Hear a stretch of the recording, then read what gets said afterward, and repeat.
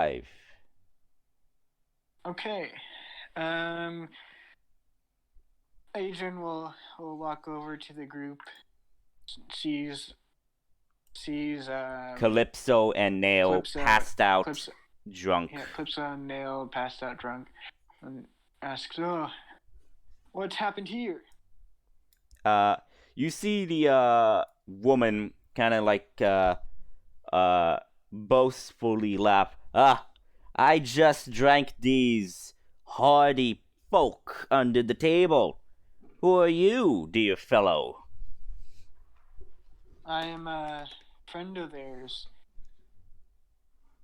What was Ah, the purpose of this challenge? oh, they simply wanted to challenge me to see what I could do. But I do believe they were discussing about a job or so. Does Adrian see that she has a chalice now? Yeah, she kind of like is holding the chalice now, basically. That was placed on the table, and she kind of like picked it up and like kind of like fiddles with it. Hmm. I see that you have Calypso's chalice. Was that your compensation? Indeed, she bet on it, as well as I bet this supposed map to a treasure. As she kind of like holds the piece of parchment paper. Well, that chalice is quite important to me and also her. How about you? Are you up for another challenge? Perhaps an arm wrestle? She kind of like sits back down and kind of like posture herself quite fiercely and say, "Well, what will you bet, dear traveler?" Yeah, let's look at Agent's items. Let's see what he has that he can bet. The most valuable thing you have is that magic scroll. Yes. I have this magical scroll that can fetch a pretty penny if you talk to the right people. Shows the scroll that can cast detect thoughts. She kind of like rubs her chin. Very well. I'm in a good mood. Why not?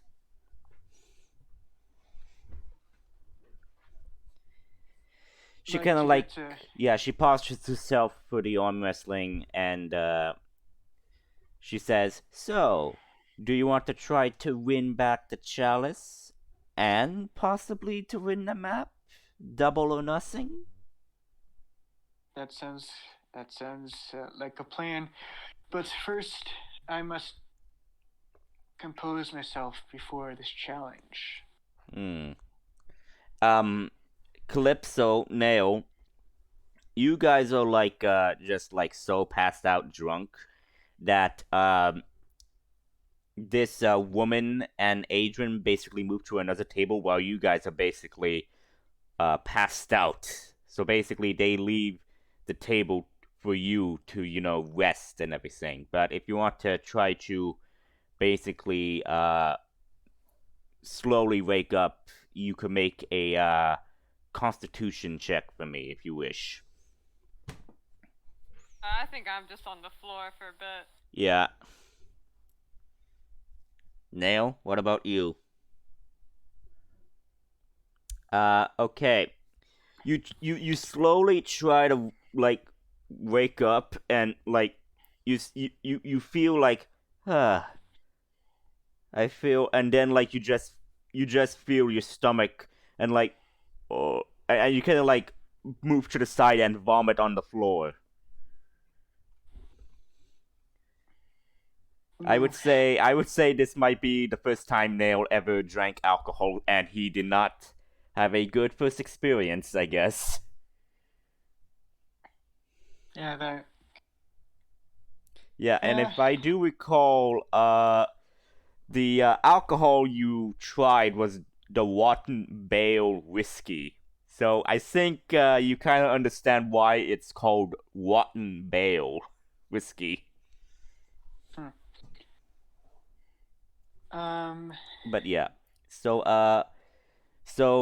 Adrian, this woman basically takes off her coat, because I think I did in the game chat post the picture of what this woman looks like. So she kind of like takes off this large leather fur coat and everything, and she kind of like situates herself onto the table with her arm.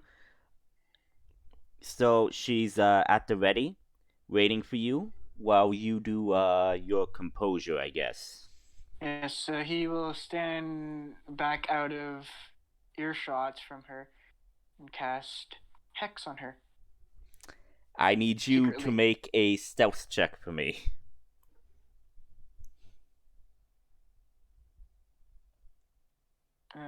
Stealth.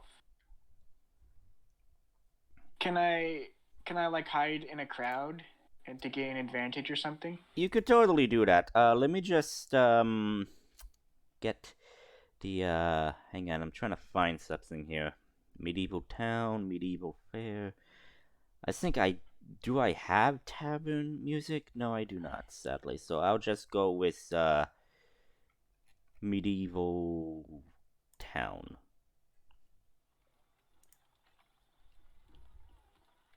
There you go.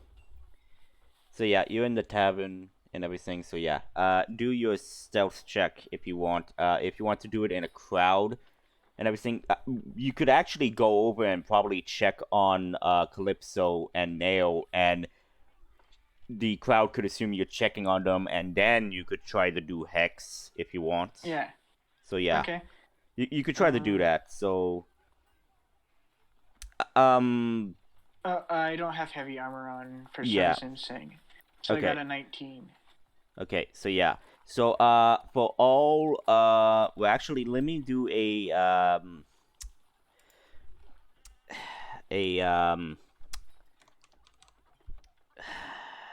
what's the word I'm trying to think of? A perception, like a Perception check. yeah, but a counter, whatever it's called. Yeah. Opposing throw. an opposing perception check Yeah. to see if this woman suspects what you're doing.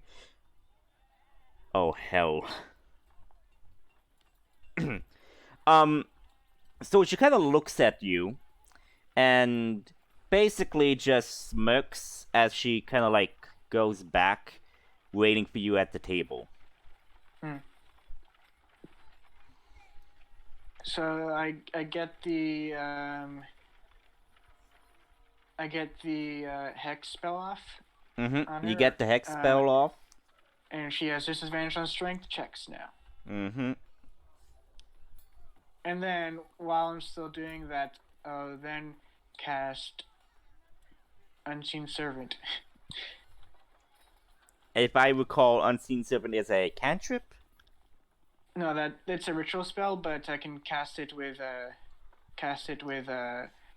spell slot to make it only an action. Okay, and if I recall, Unseen Servant is an invisible force, correct?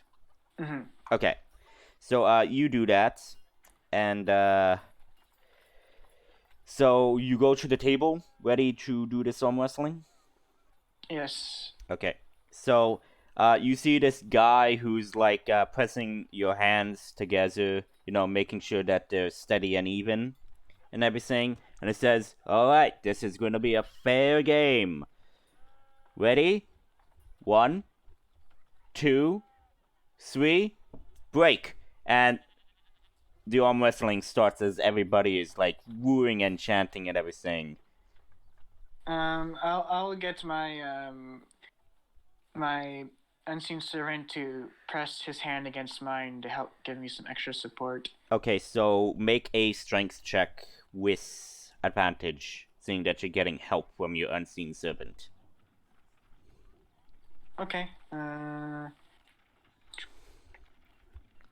13. Okay, Should I do a GM roll of the strength check, or should I just do a basic roll? Anything is fine. This isn't really like secretive. Yeah, okay. I mean, we're gonna know the results in a few seconds anyways, so. Yeah. And this Unless is you wanna- disadvantage, correct? Yeah. Okay. So, she's having trouble, and she just kind of looks at you, and she kind of like cracks a smile, and she kind of like whispers to you and say, "Tell me, how's that little trick of yours working?" As the arm wrestling is going on.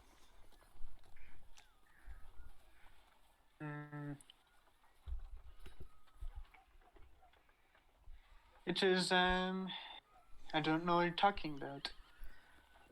And she kind of like cocks an eyebrow. Oh, you know what I'm talking about. Can I roll it for deception? Sure, roll for a deception check. 19. So... Everybody else probably doesn't know what is going on, but this woman definitely knows what's going on. Okay. So you kind of like pushing her arm kind of like to the side, and I would like you to make another strength check with advantage.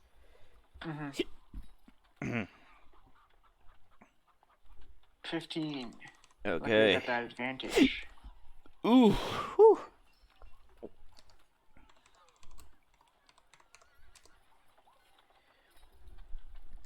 You managed to beat her. Nice. Yeah.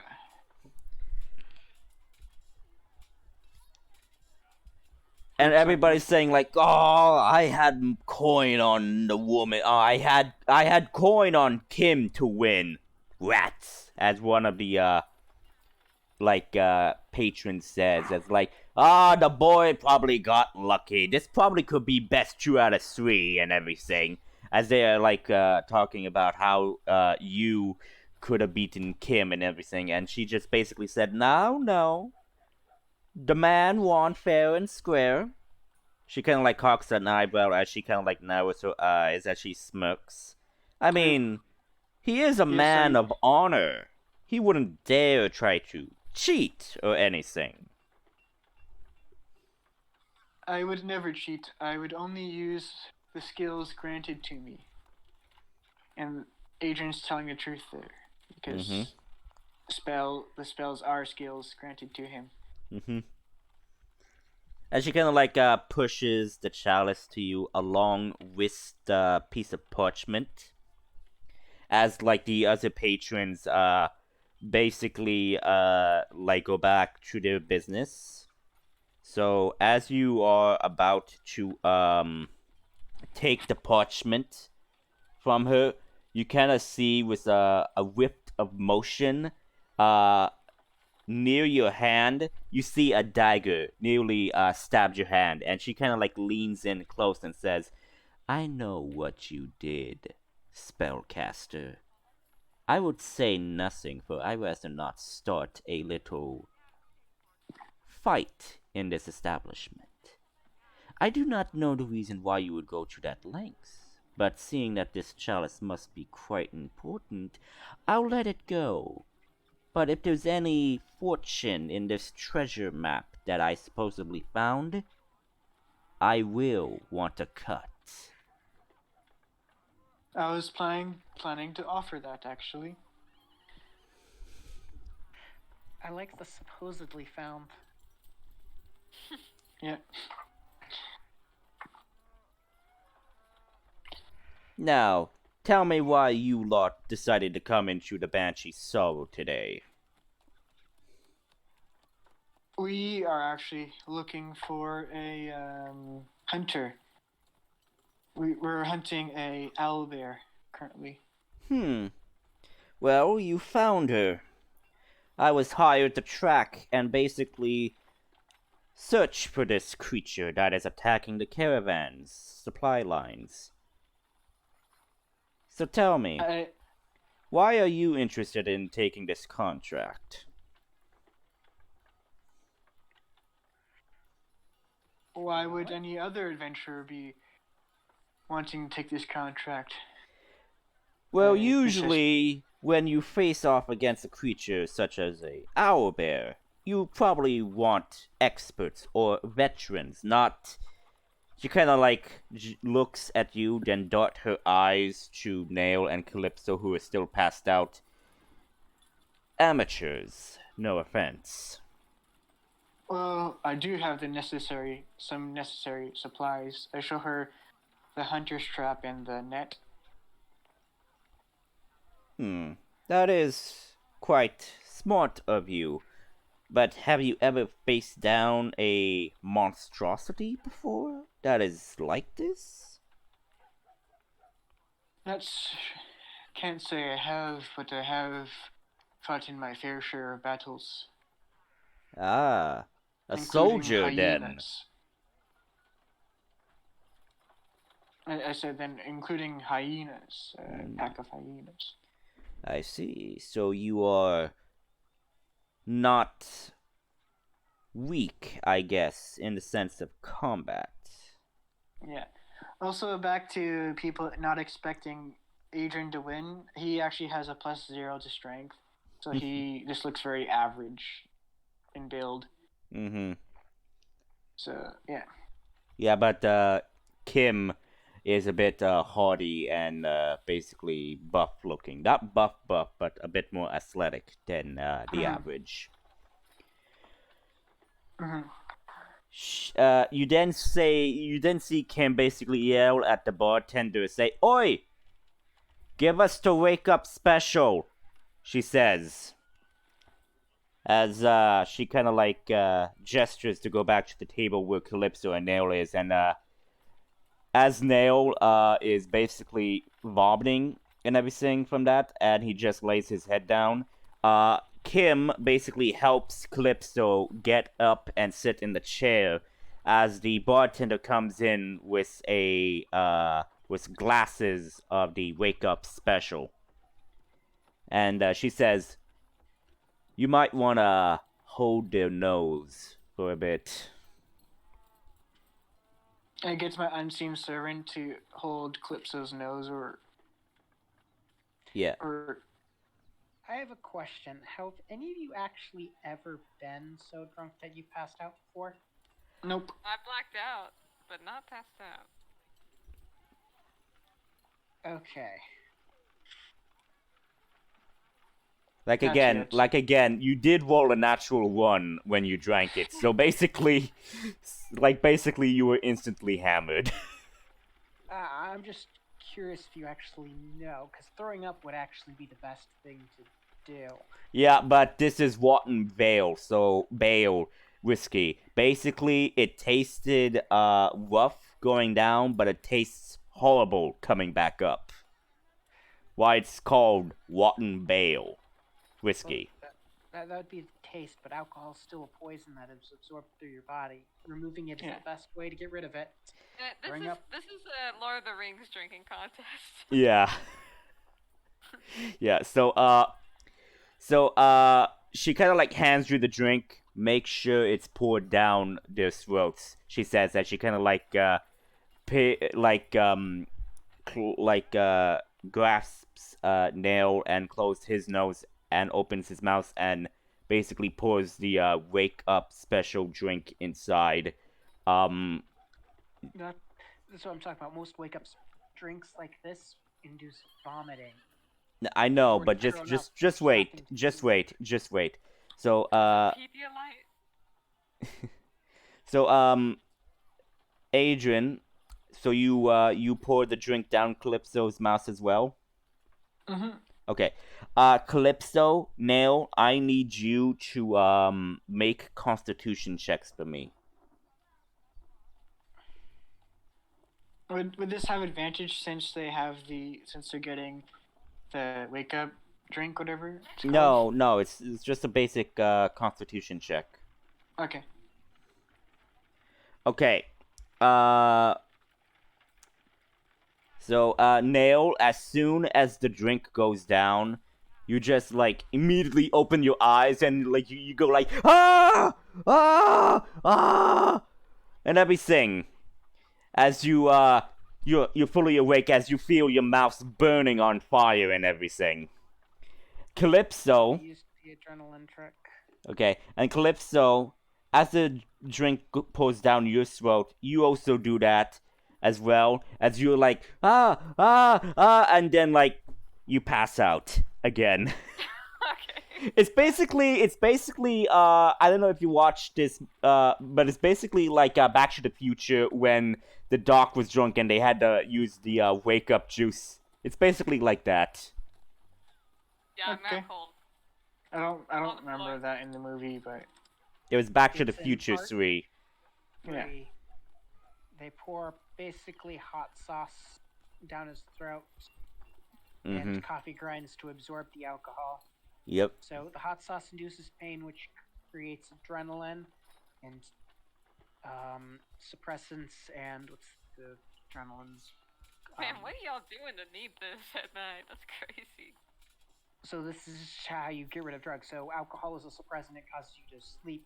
If you take a thing that makes you wake up, they will counteract each other's effects, which is why drinking Red Bull and vodka is bad for you.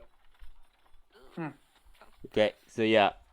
So everybody, well, Nail is awake, except for Calypso, who passed out again from the immense, adrenaline from this drink. So, yeah. Okay. Yeah, I'm 5'4". Rough time. So, Uh, some group of individuals you keep company with, Kim says to Adrian. yes. We are a newly formed adventure group, but have taken a liking to them. Well, shall we get down to business and discussing the contract of this quest that we were given? Of course, I assume that you'd like a share of the reward.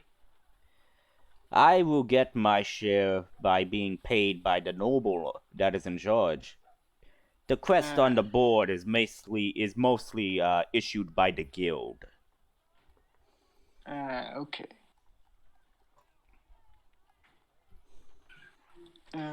She kind of sits down and basically has a map out of Ventor What? Haven. Where would be the best place to find it? So she kind of like trails her finger down the pass, the main road that leads to Raven Spire. Mostly this road will be attacked, but by all reports of those who survived said encounter of the owlbear says that it only comes out when they are not least expecting it. And some say it knows when it's going to attack. Not many has seen any owlbear before, so this is quite a rare occurrence to find one in Ventor Haven. They are mostly found in Yaren or in Gunkar. Maybe some animal smugglers accidentally released it somehow. That Left it is here. that is one possibility, but we won't know much. But basically, our best option could be trying to lure out the beast. Which is why I have this hunter's trap. Once it's stuck in it, we can throw the net on it and restrain it to better finish it off. Indeed. But we also must be careful. An owlbear's territory is highly protected. They are very territorial. Yes. That's why the plan was to escort a convoy rather than just stumble around looking for it. We'll let it come to us. That is quite smartly said, Nail, was it? she says. Yep. We could do this, but the risk is the convoy could be at risk. Yes. It will only cause more difficulty if we have to also protect the people in the convoy. There's only one bear, right? Yes, but we do not know any other details. For all we know, there could be more than an owlbear. It could be a pack or flock, I guess you could say, of owlbears. Well, stumbling around the forest won't help us protect the convoy if it goes for them instead of us.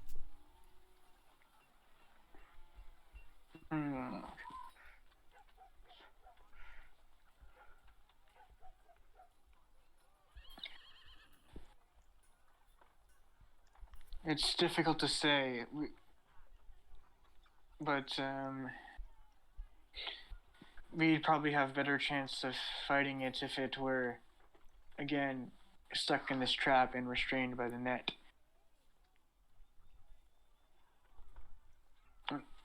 We don't know when it could pop out when we're traveling with the convoy. It could come from anywhere. Well, the most effective way to use a trap like that would be to find its den. So, unless you want to go looking for a beast's den. Or we can set up bait. Any possible option is doable. The question is, how adventurous are you to wanting to go fight this thing head on, baiting it with a trap, or rather do you wish to hang back and protect the convoy? Well, with how intelligent you think the creature is, it may not fall for a trap.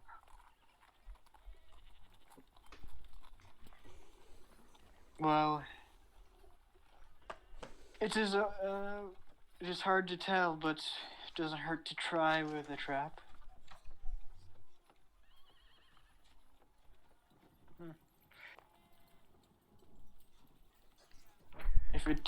If the trap fails, you'll just have to adapt on our feet then. Or think on our feet. It is the way of adventuring in battle. Best laid plans and all. Yes. We could try poisoning the beast with poison meat. It has worked on other creatures that are causing trouble, though we try to avoid it as much as we can. But since this is an owlbear, a unnatural creature, I'd say we could try it. I don't have any poison on me, but I can purchase some. I don't know where we could. Oh. Leave the bait to me. I know what could draw out that creature very easily. Well, as long as it's not going to cost us.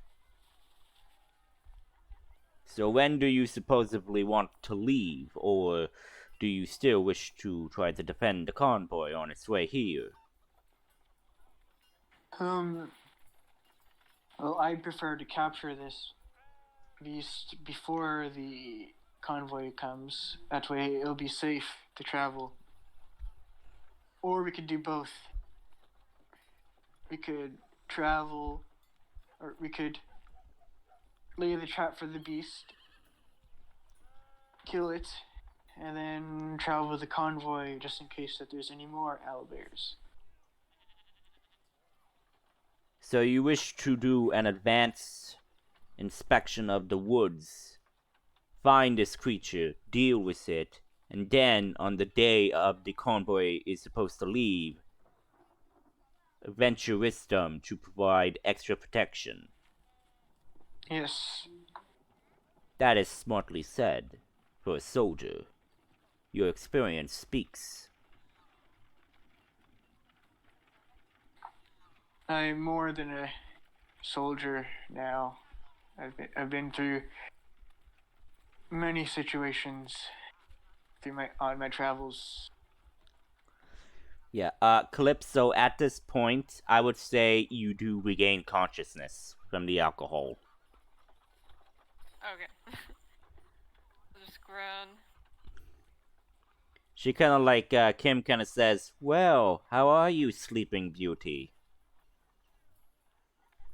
If we get the map.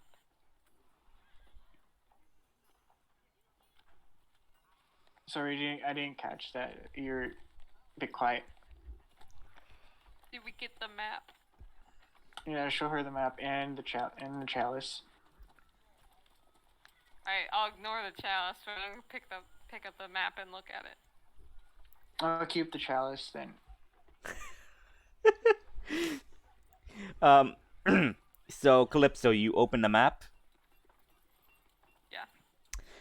So you open it, and you see that this map is basically poorly drawn. By what you look at it, you just see lines and everything. You can't make heads or tail of it. Where's this supposed to be? I'll ask her. Apparently, when I talked to some individuals, they say it's magically enchanted. Okay. Nail? Can you read this?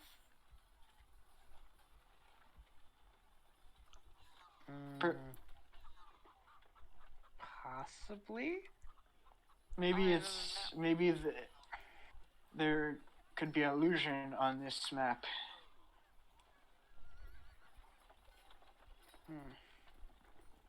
Magically determining what it is and then magically dispelling its effects are two separate things.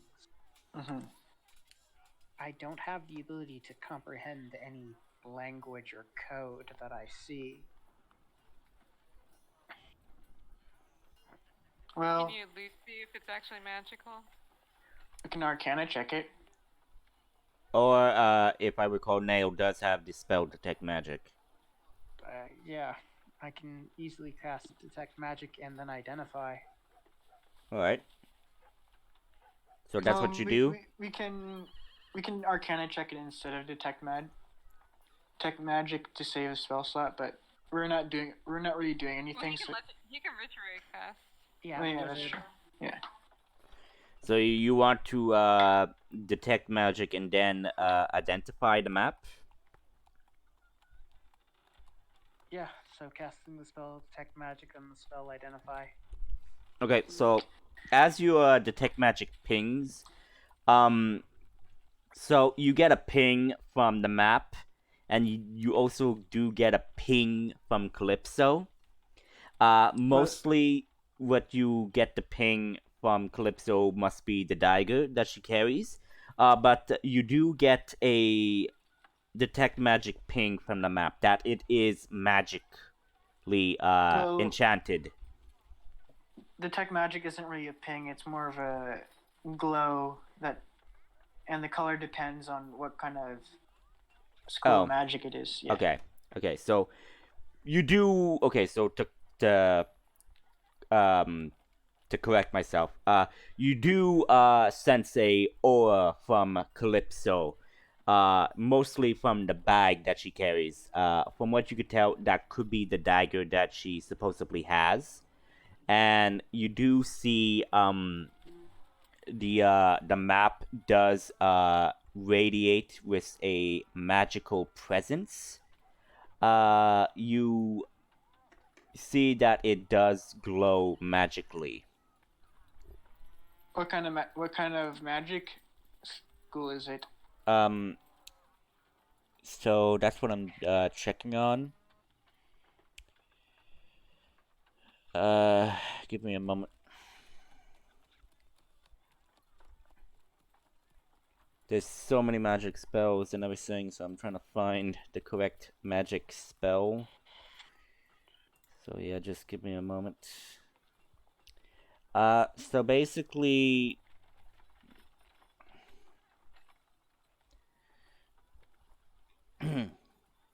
I'm thinking this might be a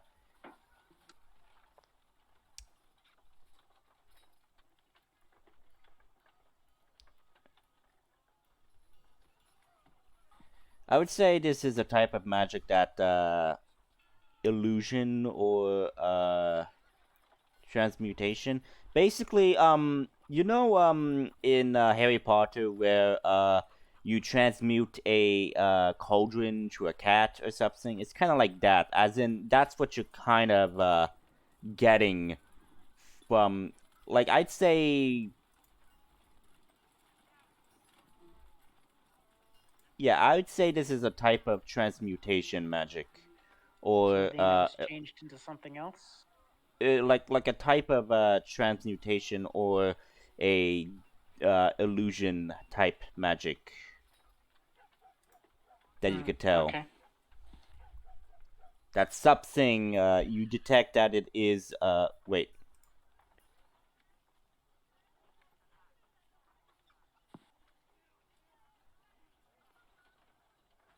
Okay, so yeah, it is actually a illusion. So it's an illusion that you detect from this parchment. It has the School of Illusion on it.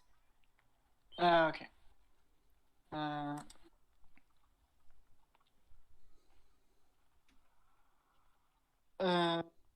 So, what kind of magic is it? Asked Nail. It's an illusion spell of some kind.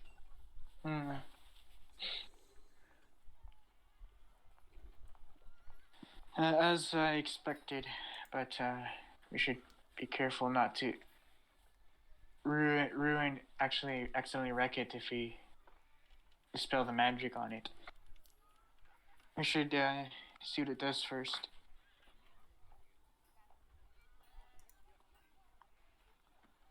So you're going to cast Identify on it? Yep. Let's see what Identify tells me. Actually, wait, hang on. I did say that it was an illusion type magic, but you are using Identify to figure out what spell it is. Basically, yes. Yeah. Okay. And what it does, basically. Yeah, what it does, and. Yeah, so Identify can tell you. So Detect Magic can tell you if something is magical. Identify can reveal more specific details. Okay. So as you then cast Identify, as you are looking at this map, you feel that this type of spell that was cast on this map that is enchanted, you can tell that this parchment was enchanted with the illusory script. I'll ping the thing in the Discord.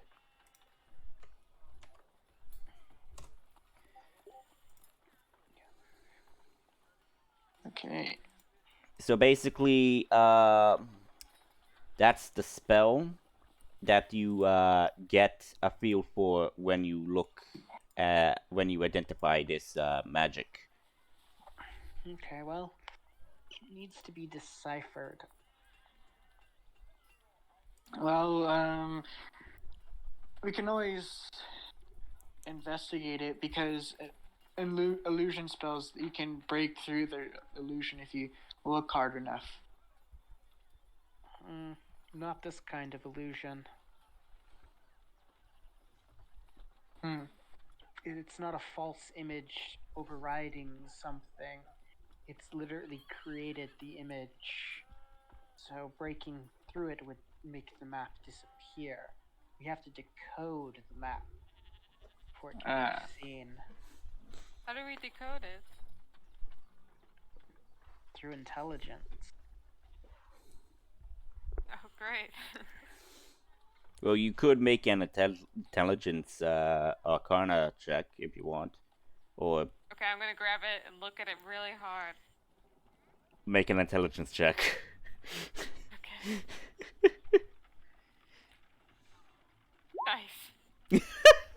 Okay, you look at it and like I guess everybody else, you just see kind of like little puffs of steam coming from Calypso as she's trying to like intelligently figure out this map, and she is failing at it.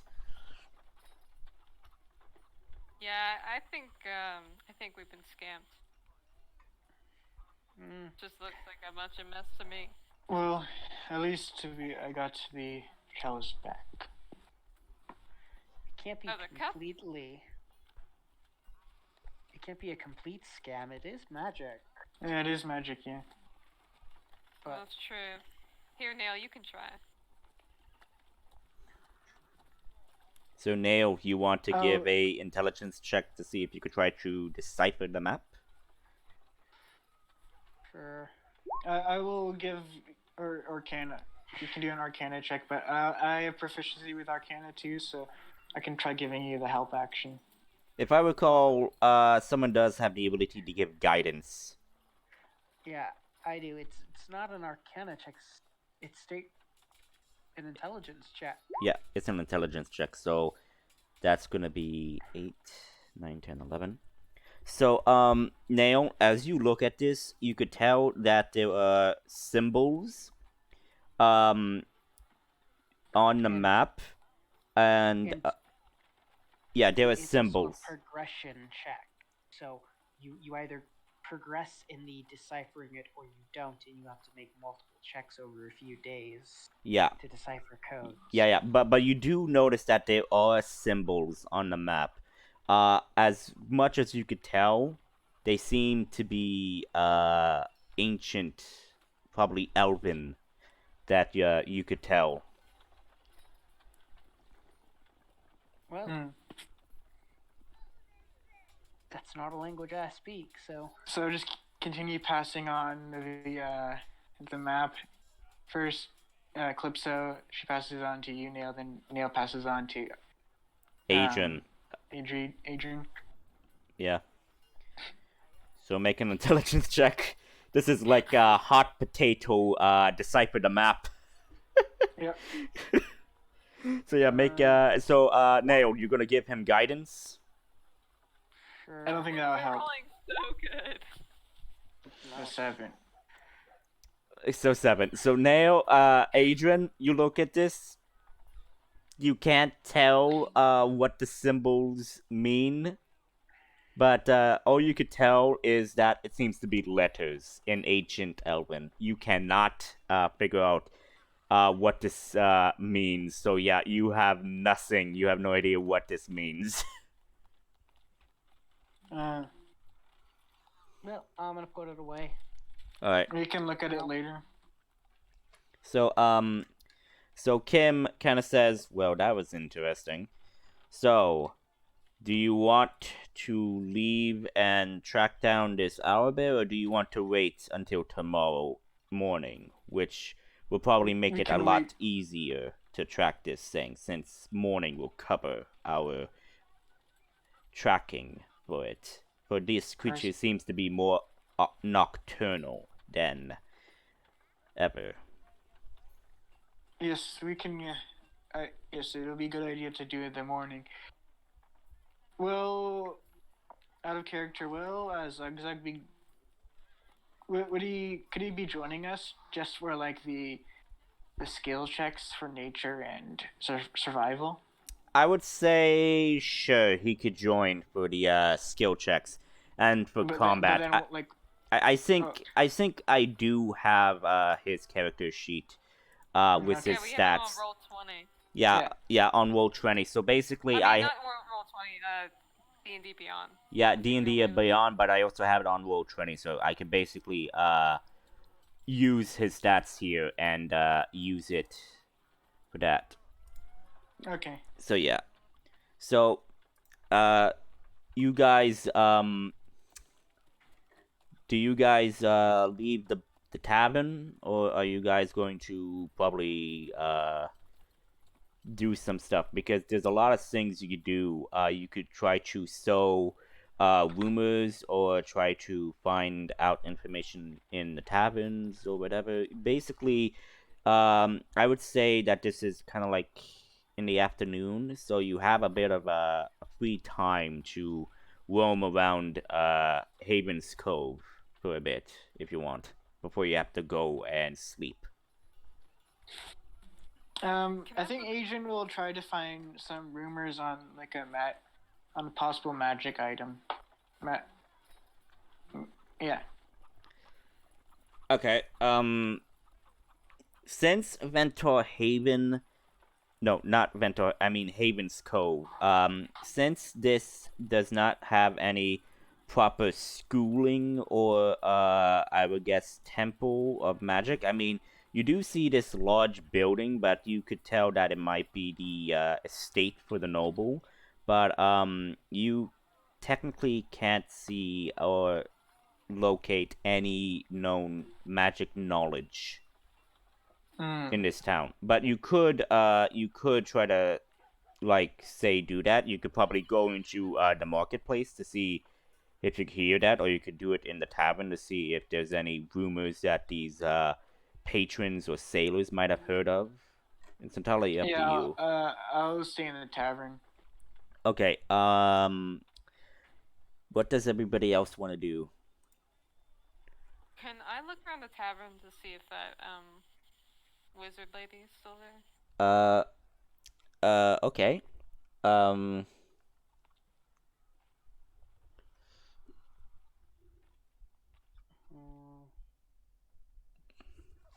Okay, let me just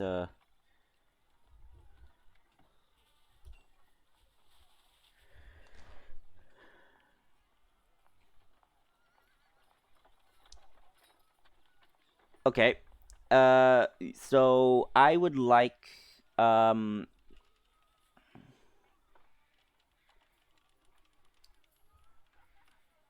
Okay, I'm looking at what we could do for carousing because that's technically what you guys are wanting to try to do, I guess. So this is probably middle class carousing. So I'm just gonna read. It's a good default downtime activity for between adventures. So basically, you're in the local pub. Covers a work week of fine food, but this is just like probably for a couple of hours. So yeah, I would like you all to make a 1d20 roll for me for carousing, for Calypso and a Nail or Adrian. Adrian, I got a 4. Okay, and Calypso. Okay,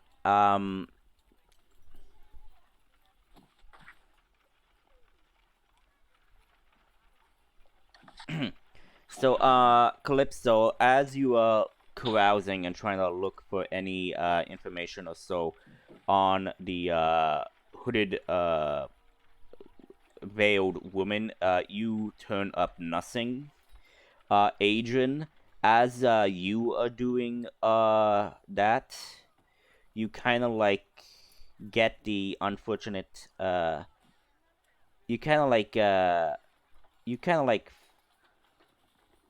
I would guess make contact with someone who is knowledged in magic, but he seems a bit sketchy to you. And I would like you guys to make a 1d8 for me for any complications. A 5. Okay, Calypso. She got a 10. Or no, that was something else. Sorry. Yeah, you both got 5s. Okay. I would say that I don't know, seeing that you both have 5s, which was way not how I was expecting it. I would say that you both kind of like made a rival out of a local spellcaster. So basically, Adrian, the person that you said that you tried to find information on, is a spellcaster who seems a bit sketchy to you, but you both probably made a rival out of this guy, as you guys were basically asking questions about is there any people who are knowledgeable in magic, and this guy is kind of like, hey, I know magic, you could ask me, and basically, and now you made a rival out of him, as he is trying to probably prove himself better. So yeah, that's what I say you get from your carousing. I guess so. Adrian would just humor him. Actually, he'd ask him then to get on his good side. Okay.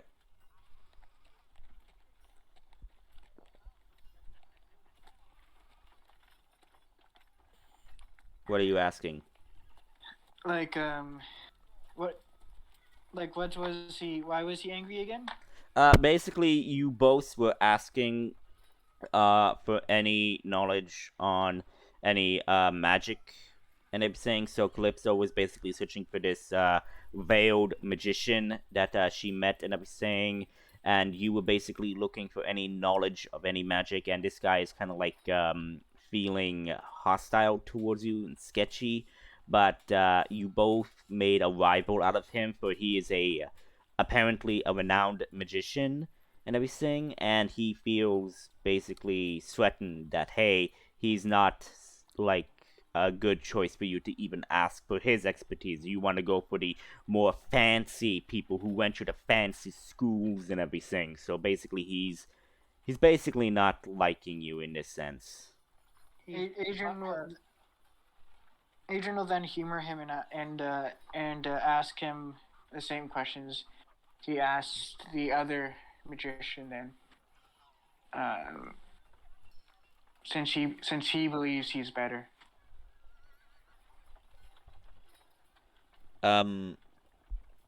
What question do you want to ask him, Adrian? If he knows any locations or any information on magic items around the area. I want you to make a persuasion check to see if you could try to get on his good side after this encounter that you had with him. So make a persuasion check. An 8. He kind of looks at you like, why don't you go ask your fancy pants magician friends? I mean, there's magical stuff happening around this island. For all I know, that there could be a freaking supposed vault of magical items, or you could freaking go to the marketplace, or to the blacksmith, or to the supposed shady guy in the shack that's on the edge of the city. That's why I wanted to We will go ask. there. What? Sorry, go ahead. I'm just saying we will go there. I don't like this guy. I think he's compensating for something.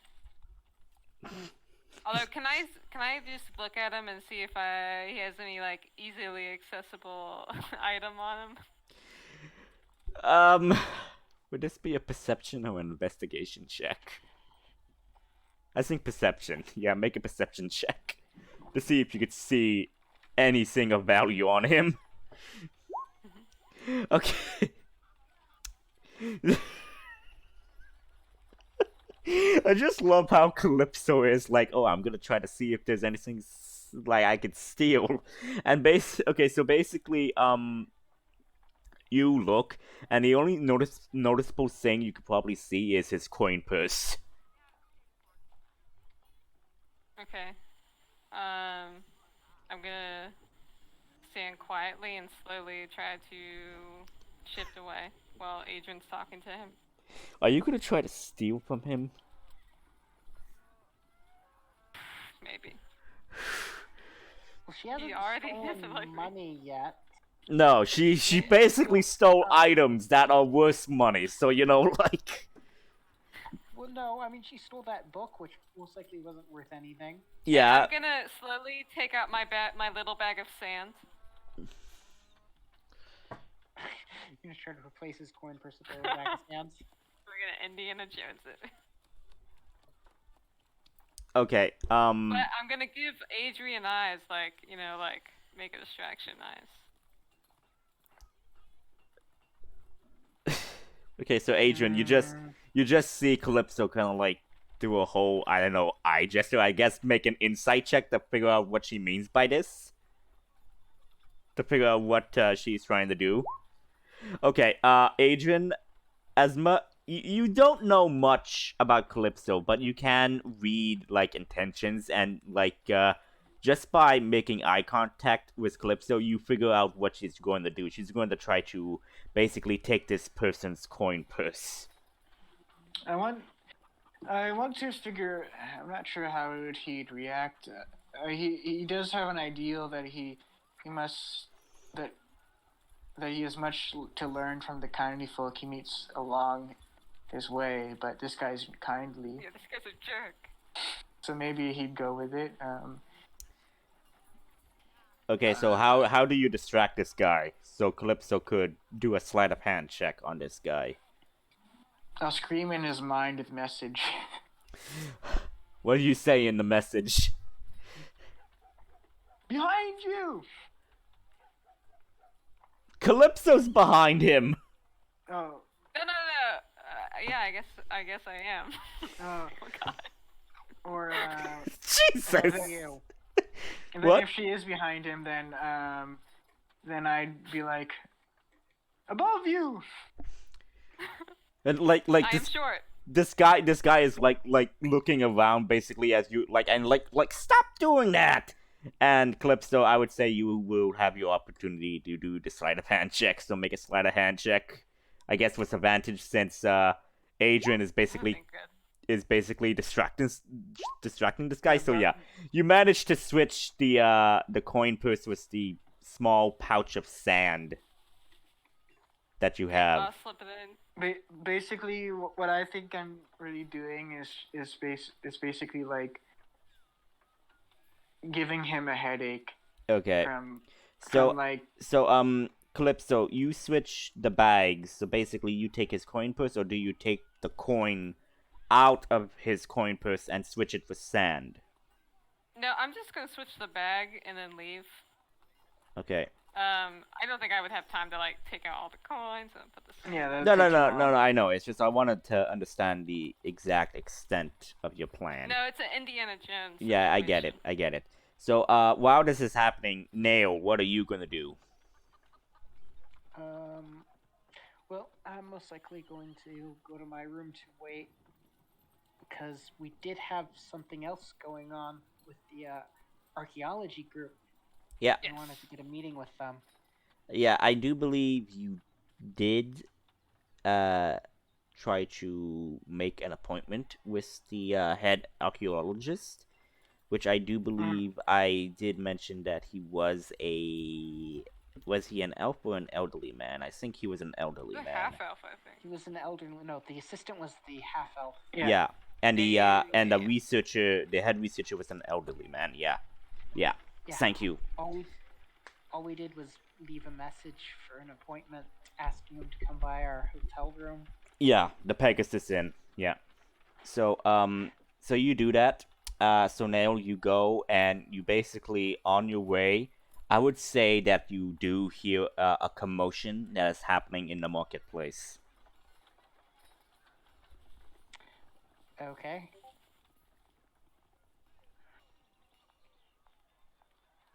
Do you wish to investigate, or are you gonna like forget about it? No.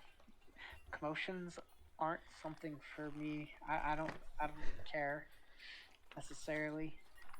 I'm thinking of selling a crystal in a pile in a bag of blood for lots of money. Wait. Okay, so wait. Okay, you have the crystal and you have the vial of the black ichor blood, right? Yeah. Okay, so if I recall, okay, are you carrying the crystal or is Calypso carrying the crystal? Because I forgot. I took the crystal away from Calypso because he wasn't sure if he could trust her with it. Okay, yeah, and basically you had the whole I actually unseen gave servant, and it's basically wrapped up in a cloth, basically, if I recall In the from backpack. in the backpack. Yeah. So Nail, you basically have the crystal and the black ichor blood with you. No, I have the black ichor blood. I do believe Adrian has the crystal. Adrian has the crystal, but that doesn't matter. We need to discuss a price before anything else, which is why we need the meeting. No, okay. So basically, you go back to your room, and basically, I would say, judging by the time, I would say it's probably like maybe 6, maybe 7, like maybe 6:30. I would say, since you spent most of like lunchtime basically with the drinking and like probably your arm wrestling. So basically, this whole discussion with the plan with the owlbear trying to decipher the map and carousing. So yeah, it's 6:30 p.m. As Nail returns to his room to drink some strong black coffee and eat a bunch of bread. Okay. So yeah, so you get some food for yourself, I guess. Dinner, I guess. Would Nail know how to combat the effects of something like that? Of alcohol? Alcohol poisoning or? Well, it's not alcohol poisoning. It's just alcohol. Yeah. Very strong alcohol. Yeah. I would say make a make a wisdom check. Why wisdom? Because it's your personal wisdom. You're asking, would I know this? Wow. While intelligence is trying to figure something out, wisdom is like through your personal experience. So yeah. So you remember like during your time I guess serving in Fairham as a court magician or something? Alchemist, okay. So yeah. You do remember how to make a certain elixir, so with alchemy, that you could use to counteract like some of the effects of alcohol. Do you have an alchemy set? Yes. That'll come in handy. Yeah. So you do recall this. So yeah. You do recall, and you do have the necessary ingredients to make a vial of this elixir for this. So yeah, you could spend a good time to do that if you want. Moving on to Calypso and Adrian. So Kim is going to say, I'll meet you at the guild hall with my equipment so we could go track down this beast. I'll see you later, she says as she kind of like leaves the Banshee Sorrow, as you guys are basically still carousing, I guess. Do you guys decide to leave the tavern? Yeah. Can I see how much coin I got? Okay, so as you leave, you look through the coin purse and you could see that there's I would say a good amount of maybe 15 GP gold in the coin purse that you managed to take. I'll give a 7 to Adrian. Okay. Thank you. Okay, keep that in mind. So, as you guys are walking, are you guys heading back to the inn, or are you going to explore more? Don't forget to throw away the coin purse. Yeah, I'll put it in a pot somewhere. Okay. Like, you just, like, toss it around the ground or something. Yeah. Okay. But yeah, what are you guys going back to the inn, or are you guys going to explore more, or are you I think we'll go back to the inn since we have the appointment soon. Yeah. Yeah, I definitely want to be part of the crystal deal. Okay, so as you guys are walking by the market, you hear a commotion that is getting wildly out of control, like crashing, thrashing, basically wood splintering and everything. Adrian will run, holding the hilt, run toward where the commotion is happening, holding the hilt of his sword. Oh, where are you going? I thought we were going to the inn. Do you give chase, Calypso? Yeah, I guess so. Okay, Although I'm not gonna. I'm gonna try to stay to the sides. Okay, so you're gonna Exactly. stealth your way through. Okay, so make a stealth check to sneak your way No way through. this can fail. Yeah. Nice. Okay, so you managed to go through it without any issue. But basically, as you reach, I guess, the center of, I guess maybe the market over here, you see, basically, what appears to be a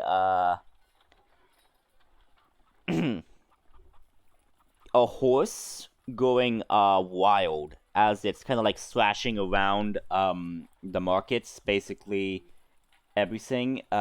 You see that there is some blood like along its torso, as you see some guards and some merchants trying to calm it down, but also staying clear as it seems to be very injured from its wound and it's very agitated. You can't figure out what caused this, but you are seeing this. What are you guys going to do? Is the horse breaking anything? Yeah, it's basically thrashing around. It's basically kicking its back hooves into the some of the stalls in the market. Anything falling off the stalls? I cannot believe how freaking like greedy you are. Yes, there was some stuff, some parchment, some silk, some other stuff you find in the market. Probably some ale, some fruits, some vegetables. I mean, make a investigation check to see what you could find if you want. I'm rolling so bad. Okay, you look. All you find is just um some bottles or some fruits and baskets.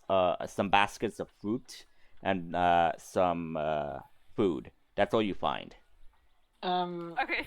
How long has it been since I cast Unseen Servant? Since you did it for the arm wrestling and then you did with the saying, how long does Unseen Servant last? An hour. Yeah, it's gone. It's gone. Yeah, because you did the whole drinking contest and then the whole arm wrestling, which was around 12 and everything, so it's 6:30 p.m. Yeah. So yeah, the Unseen Servant is gone. Okay.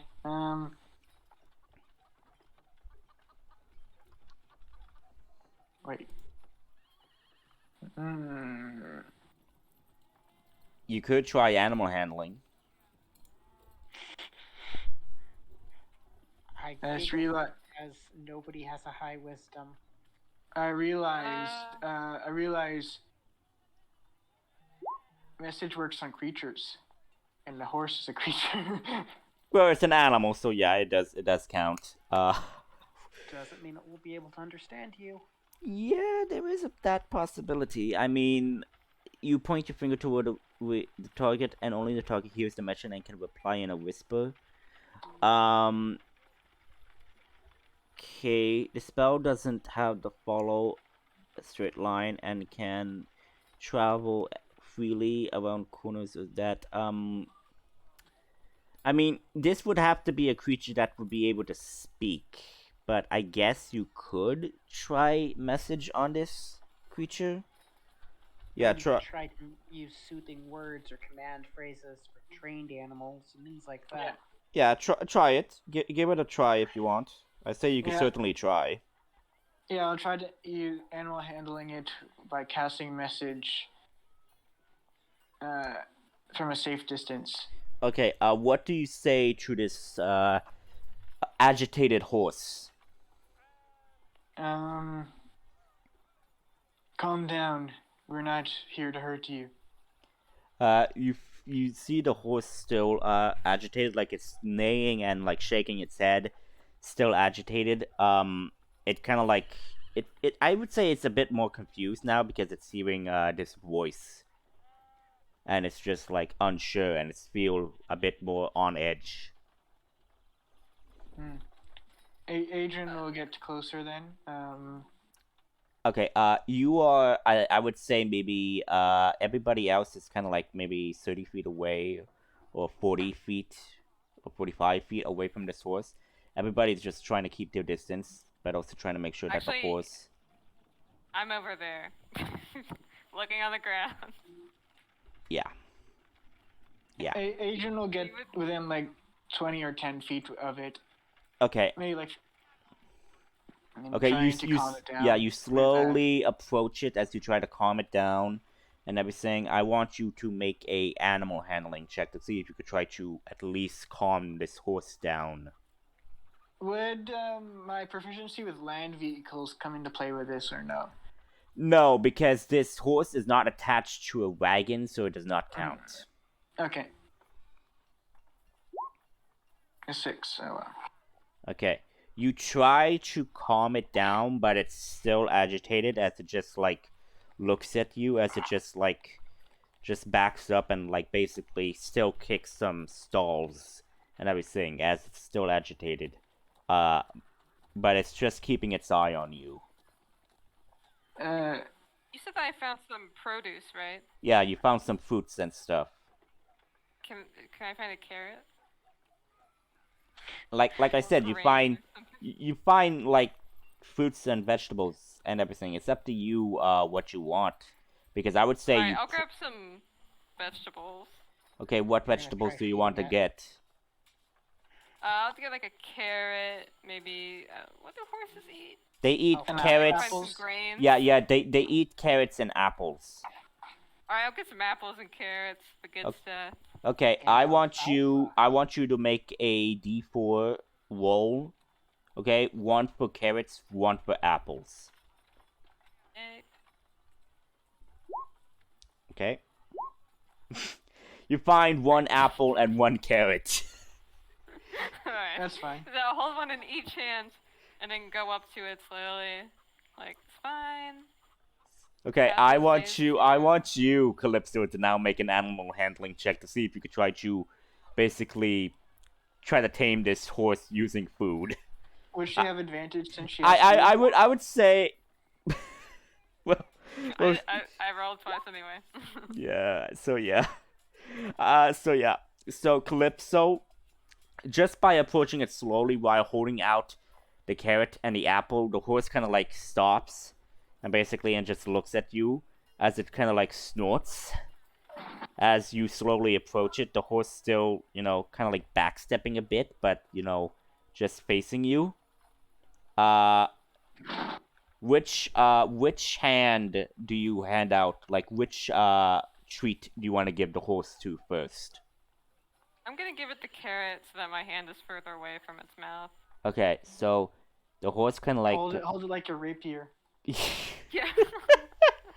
Okay, so the horse like slowly approaches it, sniffs it, and then slowly takes a bite out of it as it starts to calm down. But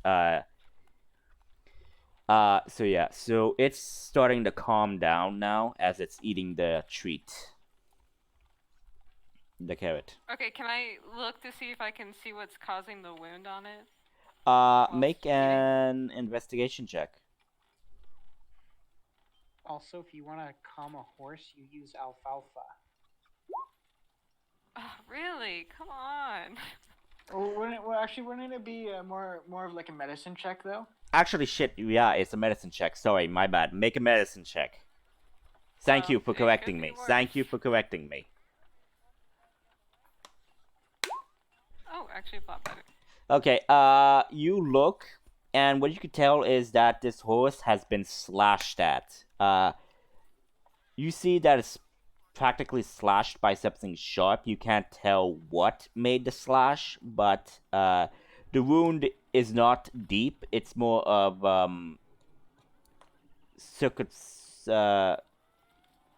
superficial. But it does it is bleeding a bit. Okay, well, I have literally nothing for that. Hold on. Give it a healing potion. I literally don't even have that. Oh no, I'm just joking. We shouldn't waste like a healing potion on an animal. Yeah, but Just my so horse, Calypso, like yeah. spirit. Yeah, so Calypso, as you are basically looking at the horse finished eating the carrots and looks at you as a hand for the apple. Alright, I'll give it to it. Yeah. I would say as you're doing this, you're kind of like petting it, trying to calm it down. Yeah. As you then see some town's guards coming in, and basically going up to tame and tend the horse and everything. Adrian will speak to the town's guard. What's happened here? We don't know. We're going to investigate that, but apparently this is a horse that belongs to the archaeologists, the missing archaeology team. Apparently, it must have gotten out of its stable and run rampant. We don't know how. Well, you want to know what a shallow cut would make me think? Somebody who's trying to cover something up. Indeed. They wanted a distraction. Because there's no better distraction than a wild animal running around causing a ruckus. So, the town's guard kind of like keeps this in mind, and he looks at the other guards with him and says, "Lock down the marketplace. Inquire everybody." We actually have a meeting. Yeah. No, because he knows you guys are the up and up because you came back with the archaeologist, so there was no way you could sabotage it. Well, I mean, the horse being part of the archaeologist group might just be a coincidence. Yeah. Could have just been the closest horse Yeah. to cut. Yeah. Or it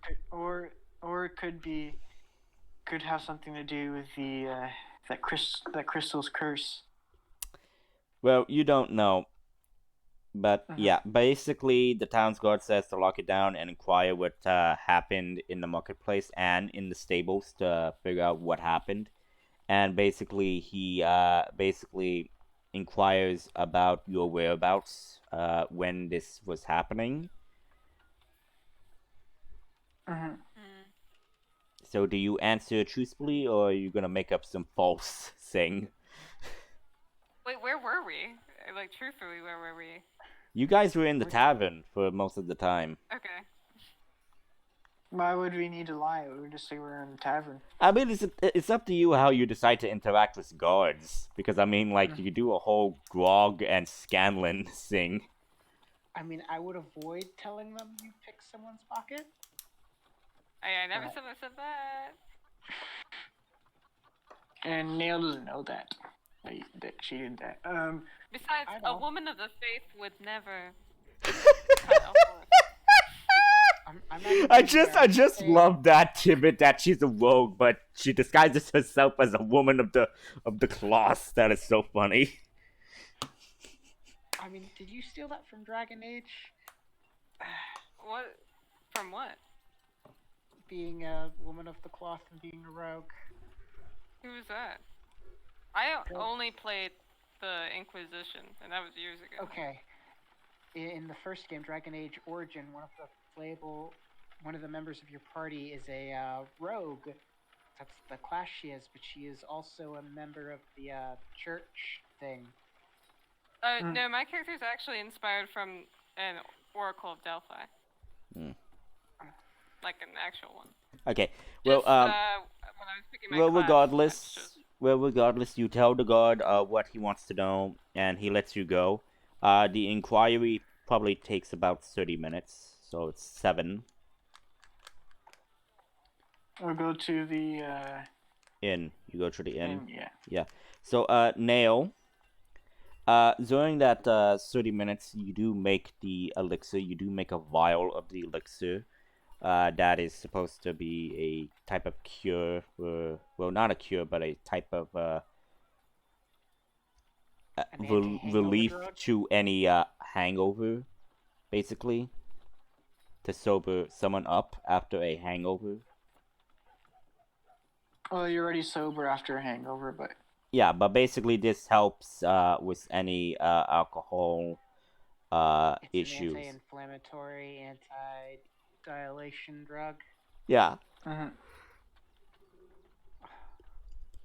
All the bad things that happen when you get drunk. Basically, this would like give a type of adrenaline to someone who is, asleep or unconscious or something. Or what if you use that in battle and gain adrenaline in battle, even more adrenaline in battle? I would say that if you give it to someone who's unconscious, they will immediately wake up, but they will only be conscious for probably a few turns. So, yeah, I'll write that up. But for now, you do that as you do hear the door open downstairs. You do hear Calypso and Adrian's voice. It could be similar to the final ability, the capstone ability for the samurai subclass, where they take it and they're conscious again for a little while, but if they take any damage, it goes to their death save failures or something.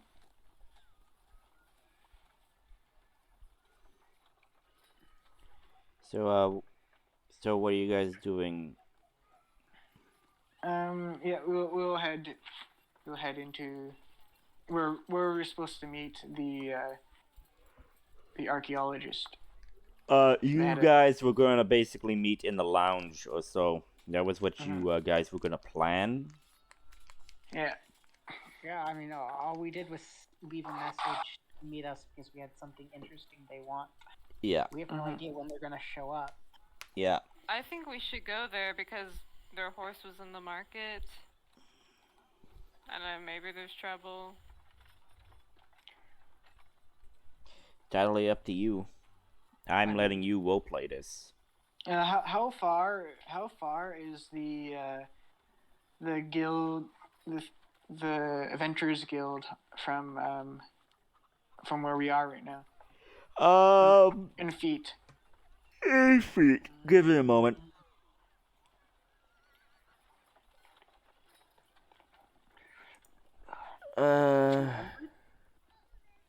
From there, since that's 25 feet, in that sense, I would say 200, 250, something like that. Yeah, I would say maybe It's 200. basically just down the road. Yeah, where we yeah, are. it's basically down the road, so like I would say 250 feet or so.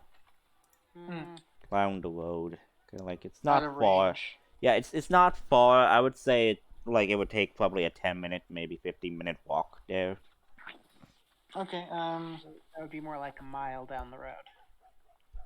Yeah. Adrian will walk within 120 feet of it and then cast message on the what do you call the people that the guild artisan, the lady that the guild official. Yeah, and ask her any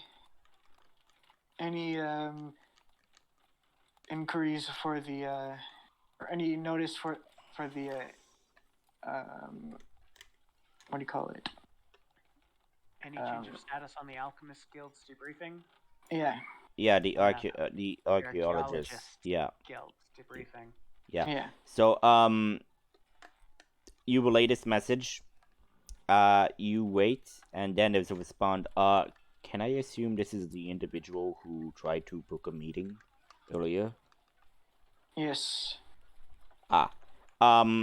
They just wrapped up, but they are still needing to document their findings. It may take a while. I could book the appointment tomorrow if you wish.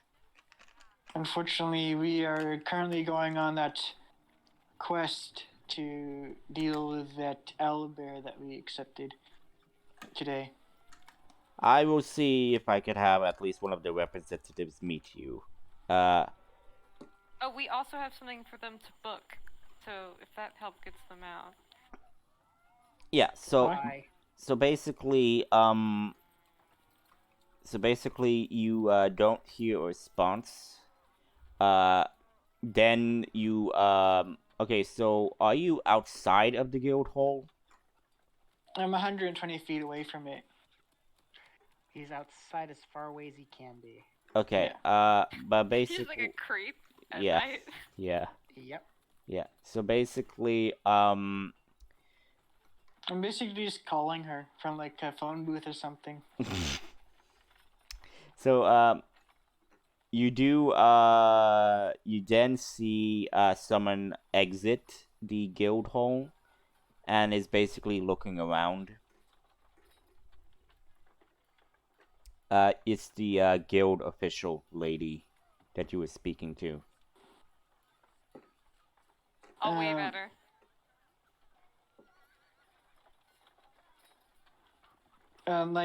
Which direction are we? Are we like on the left or on the right? I guess we're on the right. Yeah, it's entirely up to you. Yeah, I'll say to your right and wave her down. Cast message. Yeah. She kind of looks and says, there will be a official that will be coming very soon.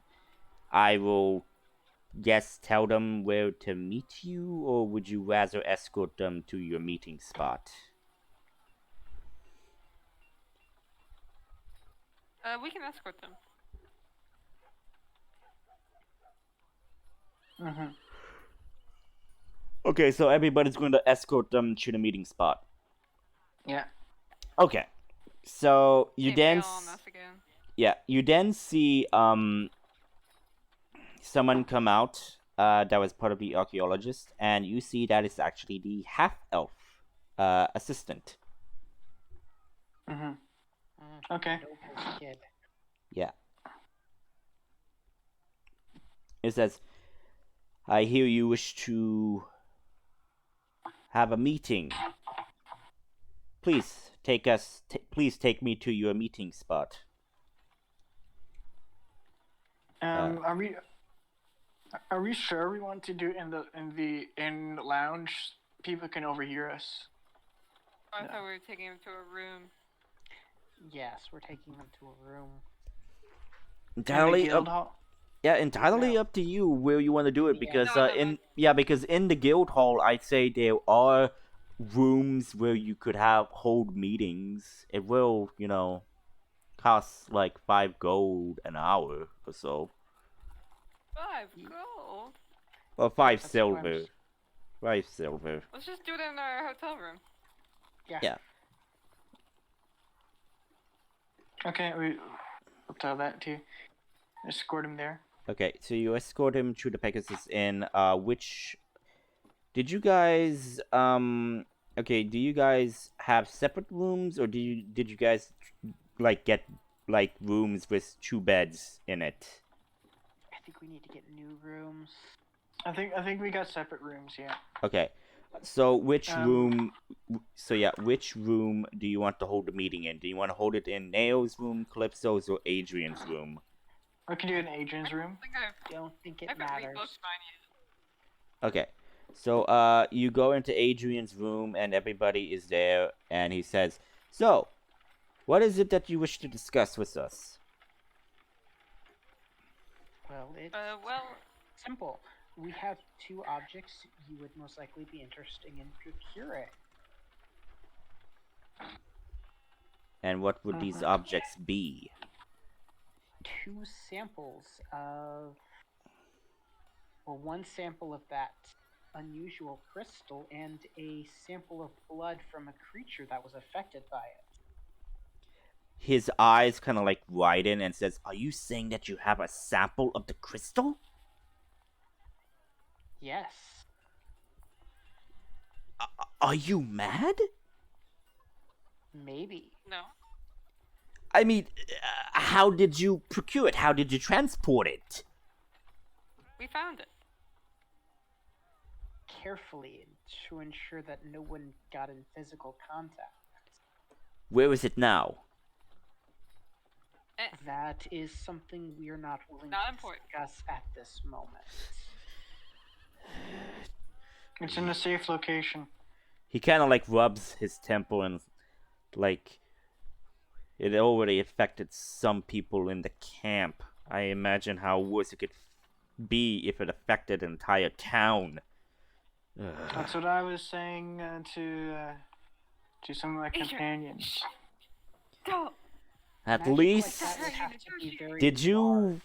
he kind of like looks at you. Did you feel any symptoms? Anything? A slight headache or anything? Nope. As at this moment, Eh, no. no. A crystal fragment the size we possess would most likely require direct contact, or extremely long, prolonged contact. It is merely a sliver. With this, at least we could do more testing and research on this crystal. Besides, I wasn't suppose. it your plan to already bring more samples? Yes, small samples. Not a lot, Yep. but thank There's you. also no way you would have been able to properly contain them if you have no idea how it affects its environment. So don't try to get all high and mighty towards us for not having proper containment. Also, anyone could stumble on that crystal. Get Which as is many pieces as they want. why we petitioned for that force to be quarantined and cut off. It's basically going to be patrolled by armed guards now to ensure no one enters the forest. Yes, but a large number of samples have apparently already gone missing. Yes, that So is your the efforts may greatest be concern. fruitless. So, we have a sample of 2 different versions of this contaminant. One you said was a crystal. What's the other? Blood from an infected creature. He strokes his face. May I see this supposed blood? Certainly, I pull out the blood sample. Which I do believe you put it in a vial, or We technically put it in a water skin that I found randomly in the village. okay. Camp. Okay, so you hold out the water skin and it's inside that? Yep, a small amount. Hmm. It was most likely been put in another water skin by now. If it started to eat its way through. Or you could have transferred it. Like, you probably could have like bought a vial and transferred it at the. I mean, I While do we have were- vials of stuff. I have an alchemist. Yeah, I would say that you when you came back and everything, you did put the black ichor substance into vials, glass vials. So yeah, I would say about 10 vials worth of black ichor blood. Okay. So he kind of looks So at I'm gonna this. show him one, not telling him of the others. Yeah, you show him one vial. He kind of looks at it inquisitively. And you saying this was produced from said creatures, that their blood or bodies were contaminated by this. Correct. Came from a bear-like creature that had become infected. And how much exactly do you hoping to get from this? Well, here's the thing. We're actually already in negotiations with. What was the name of that musician that I stole the gold from? You mean magician? Yeah. He did not give his name. He did not give his name. Really? Just say third party. With a powerful magician in the city. But we thought since we saved you, we'd let you have first pick out of courtesy. The better question is not how much we want for it, it's how much are you willing to spend to acquire it. We need to know all we can about this supposed contamination, so he kind of looks at you. So 1,000 gold for the crystal and 100 gold for each vial? He kind of looks at you and... I know the head researcher will hate me for this, for flaunting my nobility around. He sighs. He puts out his hand. You have a deal. Very well. Okay. 2,000 gold. And all of the material will be yours.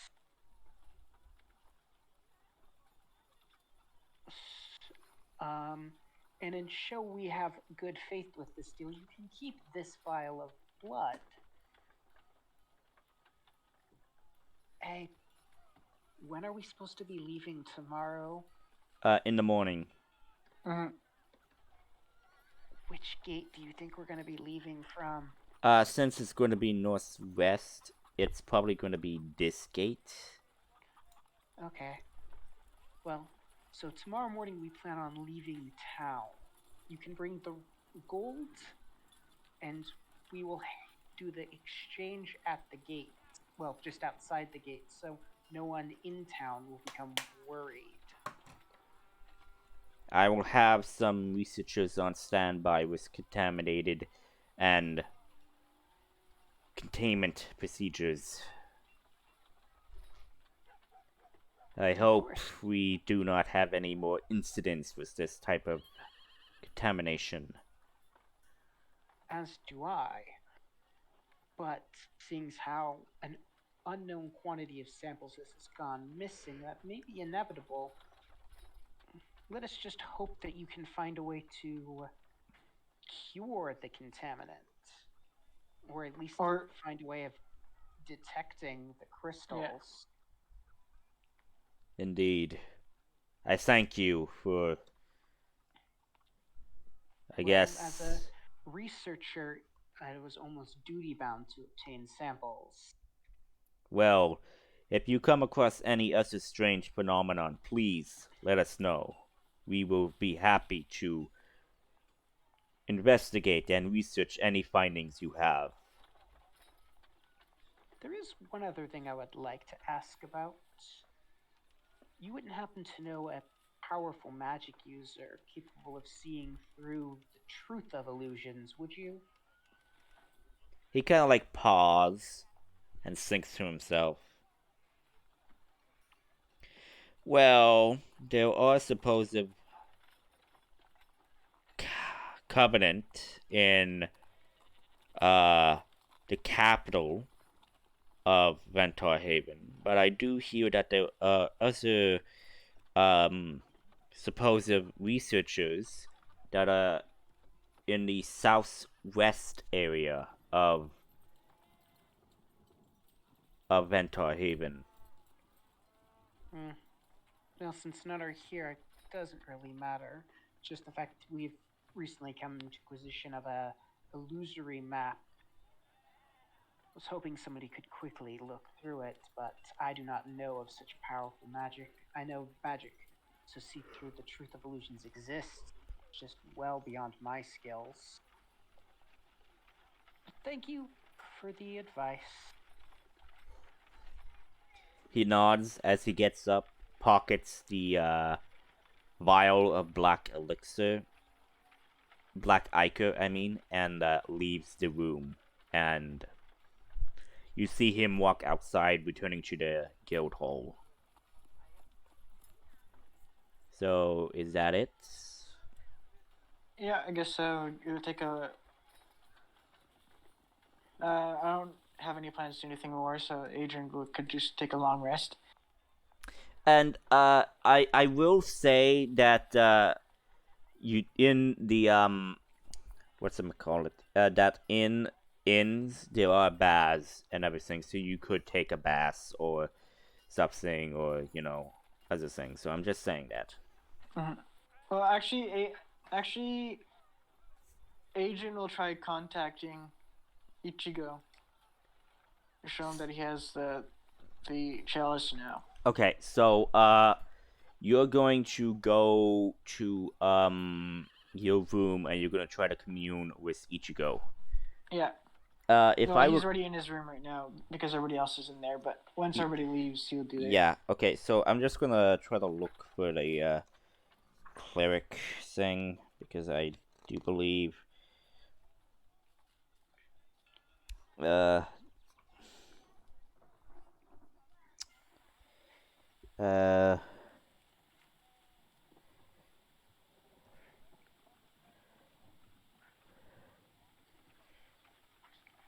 Okay.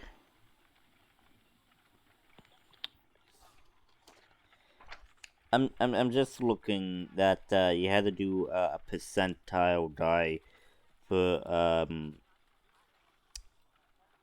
a divine With your or god. yeah, to commune with something. I'm looking through that. I'll try looking up like on Google how to commune with your patron. Yeah, because like I know you have to roll some sort of percentile die. It's just it doesn't kind of like give much on that. It just says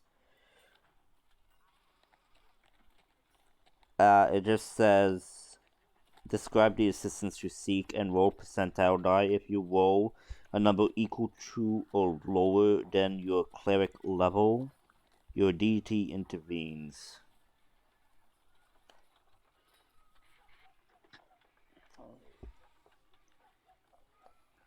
I mean, you could just pray and It's if you could succeed. on D&D Beyond. It says warlocks can initiate communications with their patron by purposely entering into a dream / trance reverie state or / reverie state through ritual. Okay. So you could do that if you want. Yeah, he'll do that. Okay. So you go into a trance, basically trying to commune with your patron. So I would say as you do this, you feel yourself being pulled from this type of plane, as you are in, I would say maybe the ethereal plane. Okay. What I'm seeing here is that patrons are not omniscient. So they usually discern the goings on in the world with their warlocks and direct communication with the warlocks. So I'm pretty sure warlocks are able to like communicate with their patron pretty easily, depending on what kind of patron they have. Yeah. So basically, you're in this room and you feel your body basically being pulled. But you basically you feel your body, like you feel like your soul leave your body, as you are kind of like in this ghostly ethereal form. As you see your body basically cross-legged in this trance, and you see Ichigo basically there entering and everything in his ethereal ghostly figure, and he says, "Well, what is it, my dear disciple? What have you called me for?" That chalice that you said my friend had, I have it now. Ah, I see. Is that all you sought to contact me for, or is there something else? Well, I was wanting to know more about the importance of this chalice. Is it possible for him to show Ichigo the chalice? And he knows what the chalice looks like. Okay. Because he has seen it before, obviously. Because like you said, he does follow. So when you see it, Ichigo sees it.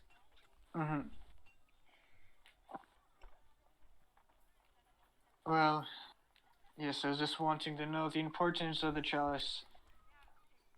It is a cultural artifact during the times of old. Back when my people was still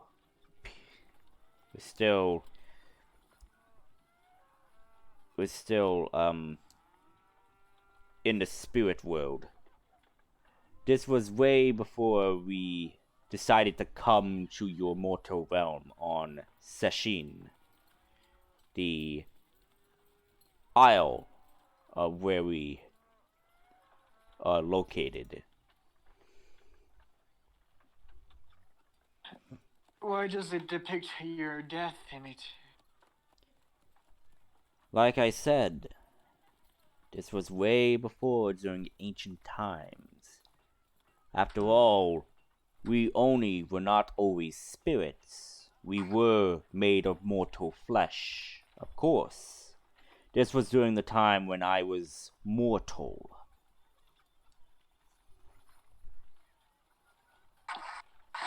Okay. Does this chalice have any magical properties at all, since it's that important? It is just a simple chalice. Okay. That is all I wanted to talk about. The only thing of importance is of its cultural rarity. I mean, if you decide to venture to the Isle of Seshin and try to sell it, I would say you could get good coin for it, since it's a cultural artifact.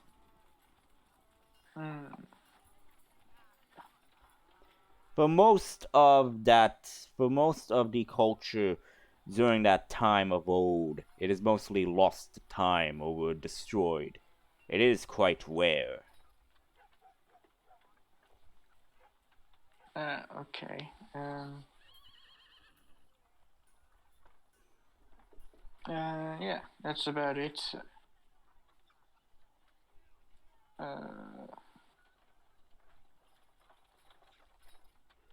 Not sure how Adrian would dismiss, or Ichigo would dismiss Adrian. What do you mean? I'm not sure how Adrian would leave, or Ichigo would allow Adrian to leave.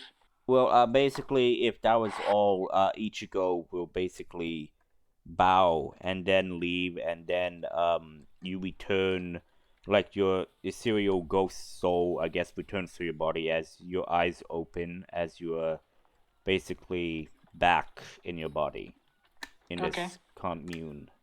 So yeah, that's it. So you decide to go to bed? Yeah. He goes into trance for 4 hours. Yep. Or yeah. What is Nail and Calypso going to do? Are they going to go straight to bed, or are they going to do something? What time is it when we're done with the meeting? So basically, I said that it takes about 30 minutes after that whole thing, and so it was 7. So you decide to go and do that whole message thing, which was at 15 minutes. So I would say the meeting would be about maybe 40 minutes or so. So it would be kind of like around 8 something. Okay. Well, I don't have a room yet, so I'm just gonna steal Adrian's bath. No, wait. Up real quick. No, wait. Did you have a room? No. I did, but I only paid for one night. Right, First because night. because you then decided to stay the night with Sia. Yeah, so once I'm done using his bath, I will actually head to the dancing jester. Oh, okay. So you were heading to the it's actually Very happy about the yeah, deal. but it's actually it's not the dancing, it's the oh yeah, it is the dancing jester. Oh my god, I dancing or prancing, I really don't know. But yeah, the dancing jester. Who knows? Yeah, I really don't remember, but yeah. So you're heading there? Why are you heading there, may I ask? For what purpose? I want to ask the person if she's still there. You're gonna ask if Sia is still there. Mm-hmm. Okay, you go, to the dancing jester, and, you go to the, what's it called? The receptionist, and you try to locate, Sia. And, you do see Sia basically in the lounge area reading a book while drinking some fine liquor, and she is basically wearing her regular robes that I have in the game chat for you to look at. Okay, I'll order that, what we got last time. What do you mean you ordered what you got last time? It's like some, I don't know, like dragon's something.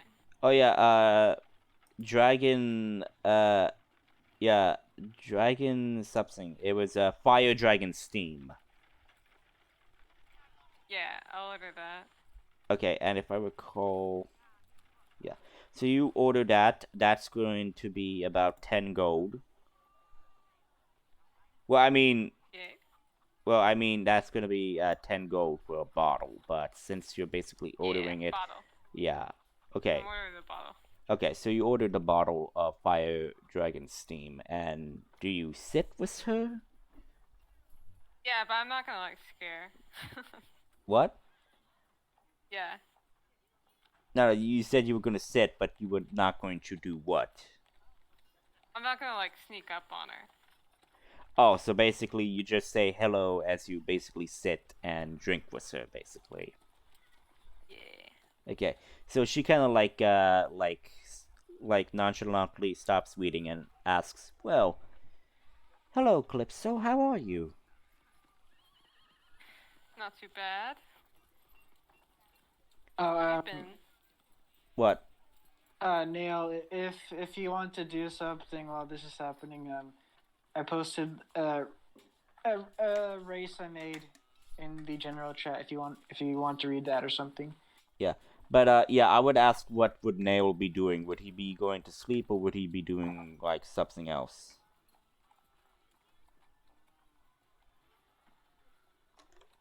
Nail. Is he muted? Oh, yeah, I was. Neil's going to sleep because he'd be, like, wasted. Okay. Because he got wasted at noon. Yeah, okay. Yeah. So you do that. Okay, so Calypso, I hear you are taking a quest to hunt down a supposed monster in the woods. How'd you hear that? Oh, well, this is a small town, so small town means, well, the gossip is fast. Well, you know, I'd do anything to help the people. Indeed, and that's a fine quality for you. But before that, you know, might as well have fun one last night. Oh, so you want to have some private reading time? Is that it? Yeah. I don't. Wait, hold on. Break. Do I have the map? No, Nail has the map. Ah, dang it. Okay. I mean, do you expect this person to know True Sight? Well, I don't know. She can cast message, so maybe. True Sight is a 6th level spell. Oh, yeah. I don't know. Maybe she's a wizard. I don't know. We have a good intelligence check on like all of us. That's what you need in order to instantly see through illusionary script. Okay. Well, still. Anyway, we don't have to roleplay it. Yeah, I'm just gonna spend a night here. Okay, so basically she kind of like does the whole thing of like taking the bottle and glass and her book as she leads you to her room, and basically you spend a night of, I guess, romantic reading, I guess. Romantic reading, I guess. In quotes. Yeah, so yeah, and it's morning. So everybody wakes up and you guys are going to meet up at the guild hall. Why?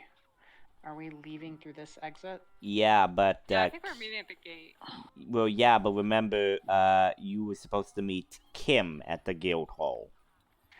Oh, yeah, I guess one of us can do that. Who would Adrian that? will meet her then. What? Adrian could meet her. All right, you decided to do that. Okay, so Adrian, you go to the guild hall to meet Kim. You see Kim basically with her equipment, and you see her with her large crossbow and everything, and she looks at you. And you ready? Yes. But we also have some dealings with one of the with an archaeologist before we leave, but I don't think it'll take too long. I see. Well, I will accompany you. So, Okay. so Adrian goes there with Snail and everything. Calypso, you wake up in Sia's room, and you see that she is not there, but you do see a note at the nightstand, and it says, be safe. I do hope you tell me about your tale of adventure when you get back. And you see a little heart at the end. Wow, I have so much game. Okay. I'll leave. Okay, I'm you gonna leave. head towards the gate. Yeah, you head steal towards. somebody's coffee. Yeah. Some of that was from help from Adrian, though. That's true. Got a cut for it. Yeah. So, Nail, you see the half elf research assistant with three other researchers, basically with a cart, with a horse and everything. Is Adrian here? Adrian is coming up as he is with Kim, and I guess Calypso is not far behind. Okay, well, I'm gonna ask to see the gold. You said that it was gonna be 1,000 for the crystal and 100 gold Per vial. per vial, which I 2,000 said, total. yeah, which I said was 10. So that's gonna be 1,000, so 2,000 total. Yep. So you see the research assistant basically hands you a pouch of gold, as the researchers kind of like have the cart and like open up a chest and everything to place in the vials and crystal. Okay, well, I want to do like the thing you do when you're trying to figure out something ways and be like, yeah, it's 2,000 gold. I'll put the other 9 vials into the cart. Okay. And gesture to Rissus, since I don't have possession of the... No, Rissus is not in town. Adrian has the crystal. Adrian. Names are terrible. I gesture to Adrian. Okay, so Adrian, you see this, and do you present the crystal wrapped in the cloth? Yeah. Wait, hang on. Didn't you wrap the crystal in Calypso's head wrap? No, I got a different cloth. No. Okay. I gave her. No, we put it in the satchel. They eventually transferred it to another containment device. Another cloth wrapped. Okay. Yes. Okay. So Adrian produces the crystal. Do you put it in the chest?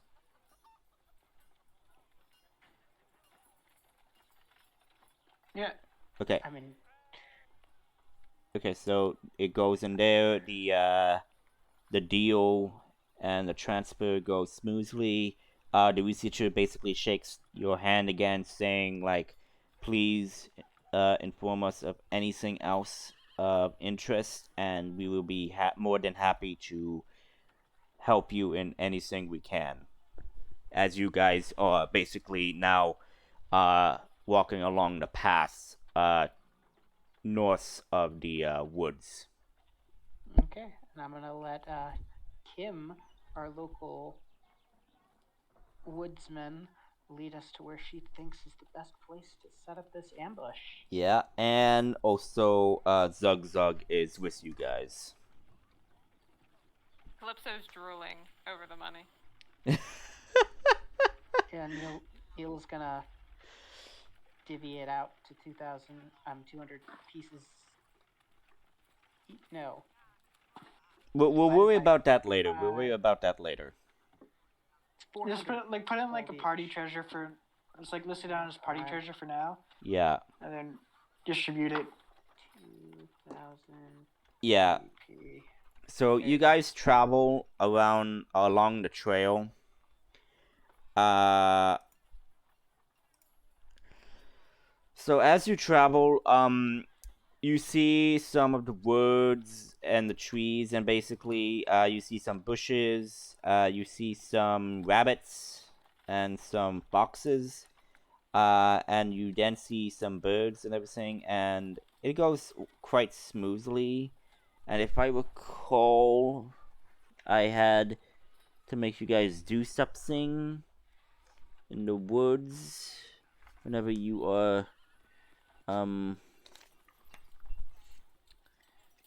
basically sing. I can't remember what.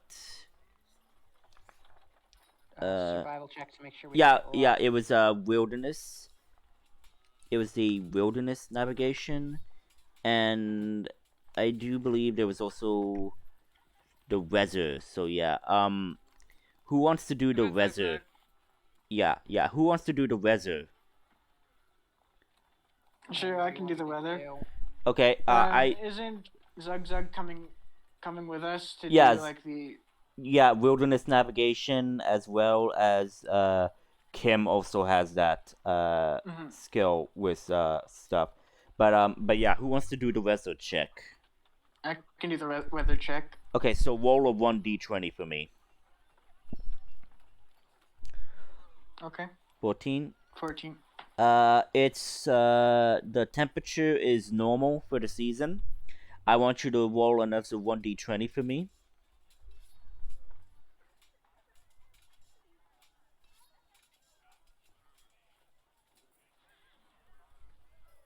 Roll another 1d20.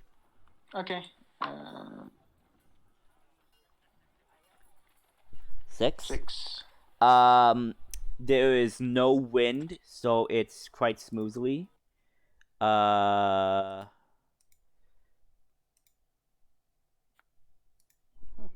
I want you to roll another 1d20 because, like, there's one for temperature, one for wind, and then there's one for precipitation. 8? 8. There is no rain. It is a clear, sunny, normal day. Quite advantageous. What a beautiful day. Yeah. So you guys are traveling through the forest. So I am going to roll for Zug to do his I believe it's nature check, or is it survival? Yeah, it's a survival check. I'll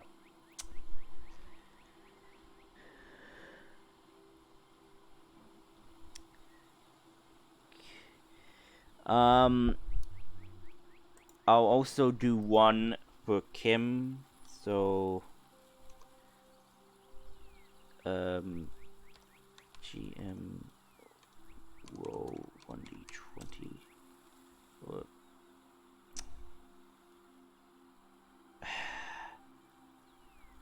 I keep forgetting what I need to do for this. I need to always look up.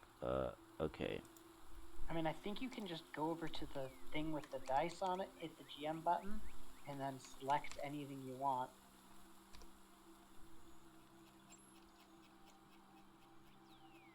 There we go. Okay, so Zug tried to get into the right direction, but Kim quickly corrected his direction as they lead the group. You guys make good time down the road that leads to Ravenspire. You do see that the road does converge to a fork as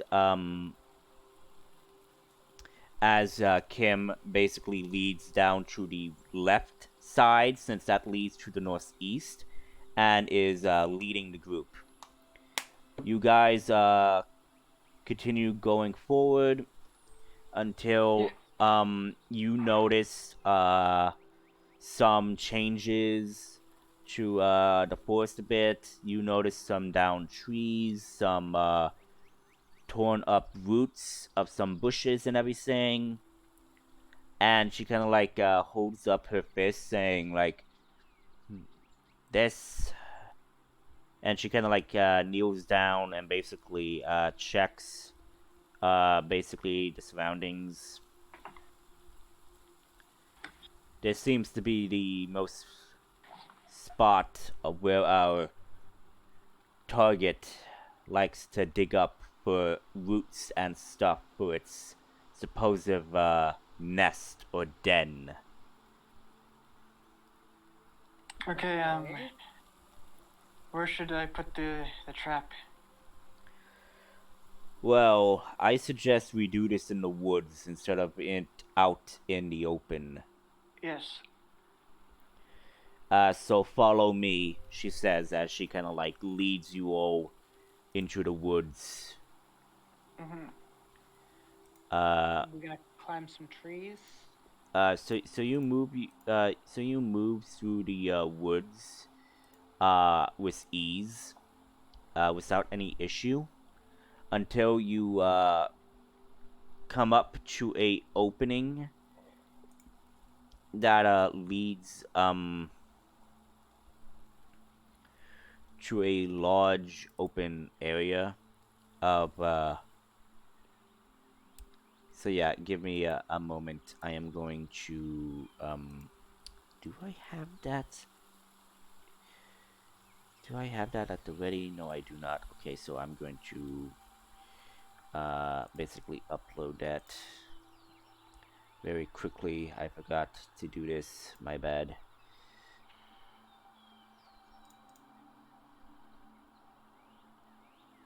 Come on.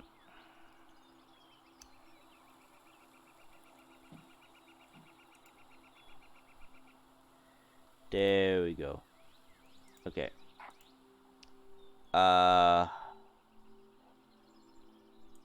Create a new page.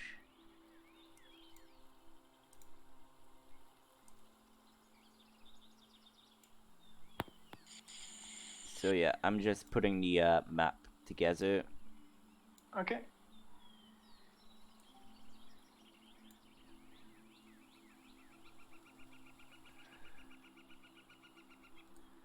Just enjoy the nature sounds.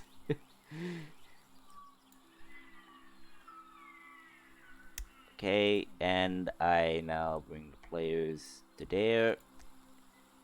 So basically, you come to this opening.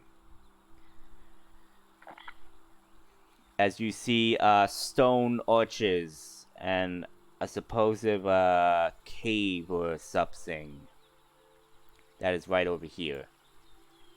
Hmm.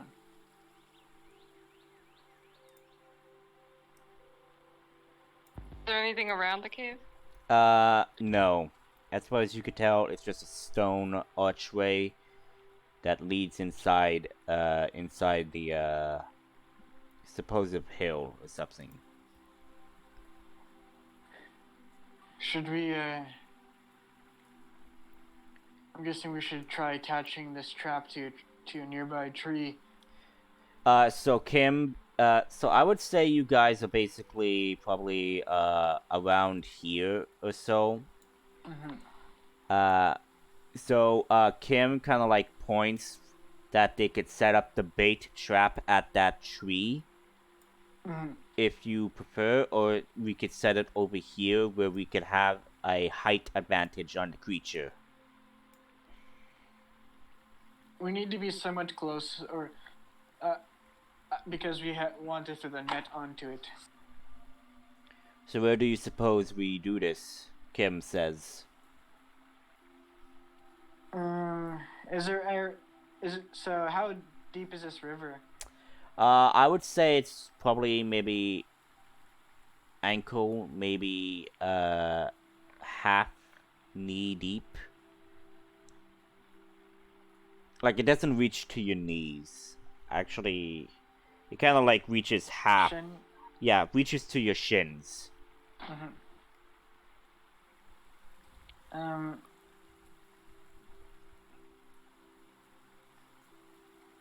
And there's no wind going on right now, right? There is no wind.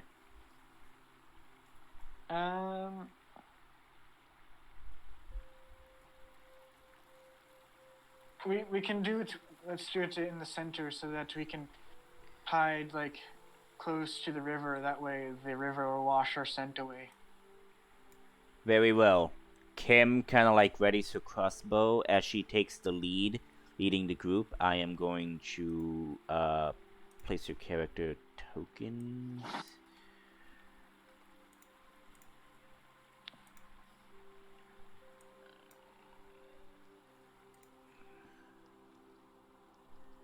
Okay.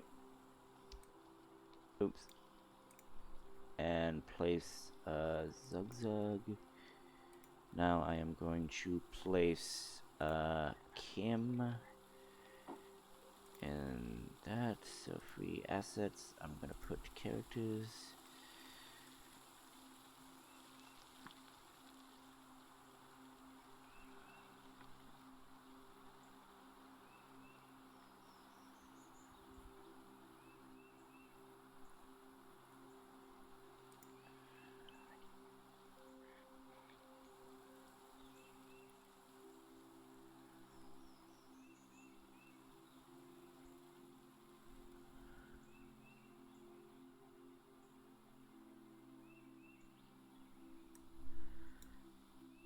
There we go.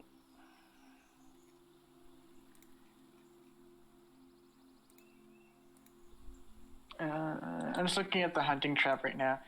Yeah. So I'm gonna use this as the trap that you set. Okay.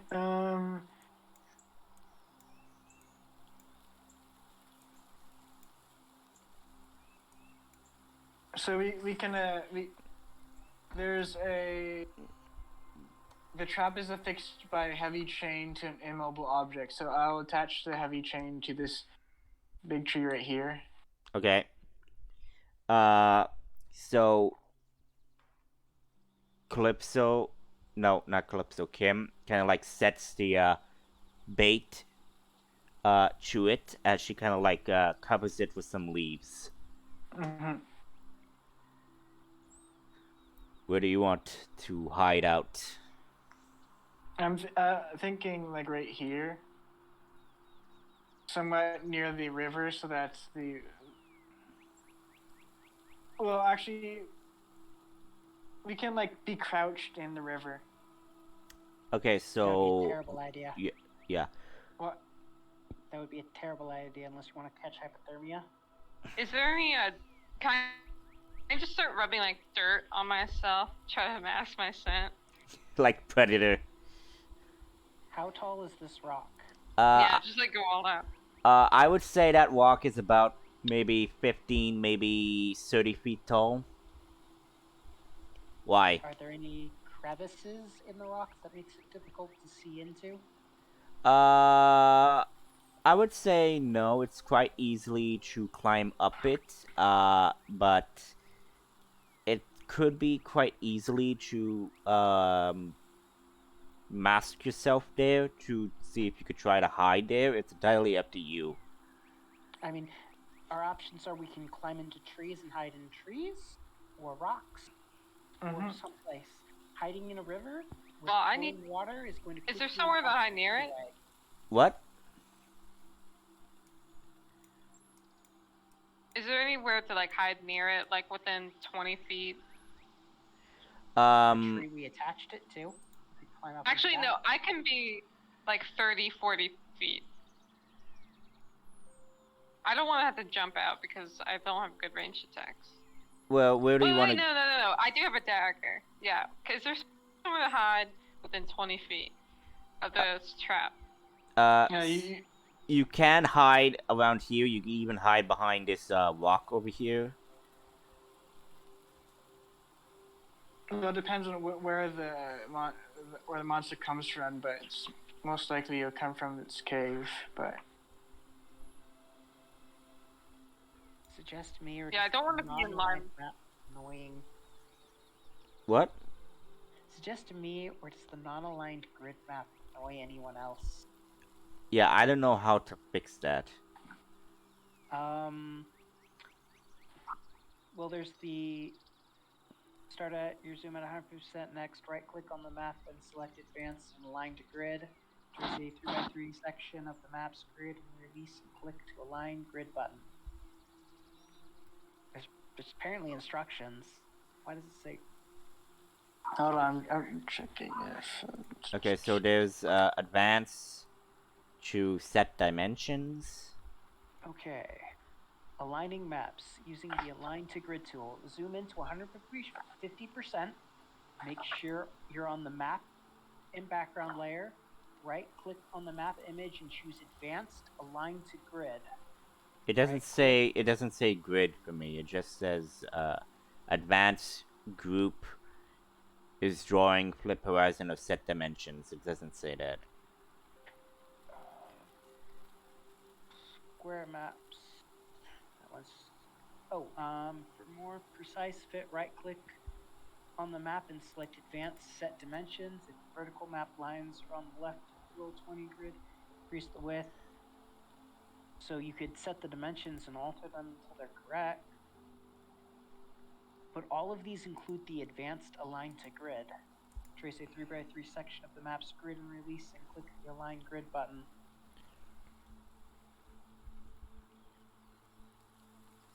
Hold down the Alt key with your mouse, move the map so that the grid is aligned as closely as possible. Doing this to the center of the map is the best results.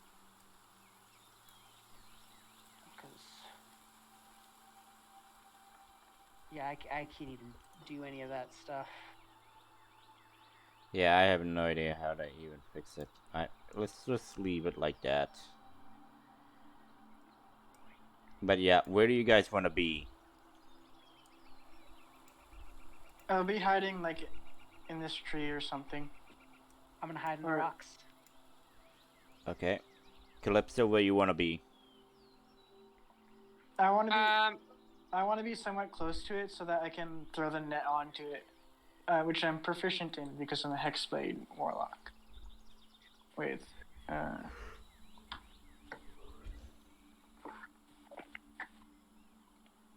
I think a net's just a simple weapon, so everyone's proficient. No, it's a martial range weapon. So Calypso, where you want to be?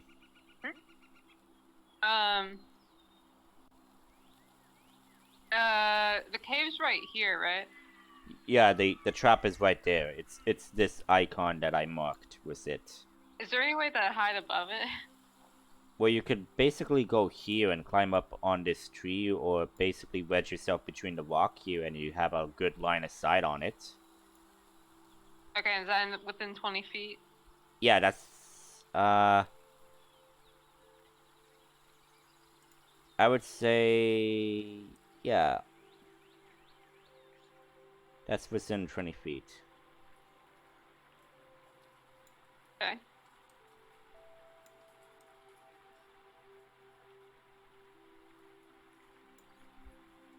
So yeah. Then I will hide there. Okay, and I would say Zug would probably hide kind of like in between the trees over here, while Kim would probably Kim will probably try to kind of hide over here.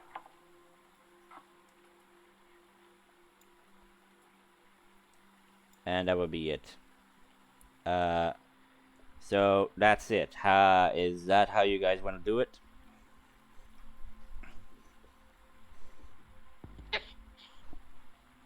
Okay. You guys wait.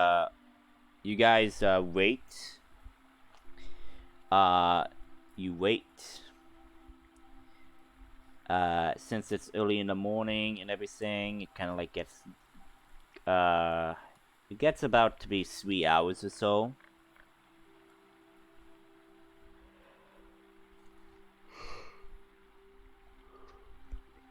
Nothing happens.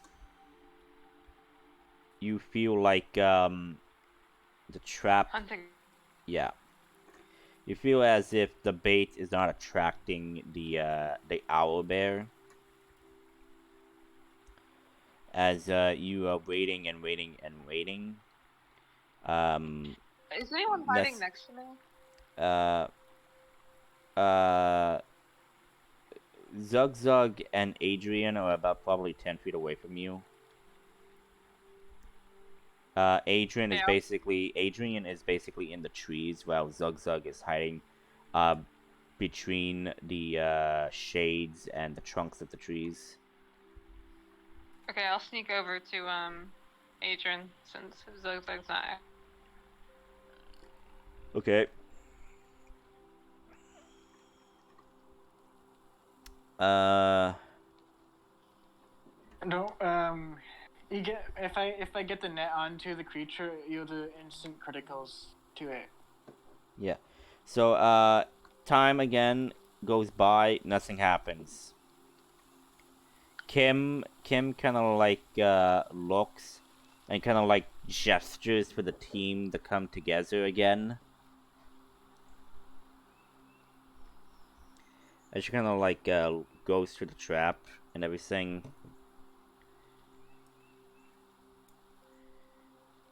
She kind of like yeah.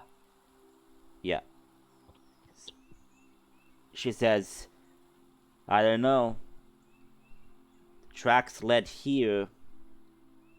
Must be where it gets its water or its food. Probably this isn't the nesting area.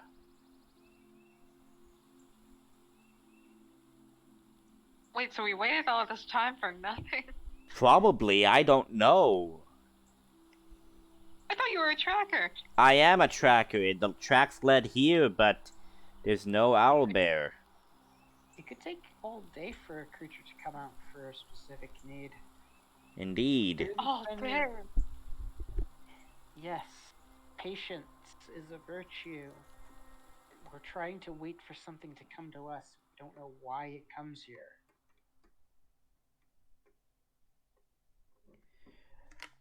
Okay, I'm just gonna take out my pipe, I guess, and start hacking it.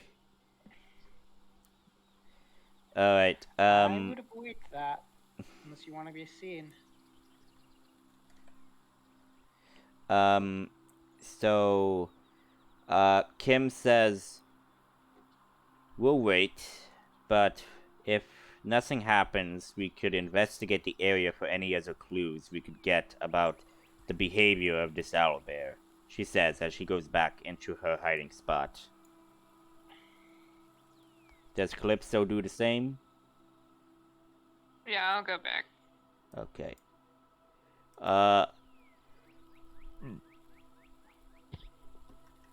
So, more hours go by, as you then hear some rustling in the distance. And, Not a regular bear, not a regular bear. you see, a creature emerges, kind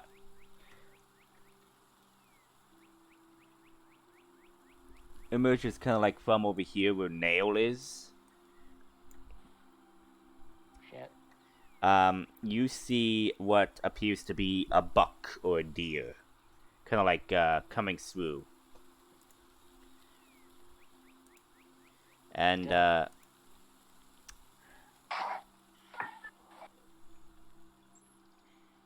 yeah.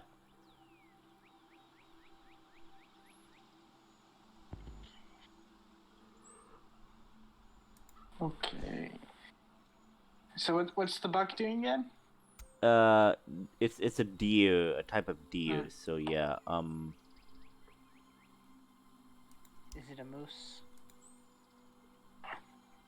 Okay, that's a cat. That's a hawk. I want.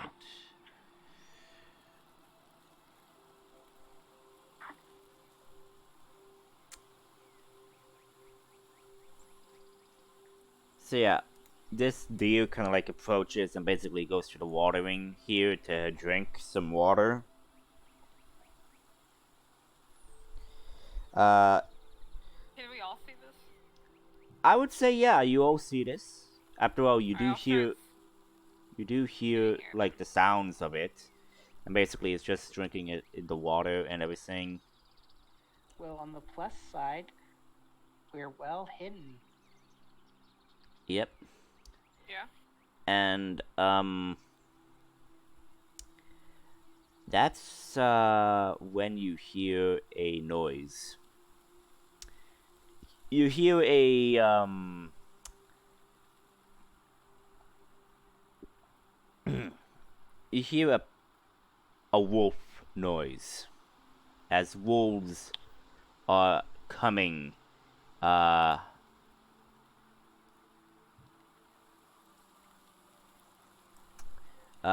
basically coming from this direction.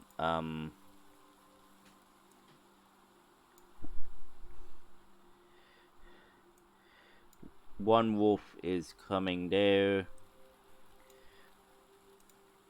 Another wolf there.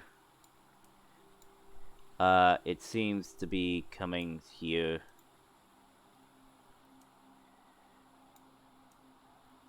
And they are here as well for the water. The deer kind of like senses this, like senses that there are predators, and just still continues to drink the water. It seems it is unfazed that there were wolves in the area. Interesting.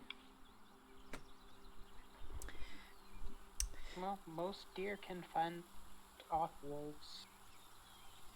Turns out wolves need stealth to take down most bucks. Yep. So Their horns really hurt.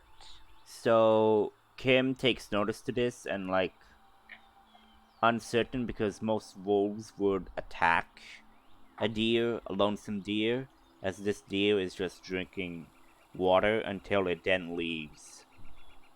And like I would say that the tree over here that you set a trap for, the tree seems to be a blossom tree, I guess. A cherry blossom tree. But none of you would know that, but it does begin to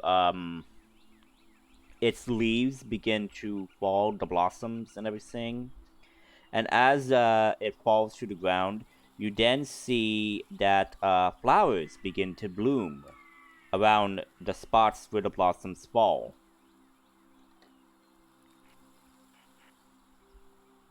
Okay. We desecrate a sacred tree.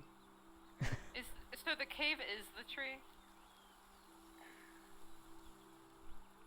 No, the giant pink tree is the tree.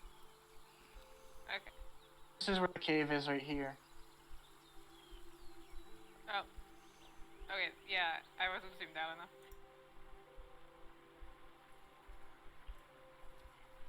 I'll go up to the tree. We're about to desecrate a sacred tree. Okay. Pull out my knife. Just in case. What are you gonna do, Calypso? First I'll let one of the petals fall in my hand. Okay, as you do that, the petals feel soft.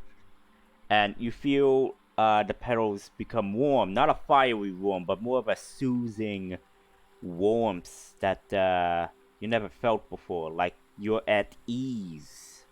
You feel at peace. You feel tranquil. You then grow a flower in your. A flower grows out of your hand. No, no, no. It's more of like this tree is basically having a calming effect around the area. So when you are touched by the petals, you feel this as well. You feel calm and at ease. Okay, I'm gonna hold out a pouch and try to collect as many petals as I can. Make a 1d20 roll for me. seeing if you could try to capture or take as many petals as you can.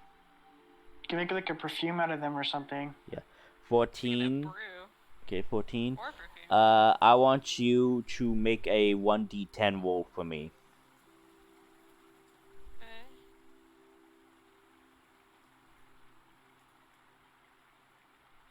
Okay.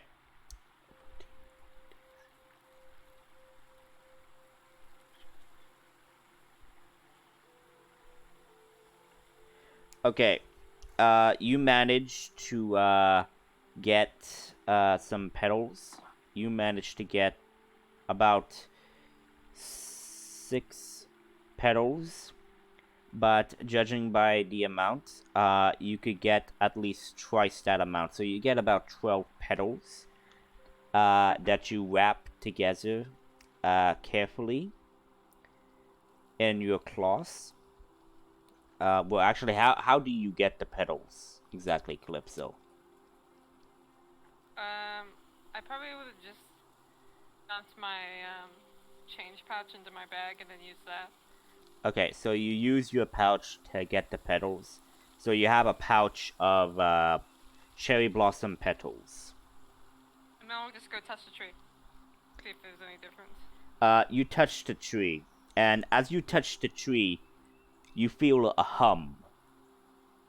And boom, boom, boom, boom. Ugh! It's hard to take my hands off. Well, it's not like that. It's more like a soft beat hum. As in, like, you feel the calmness of this tree, apparently.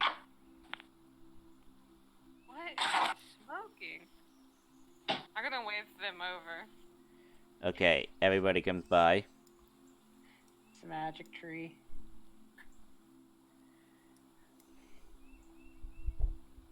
Okay, I might still be having it from the pipe I smoked earlier, but can y'all feel this tree? Tell me if it has a heartbeat?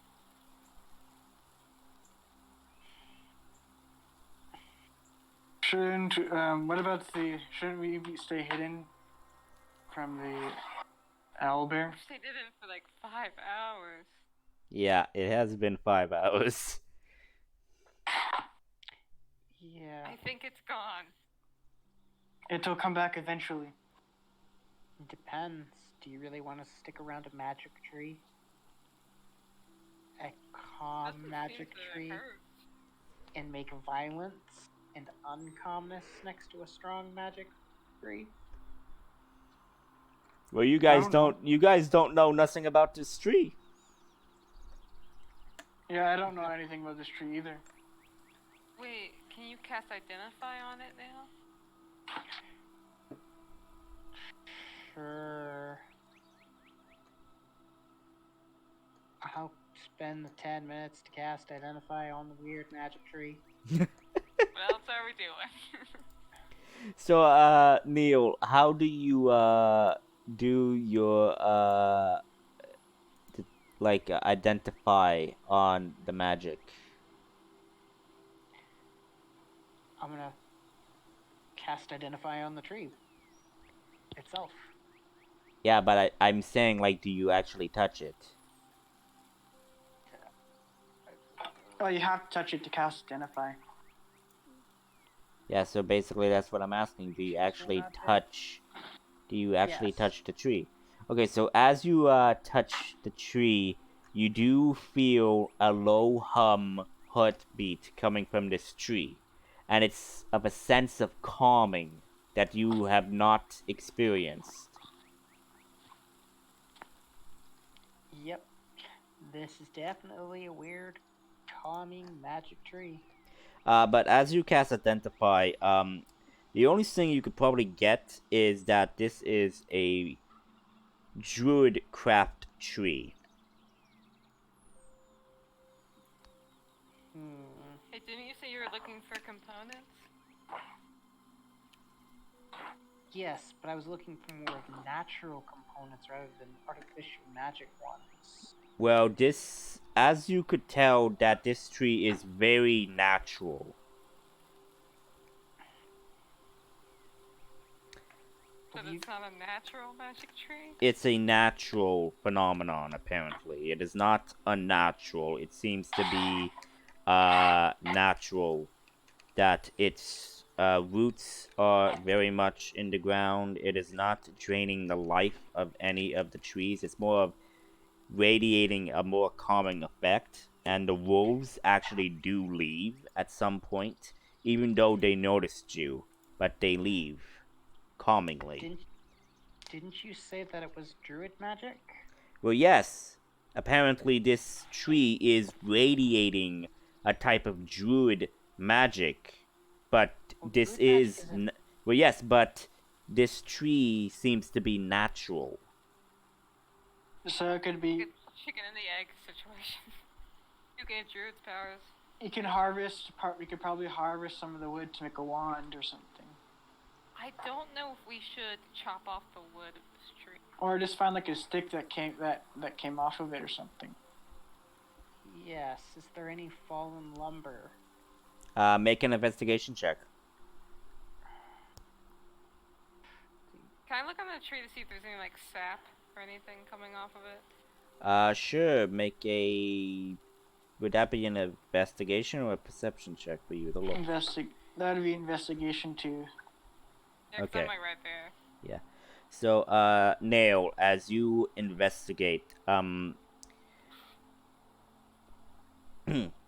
you do notice some fallen tree branches, but it appears to be from the other trees. Although, as you look upon the flowers that the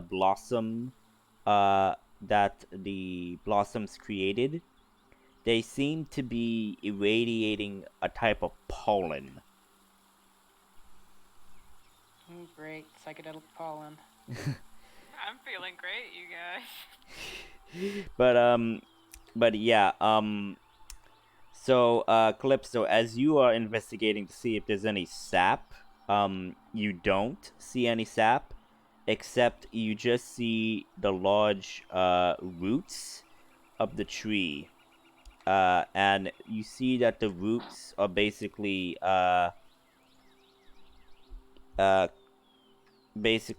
covered with the same flowers that the blossom petals created. Okay, I'm gonna. Can I pick one? You decide to pick a flower. Yeah, I'll do it real gentle. Okay. As you do, the flower kind of like Attacks you. Oh no! Okay, so the flower kind of like jolts and everything, and kind of like glows a bit.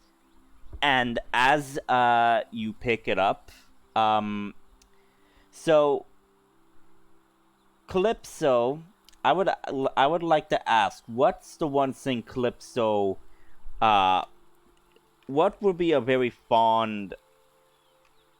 Well, actually, no. Yeah. Okay. So Calypso, as you do this, the flower kind of like disappears, but as you inhale the strange pollen, you immediately like kind of like have this fond memory. You don't know what it was about, but you just feel a sense of joy from having this scent of this flower. It is giving you a very nice calming effect. Like you don't feel any anger or hostility or anything. You just feel calm and relaxed. We could probably like take things from this tree to make like an item that could cast calm emotions or something. If you know what. Take what it gives you. I'll lay out my head covering on the ground to try to collect petals. Okay, you do that. You then Are there any? yeah. You then hear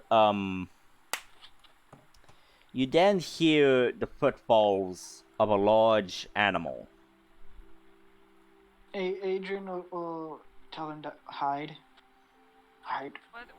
Why hide? What's there to hide from? Everything's good. Okay, so does drag her over here. Calypso, do you resist this, or do you go along with it? I'm going along with the flow. So you allow Nail to drag you, okay? Yeah, just like grab her by the arm and just pull her along. Okay. We also have the same strength score, to be fair. Okay, so you hear this footfall, and it's coming from this direction here, as you then see this large animal. I'm trying to. Can I find a bear, please? At least a bear or something? It doesn't show any bears. It just shows a freaking dire bear and everything, and that's not very helpful. So, yeah, you know what? I'll just use this dire bear to just... Yeah, you can use a dire bear. Yeah, just... I don't think they have like a owl bear token. Yeah, regardless. So basically, you hear the footfalls of this owlbear as it kind of like comes through and like sips up the water. And I guess you guys do know what an owlbear looks like, right? Yeah, I guess so. I probably would. It looks like Actually, a I bear wouldn't. I lived in a with city. an owl's face. Yeah. So basically, it does this, and then like it then comes up to this area here, and basically goes to this as a kind of like just... You then see it feeding off of the flowers. Mm. Wow, It- it's so beautiful. And you see that this owlbear is very calm. It's not agitated, it's just very calm. And judging by the report that you heard, that this owlbear seemed to be attacking people, you can't be sure why this owlbear would be attacking. Because by looking at this owlbear, you see that it's very calm and it's very non-hostile. It seems docile. It's docile when it's high off of magic pollen. Well, you don't know. I think we should talk it out.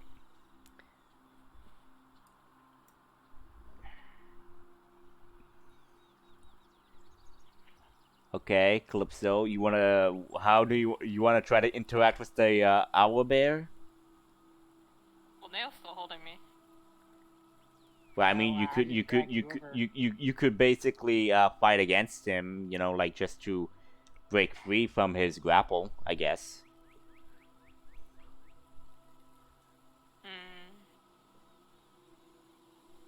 Wouldn't the calming effect prevent you from really fighting against him, though? Yeah, I can't fight against you. Yeah. But basically, it just like... It just stops as it then senses something amiss. As it then turns, would Adrian be up in the tree at this point? Yes. Okay, so the owlbear kind of like slowly turns and looks Does at it- you, Adrian. Does it smell? Does it see the bait though? Yeah, but it's not interested in it. Okay. As soon as it looks up at me, I throw the net at it. You throw the net at it. Yeah. Can I throw the knife at the trap? Okay, Why would you do that? okay.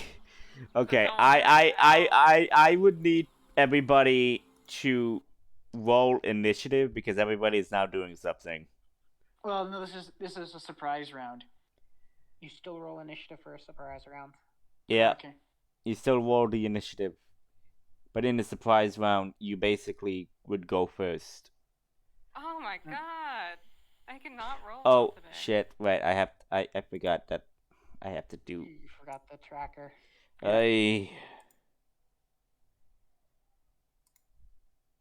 don't know how you. Okay, so this I want to add turn. I'll add turn, add turn, and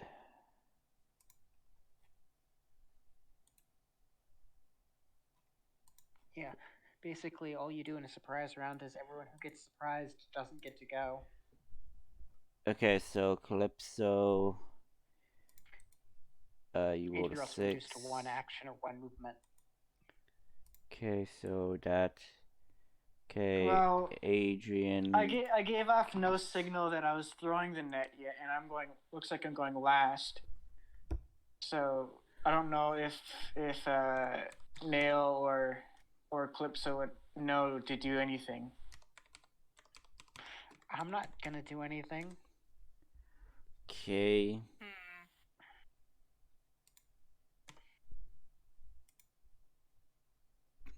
I guess I already said I was gonna throw the knife, so. I mean, my animal handling is terrible, so I'm not gonna be calming a bear. Yeah, well, it is already calm. I mean, like, taking control of a bear. And going to Zugzug. His initiative is 2. Okay, so that means. Actually, can I just go up and disarm the trap? You could do whatever you want when your turn comes. You could ignore the trap and hope That's nobody gonna steps be on it. 14. Yeah, I know, but if it steps on it. This thing also has a plus. How do you something. disarm a hunting trap? I have That means thieves' it's tools, gonna and I be think that's one of the abilities. 9. You Okay, could so do that or you could means. just set it off. Okay, so that means And- the. I know, but I don't want to scare it. So that. Throwing a dagger won't Followed by the no matter Do bear. anything. The trap is gonna clamp shut because that's how it works. Disarming Yes, it just yeah, stops it's the it's trap. basically a bear trap. Yeah. So if you don't want to scare it, leaving the trap alone is the best option. Okay, I'm gonna hold my action to wait and see if the bear turns towards the trap, and then I would throw the dagger. Okay, well, first off, it's Nail's turn. And, well, currently the bear is doing nothing, but eating, well, Yeah, staring. I forgot that it was the surprise round, so Adrian, you throw the net, right? What happens in the surprise round? Nail goes first, Calypso goes second, and then with that surprise, then I go last. Everyone's gonna go except for the thing that was surprised. Yeah. And I'm gonna do nothing. Yeah, but Adrian, you did throw the net. Yeah. I think that's what initiated the surprise, was you throwing the net. Yeah. Okay, so that was the first action you did before this. Yeah. So throw your net. Yes, throw your net. 21. Okay. The net latches onto the Okay, a large or smaller creature hit by the net is restrained until it is freed. A net has no effect on creatures that are formless. Creatures huge. A creature can use its action to make a DC 10 strength screening itself, dealing 5 slashing damage to the net.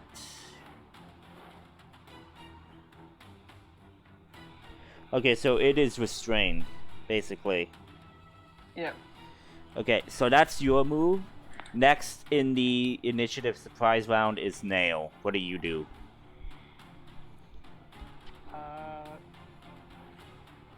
Nothing. Wait, how far away is it from me? About 25 feet or so. 30 feet, I would say, more in approximate. This little island is 30 feet in diameter. Nothing. I'm hiding. Well, actually, hang on. Let me, 40. Yeah, this is more of a 40-foot, 45 type diameter, small aisle thing. Yeah, from top to bottom. I'm gonna hide and summon my familiar. And your familiar is your celestial owl, correct? Yes. Okay, that's your turn. So, shit, right. I have to have your owl. And I would add that turn. Could you roll initiative for your owl for me? No, it's just gonna go after I do. Oh. Okay. But, Okay, you rolled a initiative. stealth. You rolled a stealth. Can I ask, you were gonna hide and you summoned your familiar. Yes. Okay, because if I recall, find familiar, is that an action or a bonus action? I do believe to summon. Well, I mean, my familiar was already summoned, Oh. just not in the. Okay. In the ethereal plane. Okay, got it. So that's your move, followed by your familiar. What does your familiar do? Nothing yet. It hasn't been given instructions. Okay. Next is Zug Zug. Zug Zug following the lead, he is going to... Zug Zug's gonna follow the lead and basically, fly into a rage. And he is going to take his silver great axe that he found, and he is going to attack the owl bear. And if I recall, when he's in a rage, he gets advantage, correct? Yes. No, he has to attack reckless to do that. Oh, right. Oh yeah, that's the record. Yeah, He has advantage to hit since it's restrained. Yeah. Okay. So Zug Zug goes up to the owlbear. I will... Shit. I would actually adjust the owlbear. So all attacks against it has advantage, and all attacks that it tries to make has disadvantage. Yeah. So yeah, Zug Zug manages to hit... manages to hit the, creature.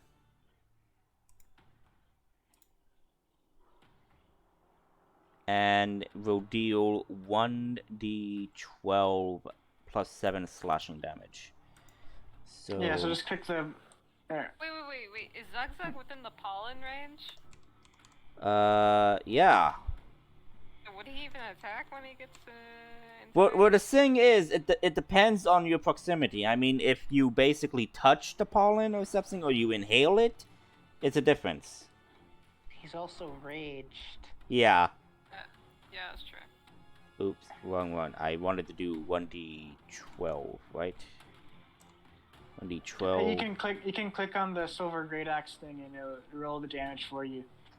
Yeah, it's just it rolled the attack, but oh. No, if you see how Okay, yeah, I see it. So it's gonna be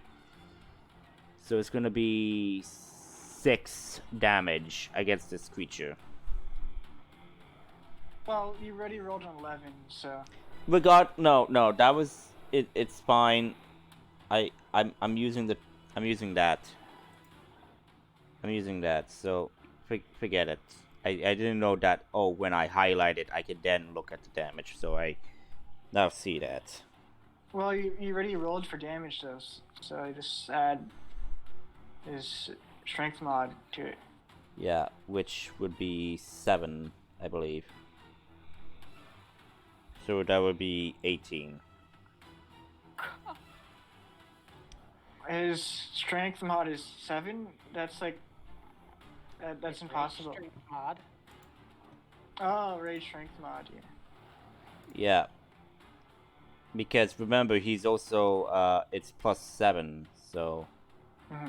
Well, I was thinking that you're adding his proficiency bonus by accident to his damage. You? Not by accident. Yeah, because he is proficient with the Great Axe. Mm-hmm. So yeah, that's Zug Zug's turn. Next is the owlbear's turn.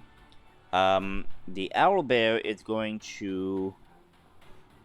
Wait, this is a surprise round? Yeah. And the owlbear does nothing. It's surprised. Okay. Yeah. It stands there and goes. Okay, then it is Calypso's turn. I will throw the knife at the trap. Which knife are you throwing? I'm gonna throw a normal one for this. Okay. You do that. Make an attack roll to see if you could hit the trap. From I where think you... she'd have disadvantage since it's on the ground and it's hidden. I mean, she knows exactly where it is. Yeah. She saw where it was I hidden. guess so. Yeah, so you throw the dagger and the trap activates. And the bear trap thing kind of like... Zing! I'll yell, Zach, no! Okay, is that your turn? Yeah. Okay, next is Adrian. Well, since Adrian went, would that still count? Oh, wait. Bonus action hide. Just in case. Okay. Yes, Adrian can go. He did stuff before Okay. initiative to throw the net. Okay. Mm-hmm. Okay, so Adrian, go.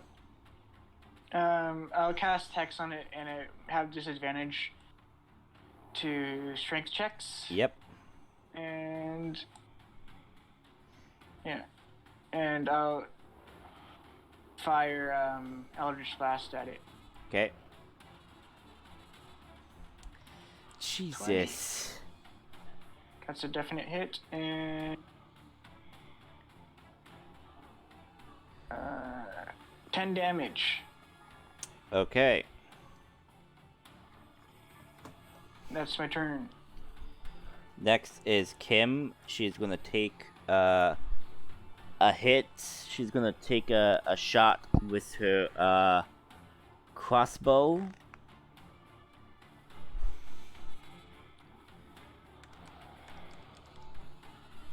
Shit.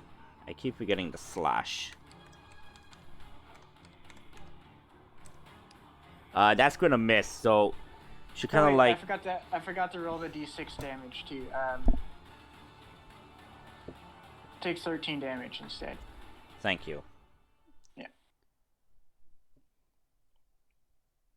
Okay, so Kim kind of like fires a shot and kind of like misses. She has advantage to hit. She still misses with advantage. Oh shit, I forgot. Thank you. Yeah. Yeah, she still misses. Next in the initiative order is Nail. Well, I mean, we can try to knock it out. It's entirely up to you.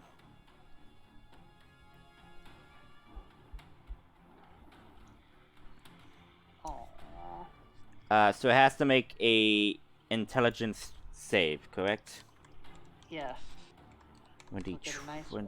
1 point of fuck damage. And it's DC 13. Yeah, it Yeah. failed, so it takes 1 psychic damage.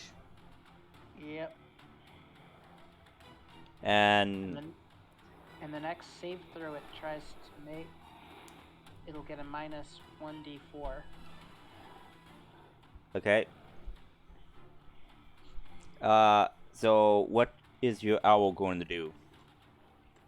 Nothing. Doesn't need to do anything yet. Okay. Next is Zug Zug. He is going to do an attack again. I can't give more advantage than advantage. Yep. Yeah.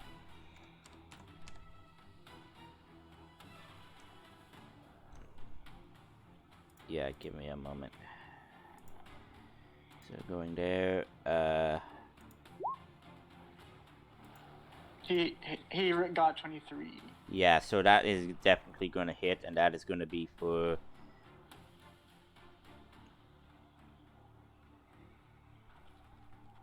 Just click where it says Silver Great Axe on when you rolled to hit.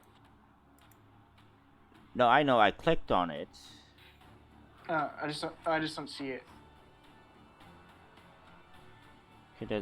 Yeah. So I'll just do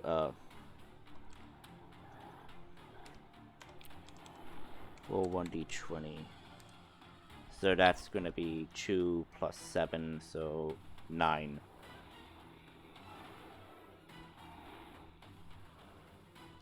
Okay, next is the owlbear's turn. It is going to attempt to break out of the net. Which he has disadvantage to do so. Yep. Okay.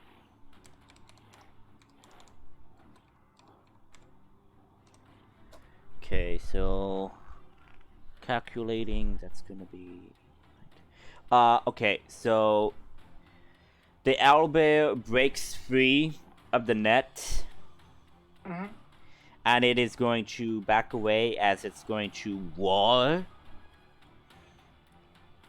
and is going to take a swipe at Zug. Let me just read what the owlbear can do. Okay, it's going to do a multi-attack. Which he also has disadvantage to do so, I think. It is a melee weapon, so yeah. Because of Hex. Yeah, because of Hex. All of its strength-based things are disadvantage. 1d20. Roll GM roll 1d20. And if I recall, Zug's AC is 14. So yeah, it hits still, even with disadvantage. And this is going to be its beak attack. Okay, so let me roll 1d10. So that's going to be 5. So that's going to be 10 piercing damage. And divided in half because he's enraged. Yeah, so that's going to be 5. Now for the claw attack.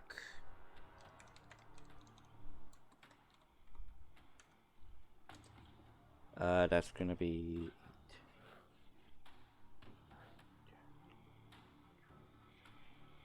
So yeah, the claw attack misses. So he the owlbear charges at Zug with its beak, and as it then tries to swipe, it misses. Well, actually, he couldn't do that because he uses action to break free the net. Actually.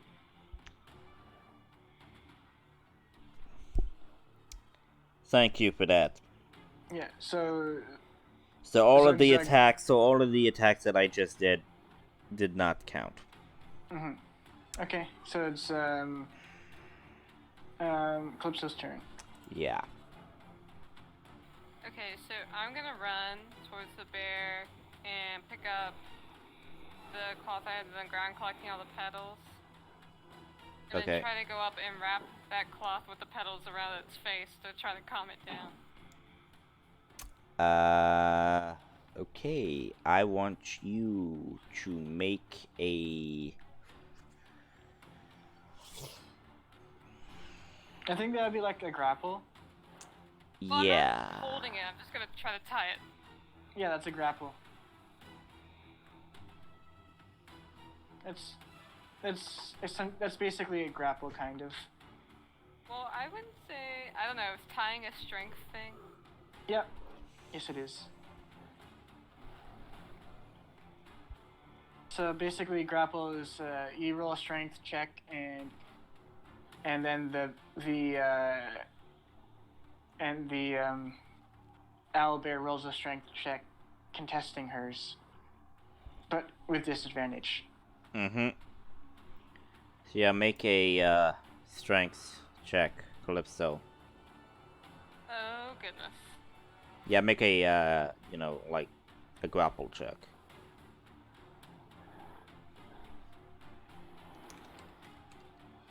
A 14.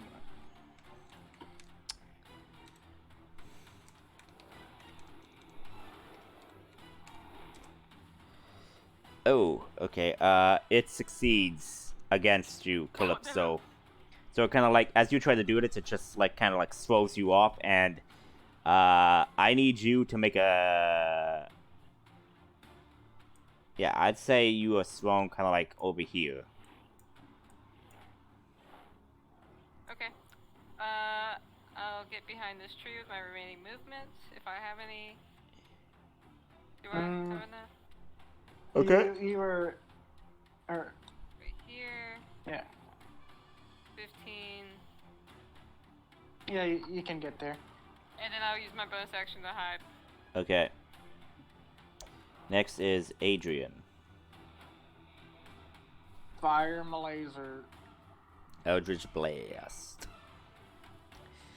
That's a definite hit. Pew. 5 damage and plus. So 7 damage. Okay. That's my turn. Kim is going to reload her. She already reloaded her crossbow. Well, it's a light crossbow, so she is still in the act of reloading.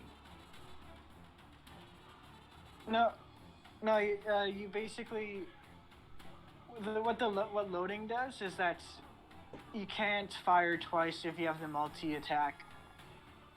If you have the extra attack ability, but you can fire again on your turn. That's what the loading property does. Okay. Unless her crossbow is like Heavy. different somehow. No, the heavy crossbow is the same. Alright. Okay, so then she takes a. Crossbows are always ready to fire once per action. Yeah. You can't fire it twice unless you have the crossbow expert feat. It's the equivalent of drawing a sword. Mm-hmm. Okay, so that's gonna hit, and that is gonna be a 1d8, I believe.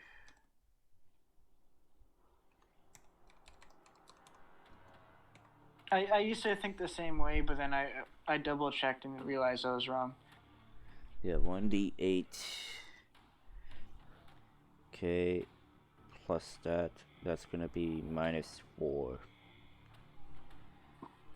This owlbear is looking very exhausted and tired. Yeah.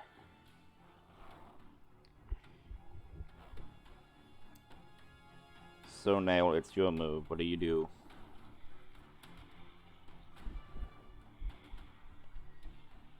Okay. 1 damage again. Has to save against it. Well, hey, more ones. Okay, so that's -1 to its int save. so it's a plus -1 to the minus save, right? Yeah, just to save against Minesliver has -1. That's why Minesliver is so good at combos with itself. So 17. Yes. So this can be. You can also combo with things like Sacred Flame if we had a cleric or something to help kill undead. So yeah, it does hit. Or like It does fail, so that's -1. it takes 1 damage. Yep. I think I rolled 3 ones for damage in a row. Is that it for you, Nail? No, I'm gonna instruct my owl to go bug the owl bear. Okay, make an attack roll for that. Owl versus owl. Oh, it's a help action. Yeah. So He's just gonna fly up. So Zug has advantage on his Next hit. attack. Your next attack. Okay. Pardon me.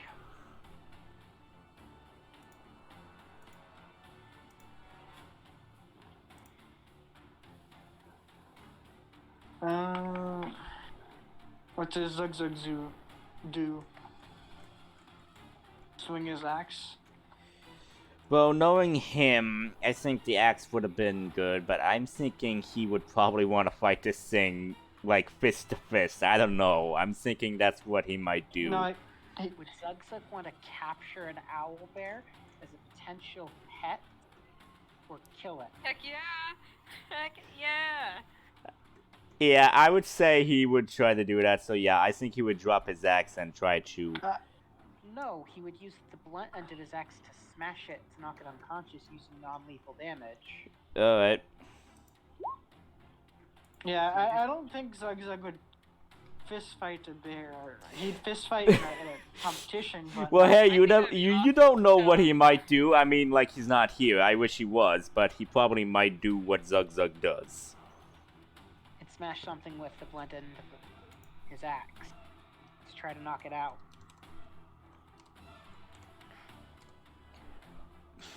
Jesus God. Wow. Jesus God. That's so funny. Okay, I would just assume that Zugzug manages to use the blunt end of his axe and basically knock this owlbear unconscious. Now we have a giant unconscious owl bear. And that's gonna be it. For combat. Run up.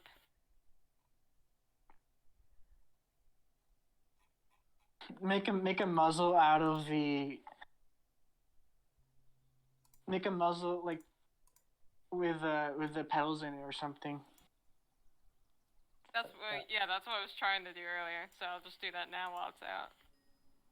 So note that an owl bear doesn't have a snout, it has a beak.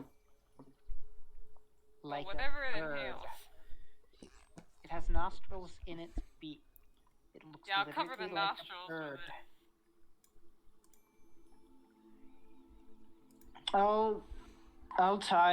I'll bind its Legs. Legs, its bird legs with a rope, and then Nope, it has bare legs. bear legs. Okay. An owl bear looks like a bear except for its head, which looks exactly okay. like an owl, and it's covered in feathers. The more you get from the head, the fewer feathers there are, the more patches of regular fur there are, but its entire body is covered in feathers, and its claws are similar to a bear's and an owl's if they were combined together, making them even more dangerous somehow. Yeah. I'll bind its legs and put the net over it again. It did basically tear the net off. Yeah, it breaks the net when it does it. Yeah, sorry. Let's I mean, see what... it's just pieces of net, you can just tangle it up in those. Yeah. A creature can use its action to make a DC 10 strength, freeing itself or another creature within the net. It doesn't say it gets destroyed, but I don't know. He would have had to actually target the net and attack it directly. Yeah, he did Yeah, I do guess the it's whole. untangled He did do the strength save to basically get out of the net. Yes, Okay. it's getting Oh, then out you'd of the be net, not fine. destroying it. Okay, yeah, there's only 1 gold, so Okay, well, it served So, its purpose. so yeah, you see that the tree begins to hum a bit louder as it seems to be agitated. I don't think the tree liked us fighting. I'll get my hunting trap back, since it's... I'm gonna start ritually casting floating disc and seeing if this thing weighs more than 500 pounds. I'm gonna start petting the tree to try to calm it down. Make a nature check. You multi-class into a druid, or I know. yeah. Okay, Calypso. As you try to calm the tree, you sense that this tree is basically agitated the moment you guys attacked the owlbear, and it is now calming down because the owlbear is unconscious and is unable to fight. So, yeah. I was talking to her, like, they know not what they do. I told them not to do it. Does the cherry tree have any cherries growing on it? No, it's cherry blossom. Yeah, cherry blossoms. Blossoms become fruit eventually. Not I don't know. I have one in my yard and never. Yeah, so do I.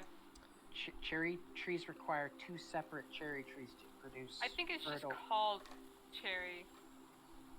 Yeah, I have a cherry blossom tree in my yard too as well. It doesn't grow cherries. So So it's specifically a cherry tree that grows cherries. So yeah, so as this happening,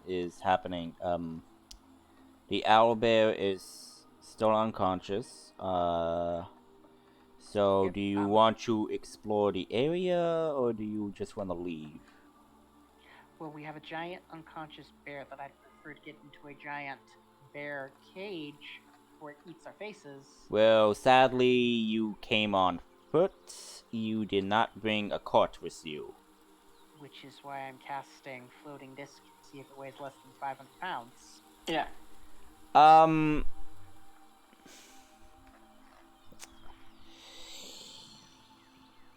Let's look up the stats for an owlbear. Yeah, because not gonna I say it's as, it's a large monstrosity. A bear is large, I'm pretty sure. So I think it weighs similar weight to an actual bear. Probably. Yeah, but it has owl features. How much? Owls are all about being light, like all birds. Yeah. With hollow bones. That's why I said similar.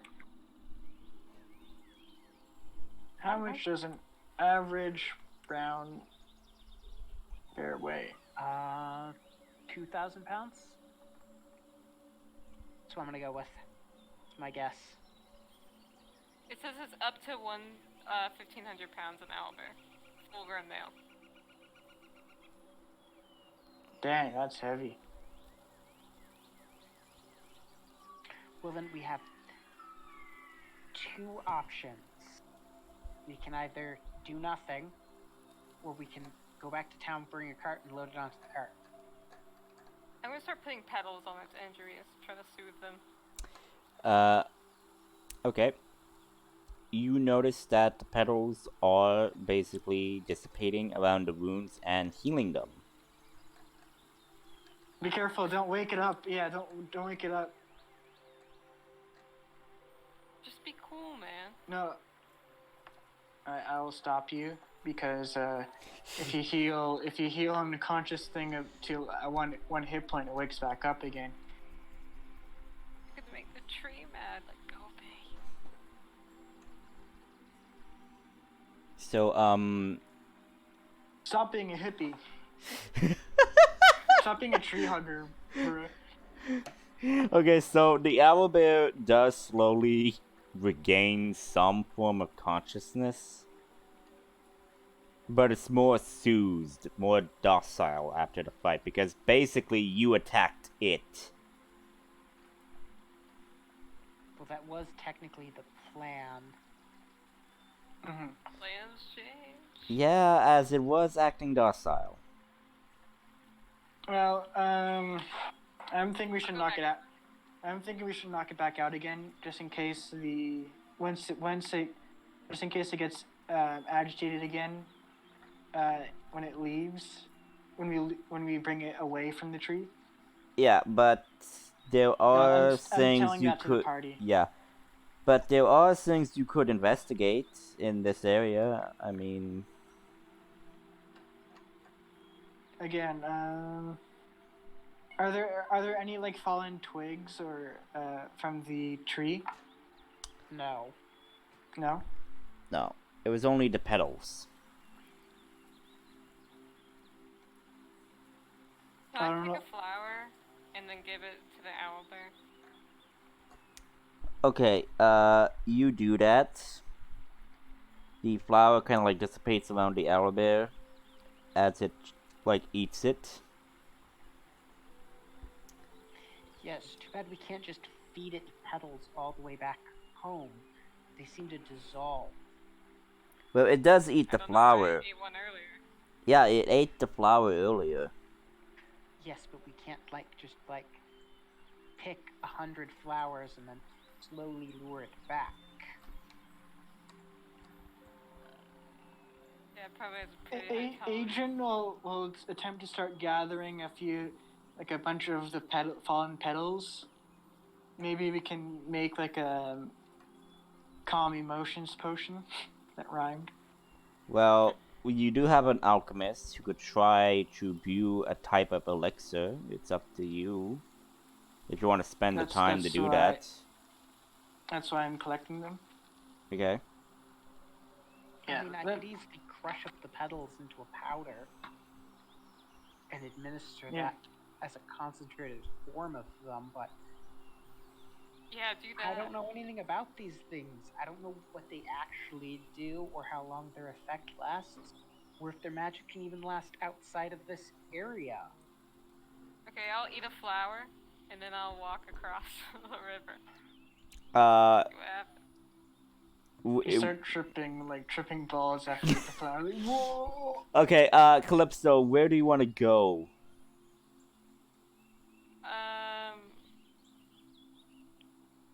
I'll just go, I don't know, just to this bank and then up to this rock fixture.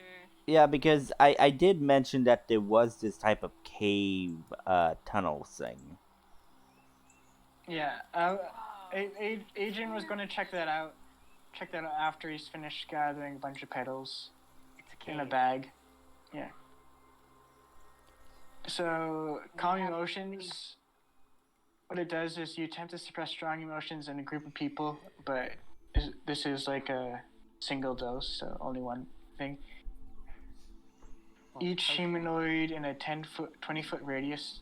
I'm pretty sure this would affect creatures too as well, since it's nature. It's affected since it affects the bear, the owl bear. 0 point. Let's make a charisma saving throw. Creature can choose to fail this effect if it wishes. If a creature fails its saving throw, choose one of the following 2 effects. You suppress an effect causing a target to be charmed or frightened. That's pretty useful. Yeah. So, Calypso, as you are looking around that rock, you do notice some strange carvings onto that rock. Okay, can I look at it closer? Yeah. Do you want to try to figure out what language it is? Yeah, just if I recognize what kind of symbol it is. Make a... I believe it is a history or knowledge. It'd be either like intelligence or history. Yeah. Same score. If she's proficient in history, she can roll history then. Yeah. If not, just I'm not proficient.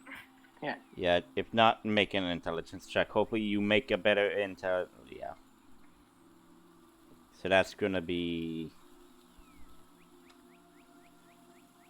So yeah, 13. You look at it, it seems to be just funny scribbles. You can't tell what language it is. Is the relaxing effect still on me from the flower ate? Well, you did just eat a flower. You did eat a flower, and it's a bit more potent. So you're kind of more like not there, I would say. Okay. I guess I'll go back to everyone. Okay, number 1 definitely works outside this island. Number 2, there's some really weird writing scribbles on the cave. Snakes? Scribbles? On the rocks. Something. On the rocks. Okay, I'll check it out after finish collecting. Or I'm gonna start putting petals on Zug Zug. As you do that, the petals do dissipate around Zug Zug as he is now affected by the calming effects of it now. Okay, we'll just make flower crowns. stop making it so high. Okay, but just imagine giant Zug Zug making a flower crown. Just look at the card art for any of the How much? like, How many petals yeah, is How many petals is Adrian able to collect? You do manage to get a good amount of petals. Yep, so I'm Okay. just gonna take out a mortar and pestle and start grinding petals and flowers and some grass. You should The powder. do that once you get like home or something. Get back to the inn. We're trying to create a potion for this to not kill us. Okay. I'm contemplating if I want to like cut off like a small stick / branch from the tree. You have to ask it first. You can do that after we're about to leave, not when we're doing this. I'm not sure if Adrian. I'm not sure if Adrian would do that. He's chaotic good, but chaotic good means he'd do anything for the good of his morals, basically. Batman. Yeah. That means he's Batman, which means endangering the group is not good. Such as potentially pissing off a tree ant. I'm gonna ask her what her poison was supposed to do. The poison was basically to put the owlbear to sleep. Oh, good.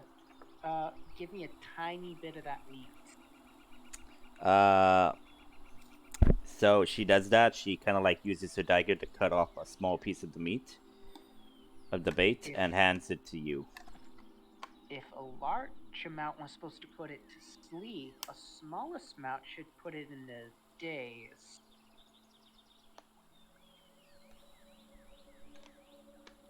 Because that's how poison works. I'm gonna put it in the other petals that I've grinded up into a paste. Get some water from the brook that's flowing around here. Mix it in. I'll put the flower crown on the bear. Okay. Well, I think you can. I think you can do that. It depends on like how weirdly shaped his head is, though. So what is Adrian going to be Yeah. doing now? Are you He's looking gonna- for a nice twig to pull off? Yeah. But he's gonna check out the writing first. Okay, so you go there. Okay. Is it Elvish or Dwarven? Well, make a intelligence or history check. Well, if it is Elven or Dwarven, he'd automatically know. Yeah, but it's not. He speaks. Yeah. It's not. Rock. I don't know either. So you try to figure this out. You don't know, but you do recognize one of the symbols, and it seems to be a matching symbol to that chalice that you have.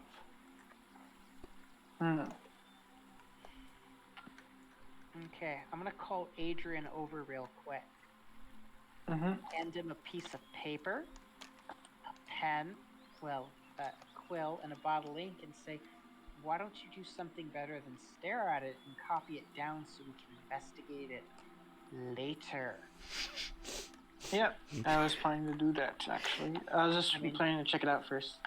I don't have any chalk on me or charcoal, so you could make a rubbing, but if your artistic skills are good. You can maybe use some dirt.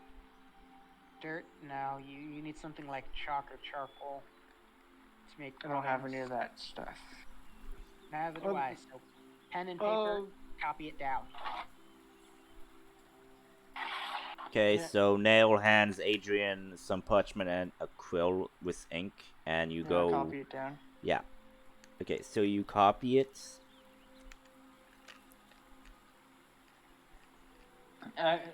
It'll be cool if he could make a wand of calm emotions from the part of the tree. Hmm. I start heading over here, following the breeze. There was actually no breeze. There Well, you was can no check- wind. Yeah. Following my acid breeze. You can check out the cave here. Okay. Well, since Zugzug knows how to find places that we've been to, let's not check out the mysterious cave, unless you find like giant crystals sprouting in there of evil. Do I see anything at the entrance? Where? Right here. Or the No. cave. Which of these is supposed No, to be the cave? that arch,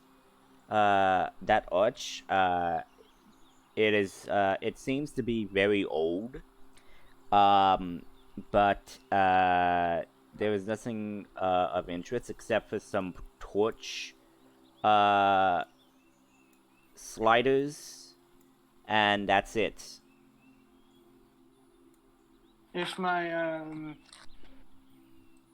experience with Legend of Zelda, placing torches in it will create a secret passageway, or reveal a secret passageway. I have a Yes. lantern. But in the real world, that would simply be a road post. This used to be a road. Yeah. Yeah. I guess how long does it take me to write down all the symbols? It takes you about 10 minutes. Okay. I assume this is where the cave is, where I wrote the word cave, Yeah. since there's an actually cave on this map. Well, I'm heading over there. If anyone wants to join. Adrian wants to join, but he's busy with writing down the symbols. So I was Calypso. looking at this thing. So Calypso. probably- So Calypso just goes inside the cave. No. I'm staying out. I want to look around first while I'm waiting for everyone to finish up. Making what's potentially a calming potion. Poultice Mhm. thing. Well, let's see if it works. I'm gonna grab a twig, put a bunch of it on there, and put it at the owlbear's mouth. Beak. See if it eats it. Beak. The owlbear kind of like looks at you, and it just eats it, and just stares at you. Does it look calmer? It is calm. Pupils go wide. The owlbear was agitated. It still is agitated, but the moment it eats the thing that you do, it is calm. Okay, well, it seems to work. So I'm just gonna start gathering up more petals, making more of it. And you're gonna spend the entirety of that. Is all I'm doing is making this stuff so we don't get mauled. Okay. I'm just thinking 2,000 plus gold. 2,000 plus gold. Well, the To do bounty is actually 2,000, not 2,000 Yes. plus gold.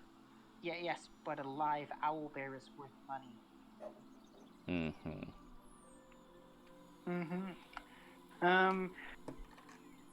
So I guess you'll take 10 minutes to gather up more petals while I'm doing the thing, and after Yeah, the 10. Yeah, Kim and Zug is helping Nail, obviously. Gathering as many petals, some water, adding tiny bits of meat, making this nice sludgy slurry of. Basically making roofies. Yep, that's what we're doing. We're making bear roofies. Yep. Well, And we're only in level 2. Yeah. What level is common potions actually? Level 2. I think it's No, it's second Oh. level in spell. That means a third level person could cast it. So we're not far off. Mm-hmm. Well, with a wand, with wands, I don't think it matters what level you are. I think. It depends on which book you read. Mhm. If you're reading just the Dungeon Master Guide, you need to be level 3. Okay. Well, If you're potions reading- don't matter though. So, Well, this I'm isn't guessing- a potion per se, it's just a concoction. But according to Xanthiac's guide, it doesn't matter what level you are. okay.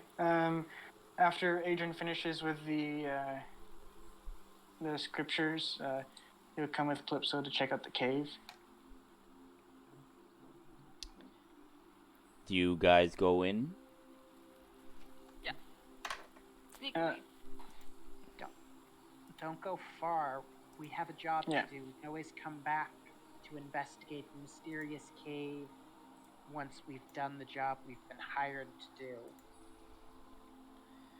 Oh, hey, I forgot. I also have survival. Well, Zugzug's entire background is dedicated to finding places he's already been to. Yeah. Okay. I'll make a perception check to make sure there's nothing dangerous inside. I'm currently making the cave. So give me a Okay. moment. I rolled pretty badly. You do this. I think should you do the same, Calypso? Okay. I have disadvantage, but You have disadvantage. yeah, because I don't have dark vision. Then light a torch. I Here. don't want to give away our location. My owl's gonna help you. No. Hey, natural 20. Well, I don't have I know, control of but my I- owl. He's flying on one of your shoulders. He's looking around. The owl can give Calypso the help action. Keep that natural 20. Okay, I do believe there was the... The disadvantage and the advantage cancel out, making it a straight roll. No, that's not it. I Well, want whatever he to... rules, they're there. Well, you got a natural 20. Because Wait, the owl. do we have the owl? Yeah. Shit,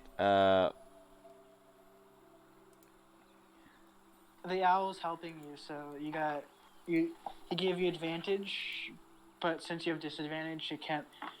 Both of them cancel out, making it a straight roll, and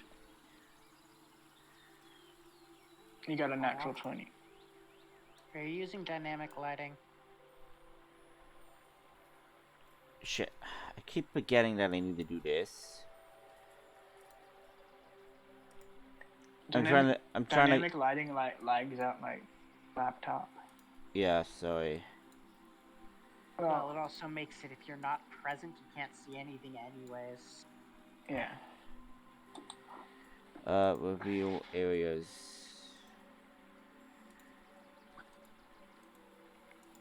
Dynamic lighting sounds like a good idea. Okay, but reset it's too hard fog. to set up, Mm. in my Yeah. opinion. Hide, reveal. God damn it. Yes. In my opinion, I think dynamic lighting would be better for just a fog of war effect that was removed once you moved into an area. How do you get a petrified eye of a newt? I don't know how to remove fog of war shit.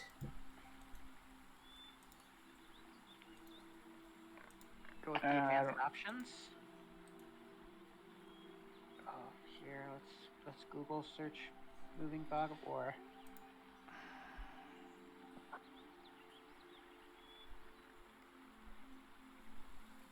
Wow, it's not even all that far down. An easier thing to do without dynamic lighting is just like get a black box and cover what you don't want us to see. No, we can't see. Revealing hidden areas.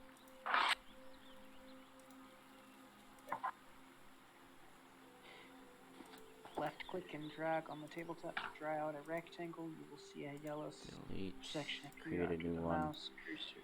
I'll just simply forget about it. Okay. It's just stupid. Be revealed. Yeah.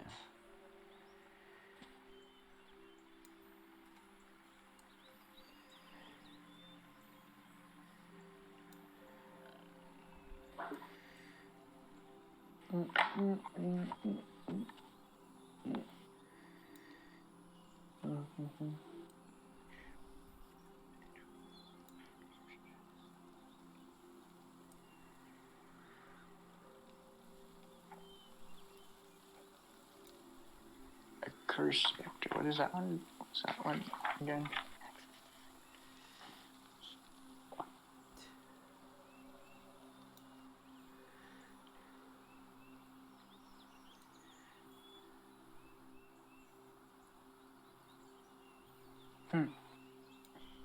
That's pretty strong. Shit.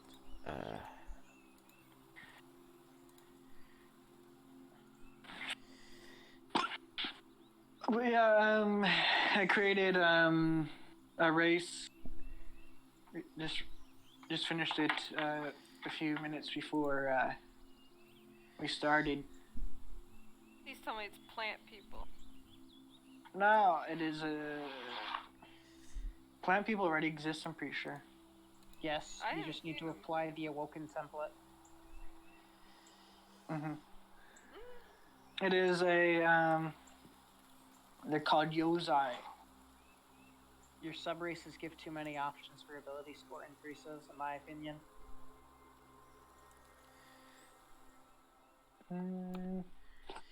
Each and every one of them has an option for 2 different score increases, which is unusual. You can only choose one. Yes, but Yeah. you get the option of 2, which is unusual in the first place. Most subraces tell you what their ability score increases, so picking like the dwarfs, the stone dwarfs, it's this or this. For the other dwarf, not every subrace having a one or the other option. Especially since you have one of them that's just anything So I hate the fog of war. already. Yeah. I guess I'll just shorten it to 1 then. Well, all I'm saying is that it is highly unusual to have every possible subrace having multiple options to choose from with their additional ability score increase. It makes it an unusual thing. You could have that as the unusual feature of that race if you wanted it. Oh yeah, that's basically it, because they don't get a +1 to anything though. They only get a +2 to 1 thing. I'd say that's fair.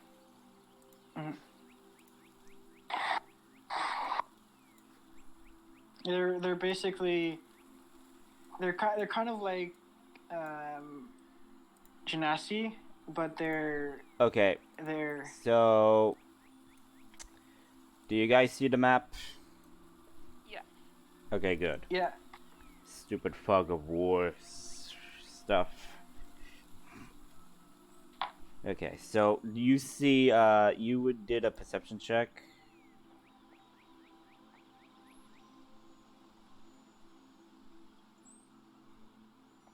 Yeah, Calypso got a natural 20.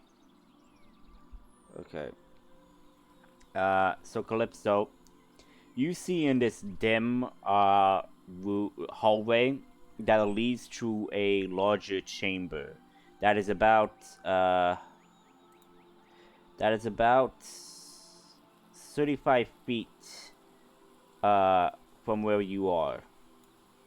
It's a real grid. Yeah. Okay. I'll sneak a little further. Okay. Do you hear or see anything though, Calypso? I don't know. I would more say smell. Hear, smell, or see?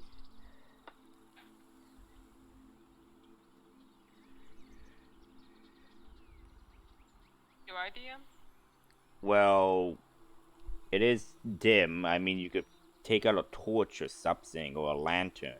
I do believe you have a lantern with you. I do. I guess I will light it. Okay, you light it. Yeah. You now have light, and you see that this is a hallway leading to a larger chamber.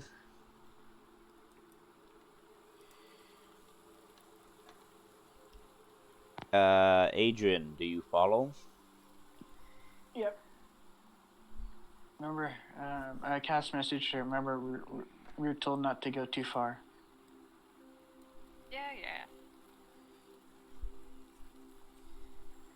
Okay, do I see Respond. anything in the larger chamber?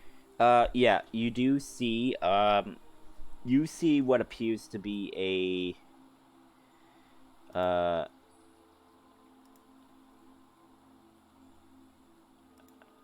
okay, balls,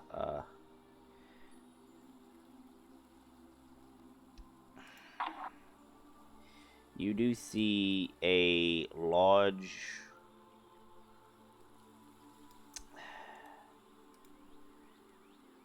it has a thing for a square, but it doesn't have anything for a circle. You do see this. Doesn't have to be a perfect circle. Yeah, so you see this rectangle thing in the center of the room.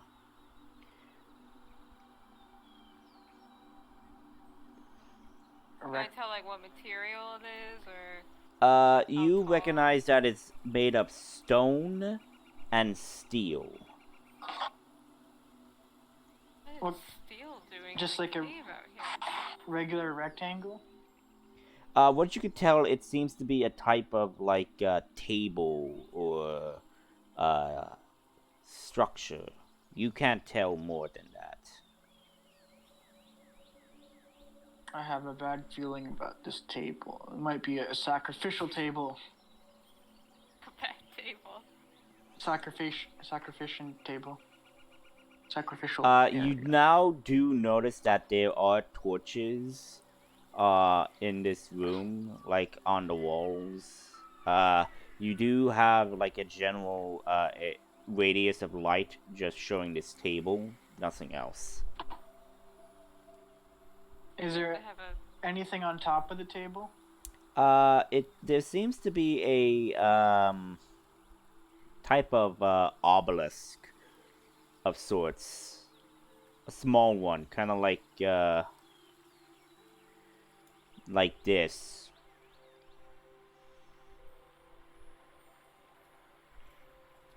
Does it look like it's attached to it? Yeah, it's attached to it. As you also look at the table itself, you do see markings on the table as well.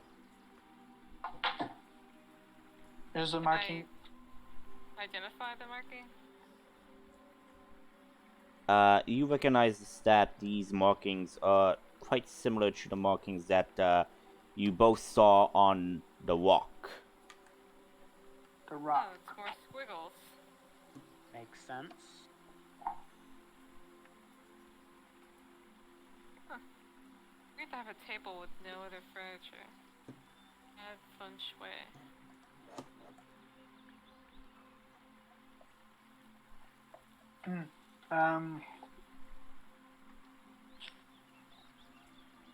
Adrian will investigate the obelisk to see if there's like any like openings or buttons or what. Okay, so you're basically trying to look for any mechanisms on the table. Yeah. Make an investigation check. With disadvantage since your light source just left you. Well, I have dark vision. Okay. So unless color is needed to identify them, he wouldn't have disadvantage. But if it is, he still would. So you are looking for anything. You do not find anything. You just look at the symbols. You try to figure out how this obelisk thing is connected to this table. You don't know anything that could probably explain the nature of this table and obelisk. I just realized something. What if you like douse like an arrow tip with that concoction and hit somebody with it? They take damage and they also get calmed. Yeah, I don't know how that works. Can I wave at Nail's owl to get its attention? You are inside the thing, unless the owl came with you. It did. Okay. It's on her Yeah, it did shoulder. come. Okay, so the owl follows Calypso, I guess. That's why she got a natural 20 for perception. Okay. So yeah, the I'm owl. gonna So yeah, point in I'll. the direction of this hallway. I don't know if it can read my messages, but or my intention. That's up to Nail. No, it's way too far for me to command. It looks at you like you're a crazy person. Cocks its head to its side and be like, It's not far off. Like how far did we go into the cave? 35 She's like feet. 80 feet from the entrance. I think we should go back. Well, we need to check out some more chambers. Agent will now break the fourth wall. Every DM or party, D&D party says not to split up the group. Not to split the party. Normally that is Not to split the best party. thing. Well, did you see anything with an obelisk? Do you smell blood? Do I smell blood? Make a perception check.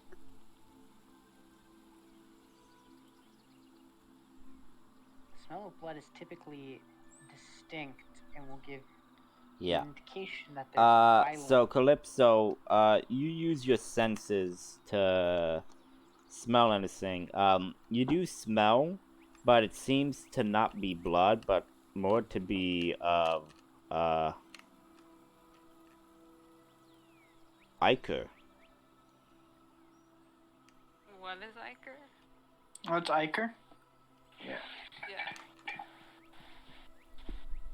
You smell ichor. That's what you smell. What is it? Yeah, what smell does ichor give off? You smell this foul but strong smell. As you look around your with your lantern, you do see black stains, and that is what the smell is coming from. Blood. Oh, nope. Nope. Not here. Ugh. Yeah. That really subdued the flower effects. Oh, that's awful. Yeah, that's why I'm saying we should get the group, wait for the rest of the group, or if you want to explore Right. more of this, or just continue on with our quest. Do I smell it over here? No, you don't. Well, this hallway seems fine. Well, we can go get Nail, see if he can read this.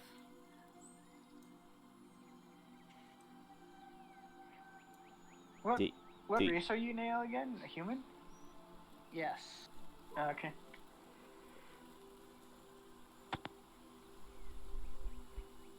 So do you go get Nail? We'll go back to the group.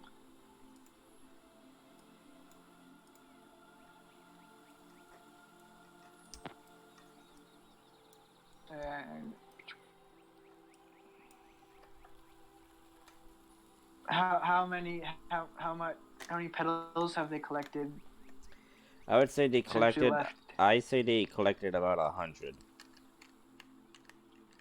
And 100. and you do see that the rose petal, the blossom, the cherry blossom tree, kind of like it changes color from a pink to a bluish green color.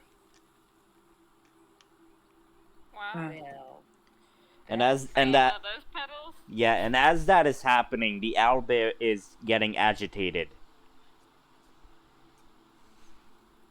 we should most likely leave. Should we Okay. collect?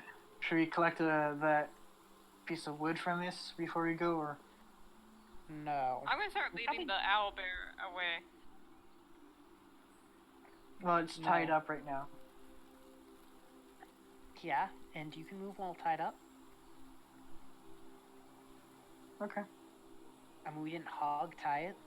We just Mhm. tied its legs and arms together. It can hobble.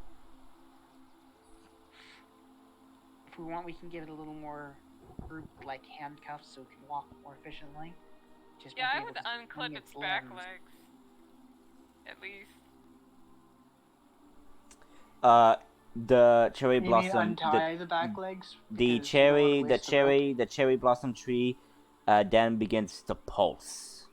The greenish blue color, as it's pulsing, and it's doing every so second. And we Okay. are This And is we becoming are- a bad trip. and we are leaving. Yeah, we leave with the bear.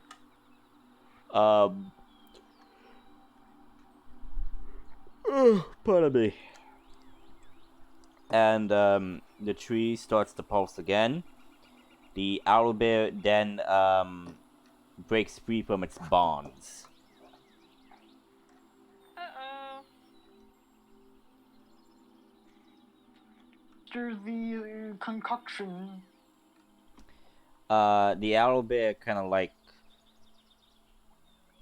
squawks and everything as it kind of like gets into a whole defensive position around the tree as it's kind of like defending it.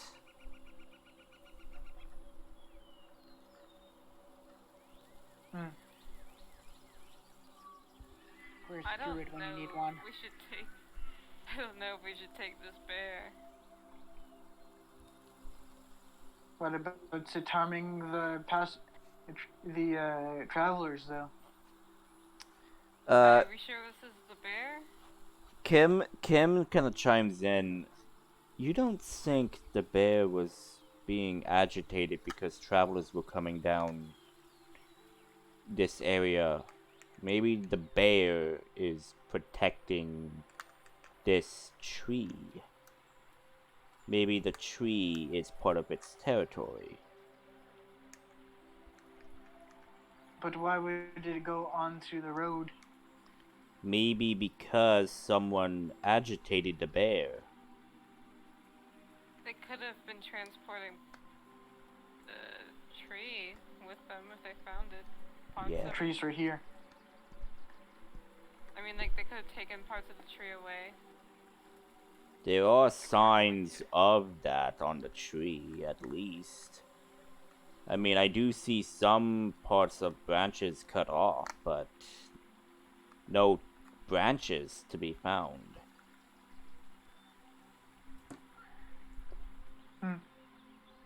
Kim also turns to Calypso and Adrian. What did you find inside the cave? We found an obelisk, or And a rancid altar.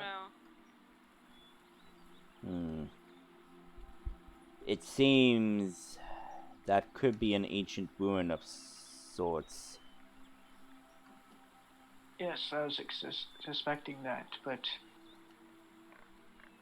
it's hard to tell who made it or what the obelisk says on it.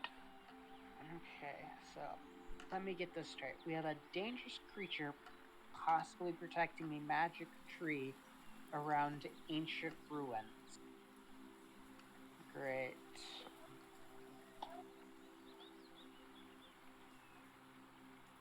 I think we should go check out the ruins. There could be something real good in there. Well, there could be something real deadly in there. Yes.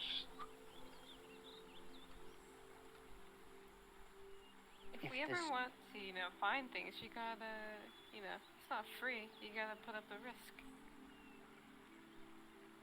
And I don't think we should get any closer to this bear. Well, it doesn't seem to want to go anywhere at the moment. Administer the concoction to it. Why don't we just go into the cave? Wait, is the concoction still calming?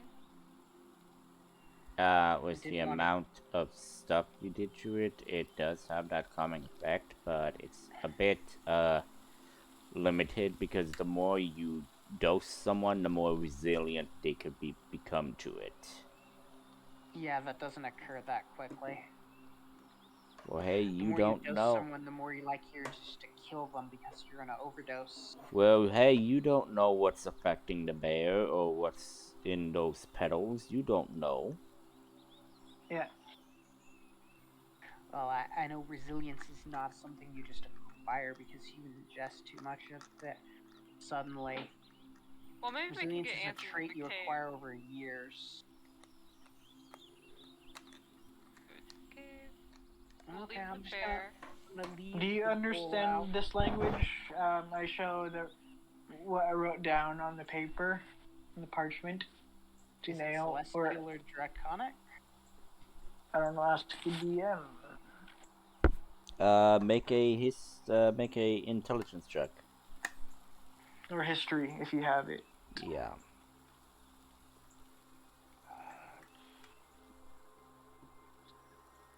Well, I'm not proficient in it, so it's gonna be the same as mine. Pretty good. Alright, now. As you look at the letters, you can tell that this is a type of language. You've only saw probably fragments of tablets of basically of a species that live on a secret mysterious isle. And this is apparently their native language, their native written language. Wow, that's a bit odd. Secret island language, audit islands. Yeah. The only island.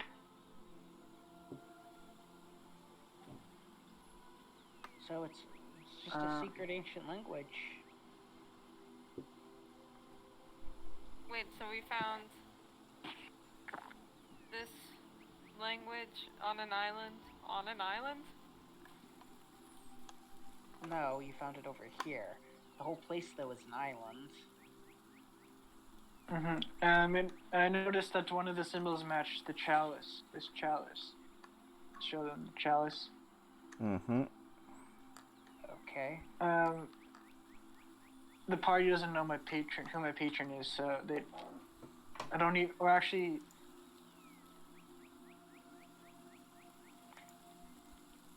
would they know that I'm a warlock? They know I can I cast don't think spells. so. They know I can cast spells, but I don't know if it's like obvious, if you can tell if somebody's a warlock or something. I'm most Well, I likely just the think only you're person from who knows as Faerun. a fellow warlock. So.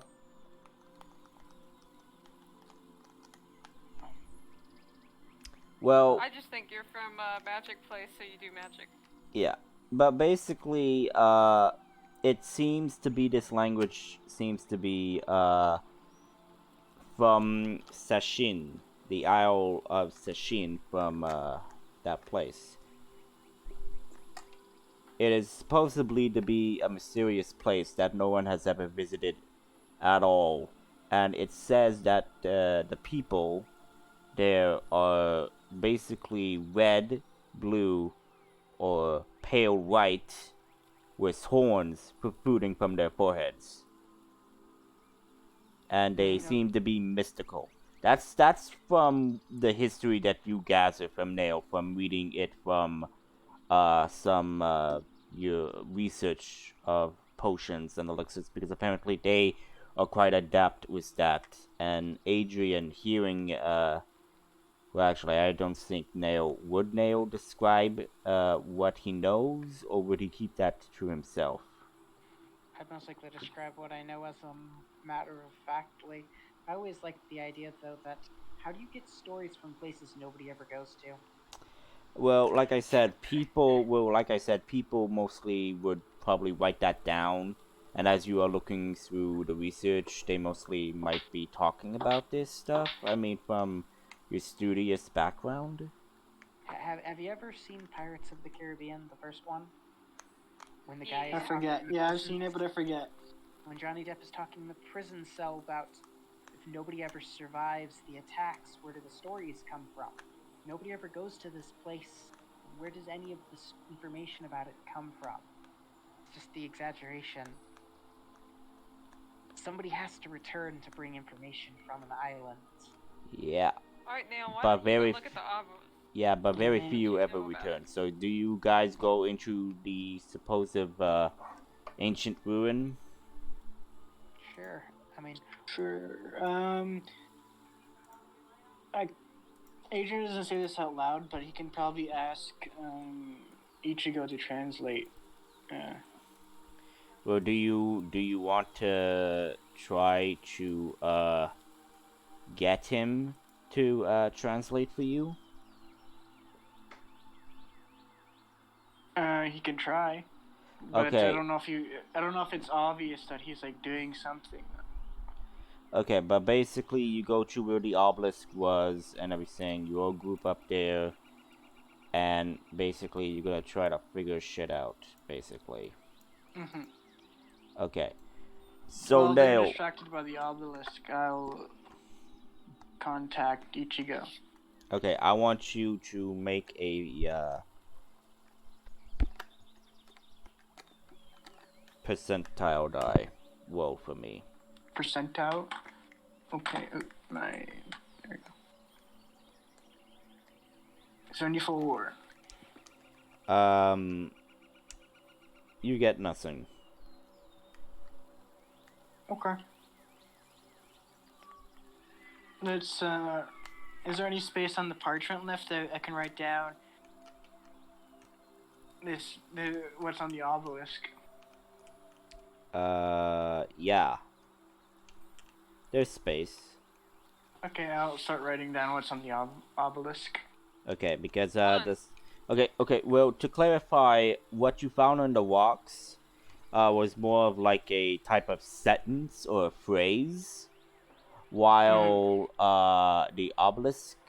So basically, you only use like a quarter of the parchment to write down what you found on the rock. So you still have a lot other parchment for what you want to do with the obelisk information. Mm-hmm. Yeah. When Nail described the people there, the natives, the people with the horns, would that have triggered, like, that dream I had where I was fighting those wolves? Like, what that lady looked like?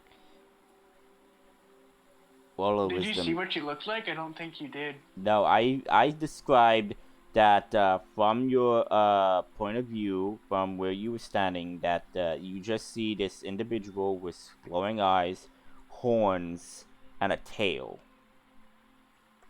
But that's all. You didn't get any features. Could be a demon, a tiefling, a devil. a devil, yeah. A succubus. That would be a devil. Yeah. So, Nail, what are you gonna do? So I'm gonna grab a pebble, cast light on it, Okay. and then cast Mage Hand and hand the pebble to the Mage Hand so I have a spotlight so I can see what I'm doing. Okay. You do that.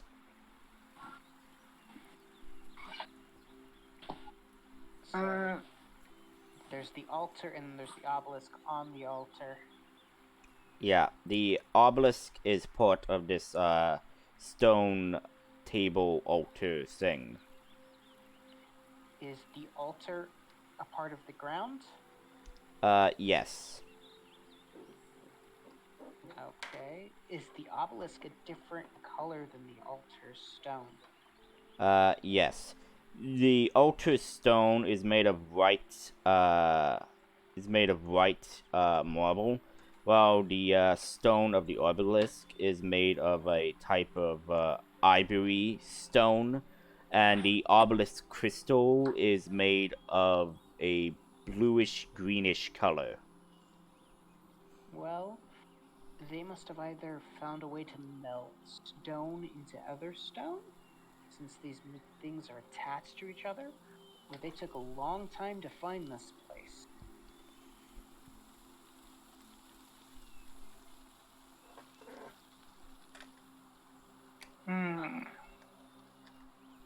To carve a singular object out of 3 different materials would have been one hell of a coincidence. Should we look around? Yes, there's 2 passageways here. One of them has that dark stains on the ground that smell weird. And Yeah, let's go to this one. Is okay, so yeah. Everybody's going there. yeah, sure. Yep, I'm gonna send my floaty hand of spotlight into the room ahead of us. Okay. An interesting sub race for the Yozai is that one of them can create 2 mage hands at the same time, and the maximum weight it can carry is multiplied by the proficiency bonus. Okay, so Calypso, do you enter the room? I would wait for everyone to at least be at the entrance of the hallway.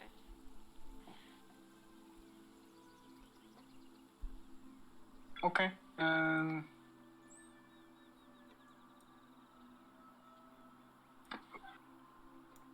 Okay. Then I guess I'll go in after the light. Just here. Okay, as soon as you enter inside, the room is filled with what appears to be records, shelves of sorts filled with scrolls and stuff. But as you walk inside, you kind of like look around, and right here, you turn, you see what appears to be a type of mannequin-like figure. Oh, that's so creepy. Ooh. And it seems to be holding what appears to be a tablet in its hand. Can I see what's written on the tablet? I'm guessing it's squiggles. As you look at the tablet seems to be blank.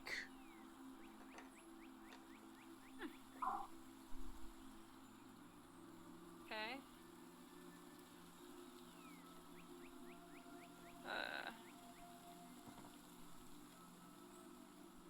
See anything interesting? Yes, there's a kind of creepy mannequin, and he's reading a tablet that has no writing. I don't know if that's a magic effect or it's supposed to be poetic. Yeah, I was about to suggest maybe you can cast Detect Magic. Now. It could just be a sign that this is a library or something. Maybe what is meant to be placed on the other side of the hallway. Well, Detect Magic will still be useful to see if there's any other magic stuff in here. Yes. Might as well. Come in. Are there any more mannequins around the room, or is that it? Okay, so you do see the mannequin that's kind of like at that doorway, and you then see another mannequin that is over there slouched uh onto a thing, and that seems to be it. Is it holding anything? No, it just seems to be slouched on the wall and everything, as it kind of like stopped moving.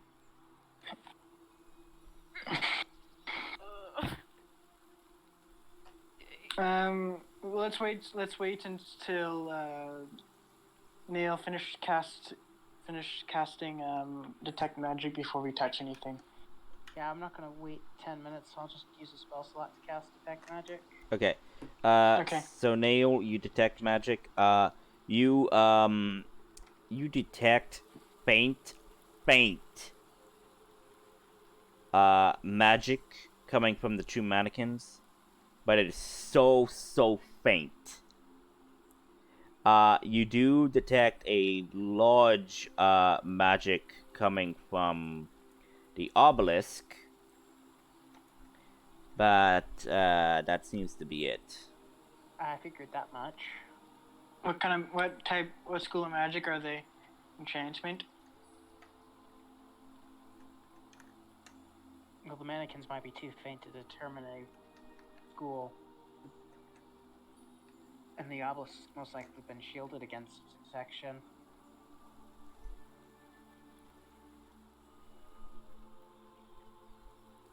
Should we go check out the stinky cave?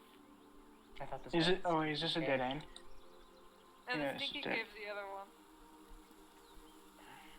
Okay, yes. And Stinky. quickly. Okay, we This walk hole- to the stinky cave while his spell's still up. What? Okay. What else? Were there any like books in that room though? Yeah, there were scrolls and everything, tubes of scrolls and everything. We can investigate those after. The spell Yeah. doesn't last forever.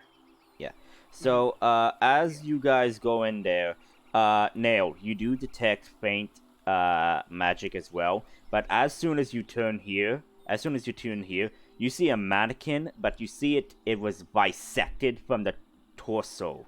So basically, you see the upper torso and the legs basically flown across the hallway. As you see the black stain that is there. Bad day. Mm-hmm. Like people? I think they were constructs of some kind. They seem What to is have... the... Does it resemble died. human? Uh, Like, does y- the mannequin have any special features or anything? yeah, the face do resemble humans, but it's more like a porcelain type mask face. You know, like Creepy. yeah. So it's like a faceless, expressionless face. You're a rogue. Want to see if there are any traps down this hallway before we proceed? Okay, I will detect traps as I go along.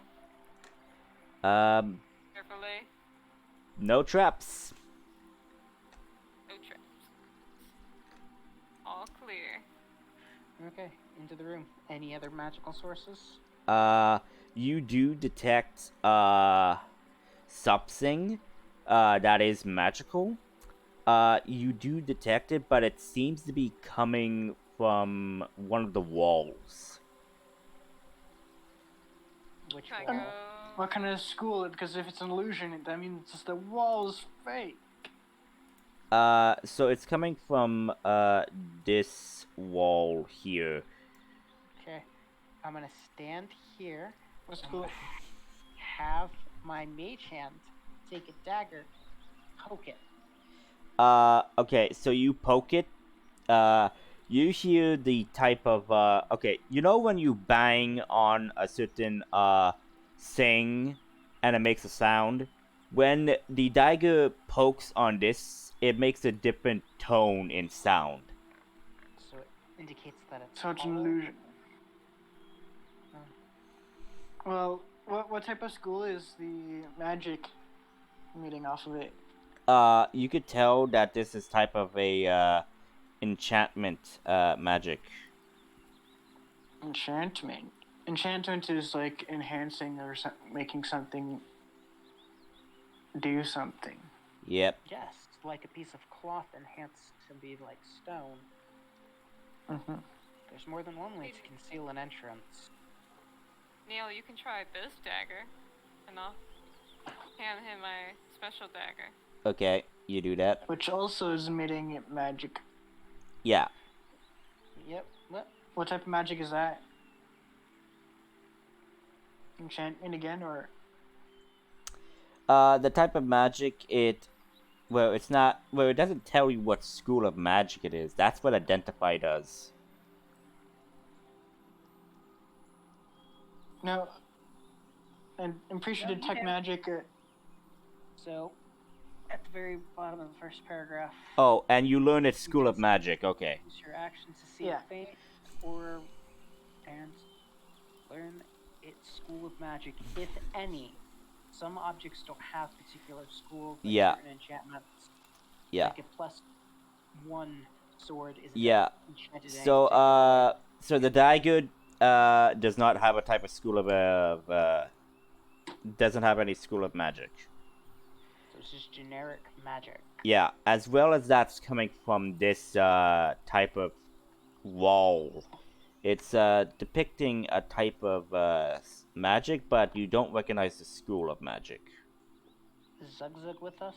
Zugzug is with Kim and is mostly guarding the entrance to the cave. Somebody want to kick it? Why don't you stab it with the special dagger Actually, first? wait. So it's literally just the wall. Okay. So I'm gonna take the dagger. You can knock on it with your mage hand, and depending on what sound it emits, it could be something else. I mean, I'm assuming it's hollow. I already stabbed it. Yeah, it is See if I hollow. can take this magic dagger along the edge of the wall and kind of move it towards it, trying to see if I can catch a lip or something. That would be too flush. You can make an with investigation regular eye. check to see if you can. Well, that would be to see if we could find a switch to open it. Yeah. I'm just literally trying to see if it's the thing that can be opened, see if I can find a lip to try open. We'll make an investigation check regardless, because you're doing that.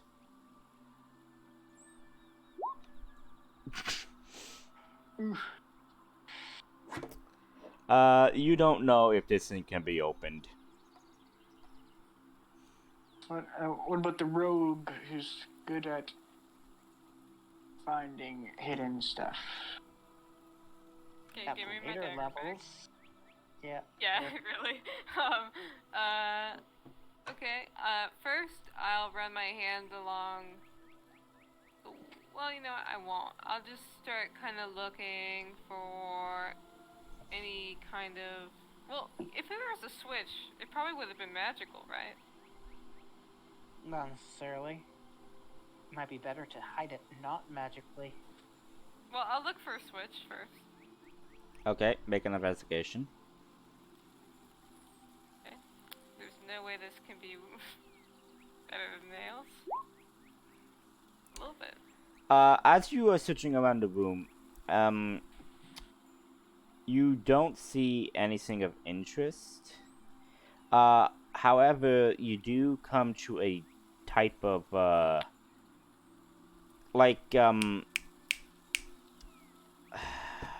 pillar that is at the end of the room here. As you look at it, there seems to be a type of marking. And it seems to be like maybe a keyhole or something. Okay. Can I pick it? Crystals? You try to pick it. Yeah, try to pick it if you can. Cast guidance. I mean, yeah, at the moment I have no reason to not. So it's my dex plus 2, I'm guessing. Dex Yeah. check plus 2. Yeah. +4. I rolled really well. Yeah, that would be a So, 13. 13. Yeah, 13. You try to do it. You do hear a a type of mechanical sound, but it mostly kind of like click click click. You don't think it done anything, because Okay. as you were trying to use your thieves tool, it seems that your thieves tool does not seem to work on this. It seems to be a type of magical keyhole or something. I think we need a magic key. But Okay. as you kind of like look, it is a type of hole and everything, and you can kind of figure out that that it can fit your hand. Okay, I'll put my hand in there, I guess. I'm gonna put my mage hand in there so it doesn't kill this. Because I it's already handshake. said it. Okay, your mage If you hand. yell at me not to. Okay, I'll move my hand. okay. So what's happening? We're using a Well, I'm mage slowly hand. reaching my hand in. Okay, Calypso, you do that. Nothing happens.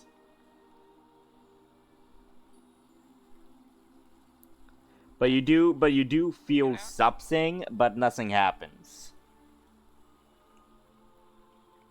What do you mean I feel something? You feel something warm, like a type of heat warm, but nothing. Okay. Is your hand now covered in slime? But it's covered in slime. It's I'll not. take it out. You look at your hand, nothing, but you do know that there is some traces of that black ichor stuff on the hole. Oh, blood. Ugh. Gross. I'll wipe it on the apron.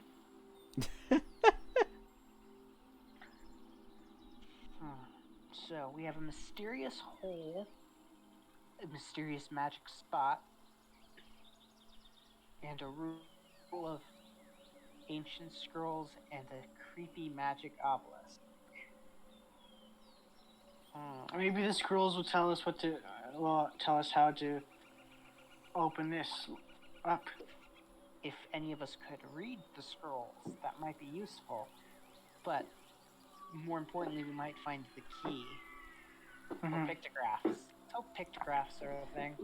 Yeah. Wait, maybe I'm we gonna can go- use that mannequin's hand in the hall. Yeah. So Nail, as you were heading back, you do notice that mannequin that was bisected. You do notice that one of the mannequin's arms is missing.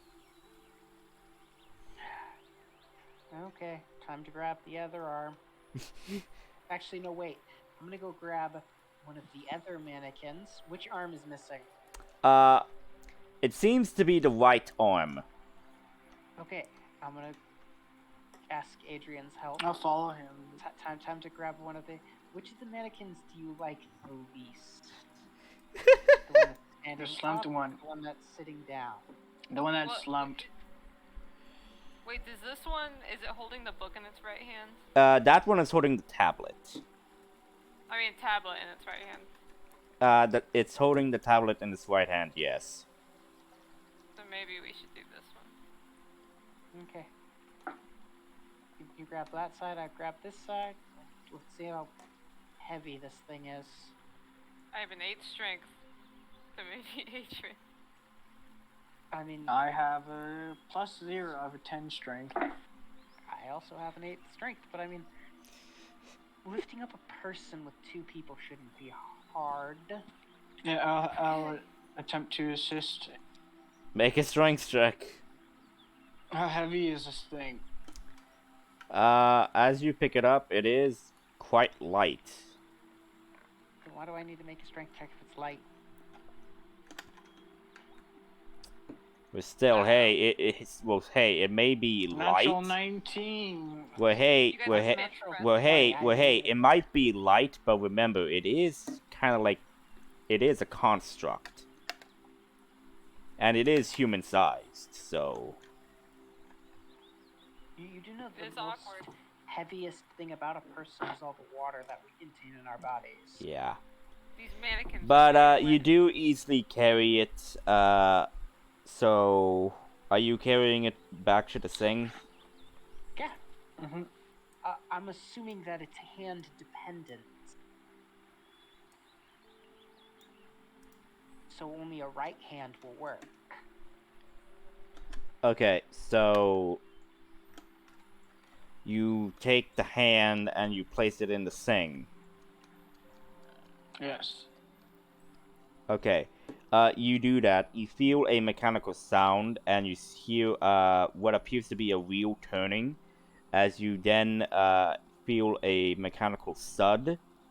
As you then hear the scraping of the stone over here moving.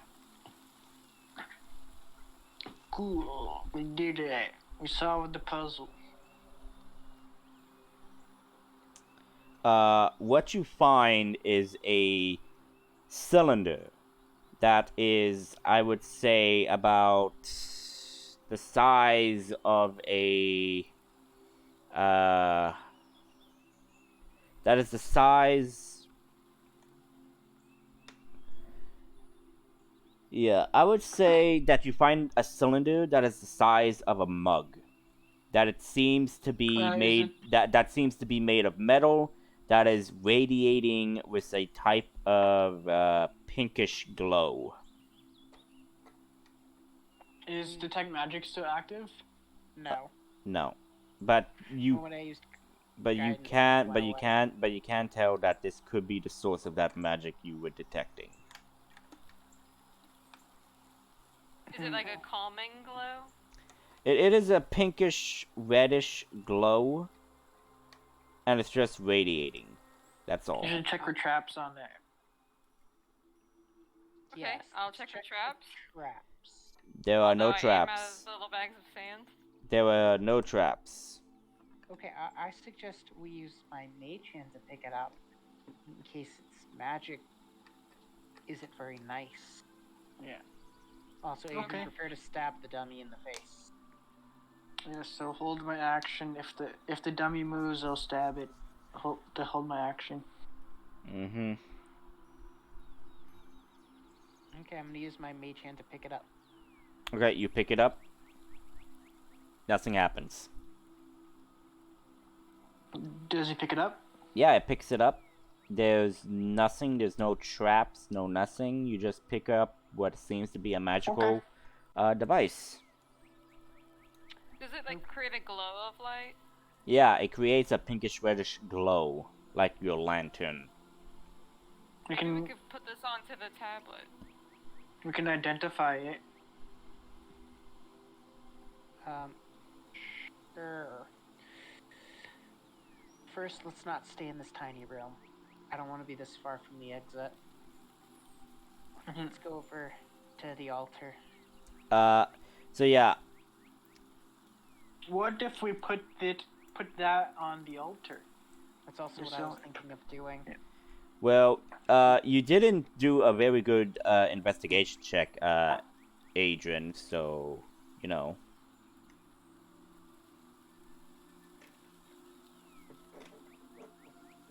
Yeah, so I was gonna cast Identify. Identify is way better than just trying to investigate an object. I just didn't want to spend 10 minutes in a tiny cramped hallway. That's far from the exit. And if something's going to happen, it's going to happen regardless if I know it's going to happen or not. There's no way to leave this room without walking past the altar.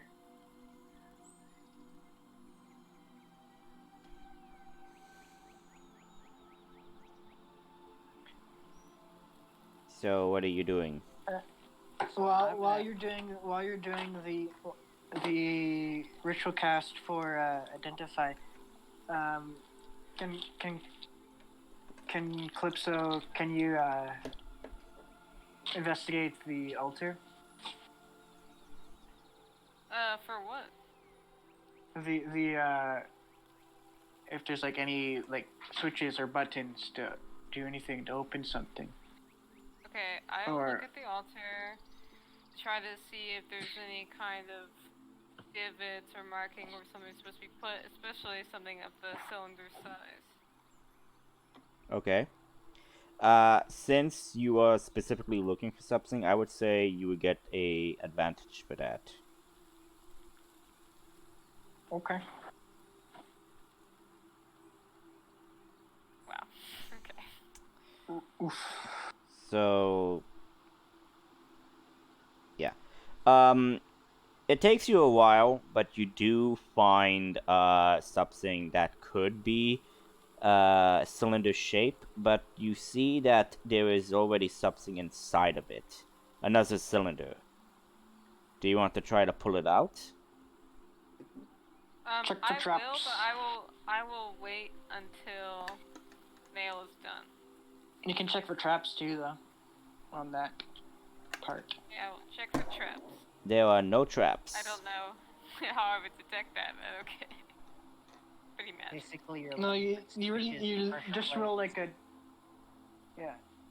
You roll perception to look for things that could be trapped, like strings. Well, it's investigation. Either one. Well, perception is wisdom. Investigation is intelligence. Yeah, but basically Yes. there are no traps. Okay, so when nail's done, I'll pull out the cylinder. So a nail, you use identify. Yes. What do you use identify on? Do you use it on the cylinder or do you use it on the altar? The cylinder. Okay. Can you tell me what identify does again? Thank you. You choose one object that you must touch through the casting. If it is a magic item or some sort of magic imbued object, you learn its properties, how to use them, whether it's required. Okay. So, okay. You could tell that this is magically imbued, as in magic is infused in this cylinder. So it's a magic battery. Yeah. As far as you could tell, this could be a power source.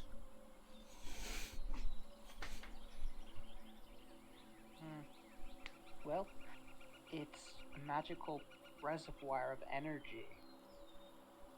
We found a flying tower. It's been buried. Okay, I'll take the other cylinder out now, I guess. Okay, so as you take it out, there's a type of pulse with the torches on each of the wall, and yeah. Good pulse, bad pulse. It's just a pulse, like a flicker of light, you know. Okay. Okay, so Is it glowing? The cylinder that you pulled out, no. As far as you could tell, there was no glow. It seems to just be a dull, empty casket. okay, so we have a magic cylinder that goes in a slot that'll power something. Do we put the Put it in cylinder in the now. slot? Put it in. We can also identify the obelisk too, as well. Assuming that identify will work. It doesn't hurt to try. Sure. Is there any religious connotations to the obelisk? Well, it's an obelisk You- on an altar. I'm gonna go You with there's something. well, I would say Adrian might know what culture this could be, but he has not shared it. Yeah, I already know in person. There's an entire category called religion in your skills section. Yeah. Well, I already know where it's from. Well, you know Would where it the have, like, writing is any- from. Any similarities to our modern day religions? Any kind of symbolism or anything? I know that's a deep question. Most religions tend to recycle from older religions. Yeah, that's what I'm wondering.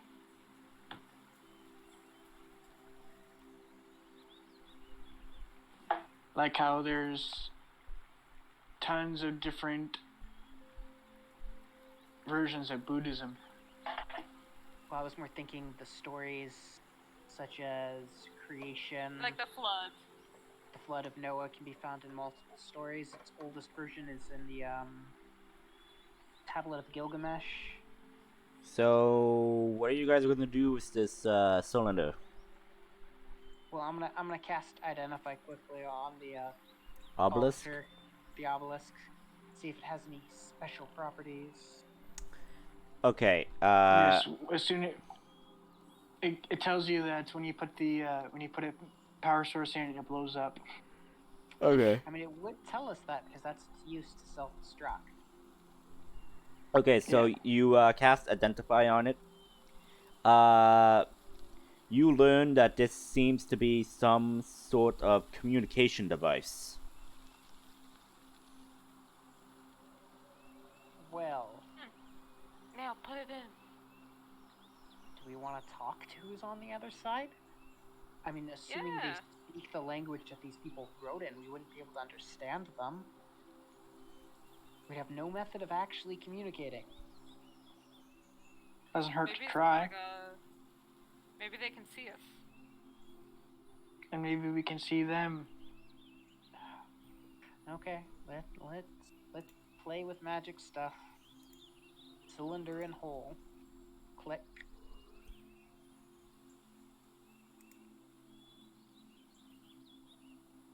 We blow up. 5. Okay, 4, so you 3. place the cylinder in the socket. Yeah. Yep. Okay. Give I'm me thinking the other altar that we found is like a charging device, maybe. give me a Or moment. it's just a storage device to prevent the battery from decaying. Yeah, or that too.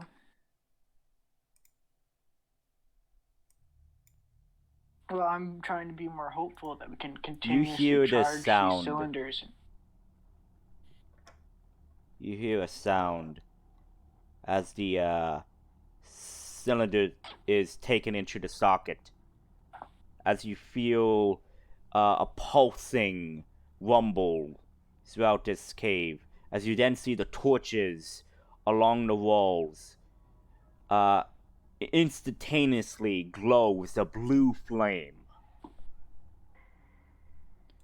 As you Is it hear... similar to my blue flame blade? Oh yes, it is quite similar. Oh, poggers. You then see this obelisk turn from that bluish green color to a bright pinkish red, and then finally to a greenish color, as it then pulses, and it then pulses again, as you then hear a distorted voice, as it then says, click, C-O, at the it. Yep. This is what I was afraid of.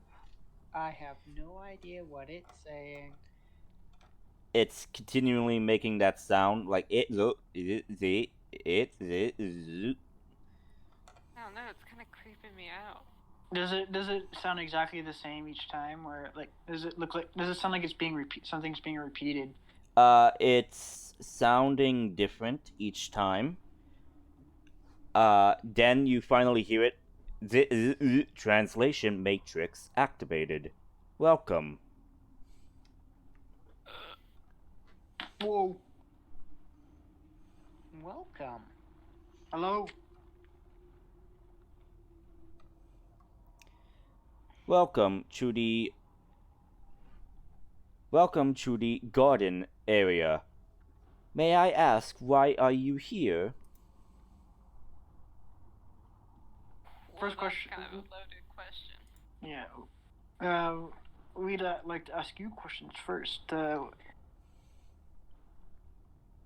Garden area. Who are you? I am the personal liaison machine that is caretaker of this facility. My duty is to ensure that the project of Blossom is still being used. What's Project Blossom? Probably that cherry blossom tree. Something to do with that cherry blossom tree outside. Well, I gathered that. But it just makes great drugs. What do you want it used for? What is Project Blossom? Yeah, we ask that. Project Blossom. Restriction. Highly. Please ask another question. How are you feeling? Feeling. Emotion. I do not have, say, emotion. I am Not emotion. simply me. Not emotion, well-being, physical. It has been over 1,000 years since I was last activated. Well, Deterioration of facility is highly great. Where is administrators? Where are we don't know. droids? Who last activated you? Last activation was 50,000 years ago. Created by individual known as Umiko. How long do your administrators live for? Administrators are classified as eternal, limitless. Well, they aren't here anymore. Curious. Why are you here? Are you perhaps part of administration? Yes.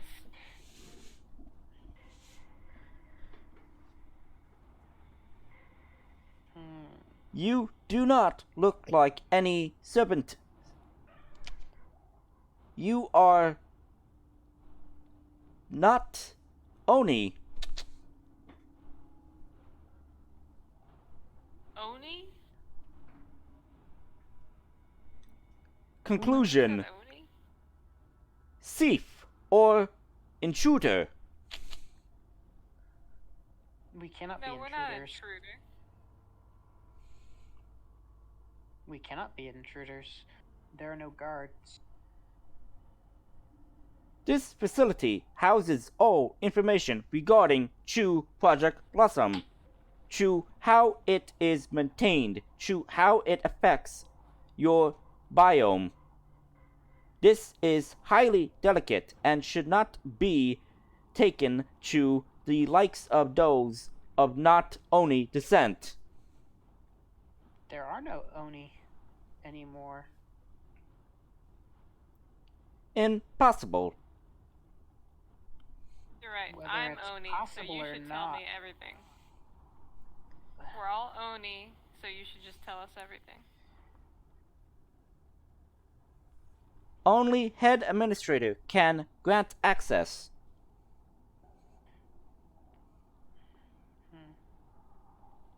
Inquiry. What is the tree outside the main entrance? Curie accepted. Tree outside is known as Blossom Alpha 1, first of the Project Blossom failsafe. Inquiry. How many blossoms were there? Searching. Approximately 100.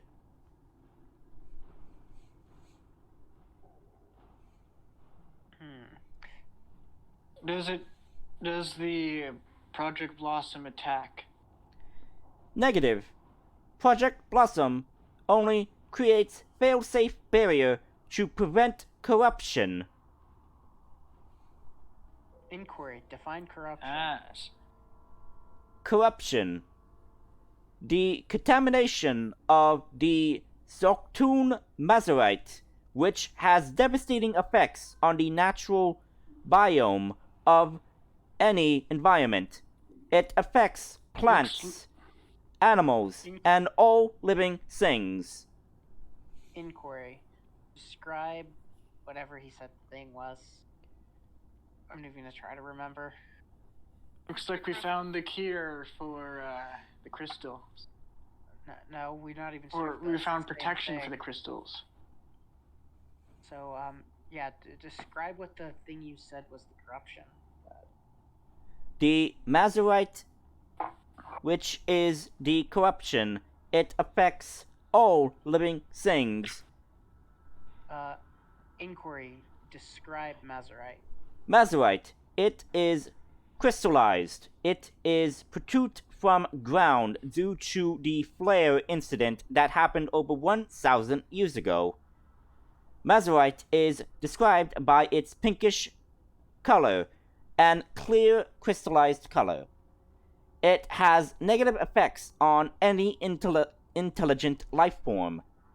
It will, quote on quote by administrator, create a monstrous backlash of mutation. Inquiry. How does you destroy Mazurite?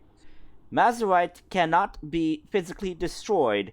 It can only be contained. However, there have been cases where a Mazurite source can be removed and destroyed and removed of its corruption. Searching for files of said information is unknown. Connection to main failsafe laboratory computer system not accessible. We should check the scrolls in the library. No, I doubt they'd help. Quest information. Protocols on dealing with Mazurite outbreak. Protocols. There are several protocols. Protocol 1. If detected of Mazurite, simply contamination must be maintained. Quarantine must maintain. You must create barrier using said blossom project by using flowers to create a barrier until barrier is created. Once created, the destruction of said crystal can be maintained. Protocol 2. Crystal can be destroyed by using certain magical elements. Such elements can be infused in weapons or in other means. However, contamination to said crystal in prolonged effects can be deadly. Protocol 3.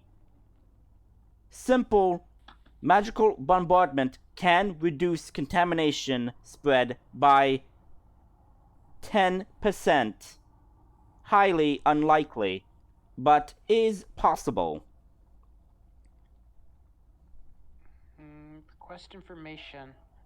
How does one grow a cherry blossom tree? Project Blossom is artificially created using natural environment. Tree is magically mutated to hold healing effects of calming emotions to any deranged or savagely infected being that was exposed to Mazurite. Maybe the tree cured the owlbear from its corruption. I don't think the owlbear was corrupted. But maybe that's why it was attacking people. Request information. What does Project Blossom do to non-corrupted life forms? Project Blossom does not corrupt life forms. Project Blossom simply acts as a natural defense. Project Blossom attracts any life form that is able to protect the natural order of said biome, such as predators that are culling the life forms known as herbivores, and herbivores simply devouring the natural environment such as grass, flowers, and fruit. It is restoring a balance that was devastated by said Mazarite corruption. Inquiry. Side effects of blossom tree on all life. Side effects. Unknown. Number of incidents with said side effects. Unknown. Side effects that have been conclusion in dismantling of Project Blossom. Unknown. Project Blossom, by all accounts, does not have any side effects to any life form, except for the unnatural calm of a stern, joyful expression. Well, unnatural joy is a side effect. Mazarite. So, Mazarite, more like Madarite, because to make you mad. Haha. Oh, please, Adrian, don't. Quest information. Do you have details on how to grow a blossom tree? Blossom tree can be recreated by using following protocols. Protocol 1. Hear the protocols. What? So, I don't care to hear the protocols. This is information we can sell to the archaeologists, not necessarily implement ourselves. Let the government I'll handle listen the to 'em. information. Yeah, we need I the wanna hear the information. protocols. Do This is wish top-notch stuff. do you wish to learn protocols on how to grow? Yes. Yes, I do. Give me the Cliff Note version, though. Simplicity. Take a blossom petal, about 1/4 of said tree. Use it and affect said tree that you wish to target to be new blossom tree. Once done, blossom tree will then begin to disperse the effects of any Mazarite corruption. So you infect one blossom tree with another blossom tree. We just infect a regular tree with a blossom tree. Yes. We can put a few of these petals on a few of the trees in the town. Inquiry. What prevents the blossom trees from spreading naturally? Blossom tree cannot spread unnaturally. Blossom tree can only be created by means of administration by manual labor. Wait, but you just said you had to put a petal onto another tree. Couldn't the wind carry the petals? Negative. Petals are unaffected by any natural phenomenon such as wind or any other environment weather.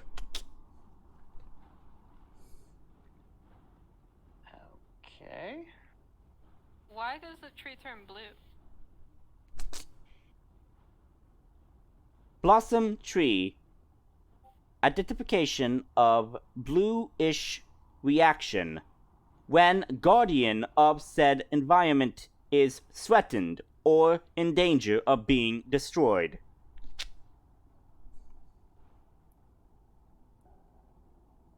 So it turns blue to defend its guardian.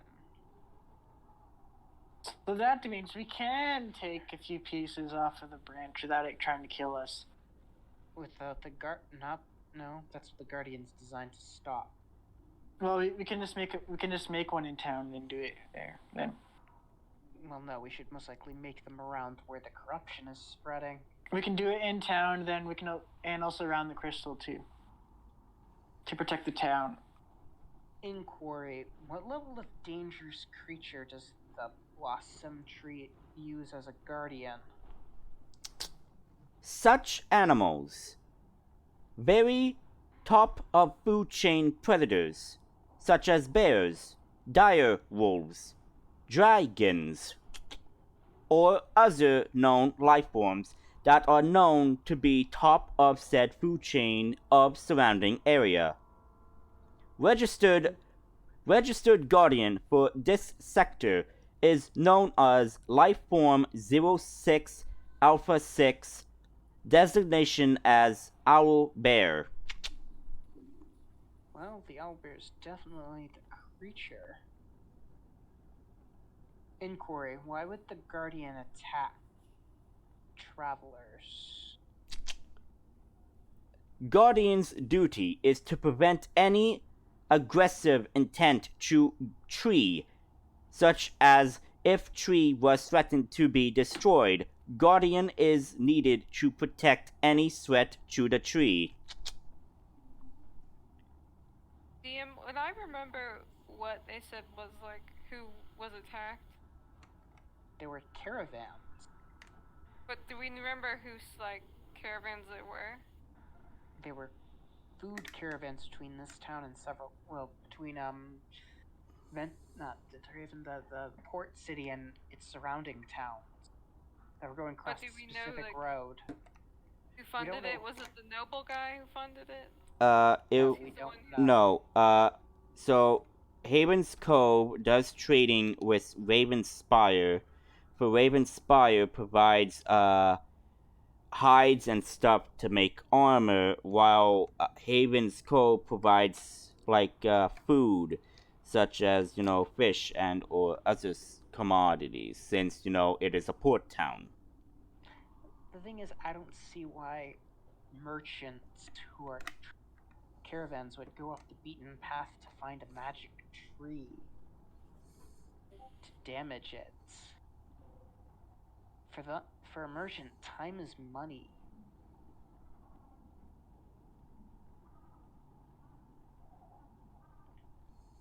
But the person paying us is the noble, right? No, the Like person the who's paying us half-elf is the staff? city. No, the person who's paying us is the city. This is a city contract.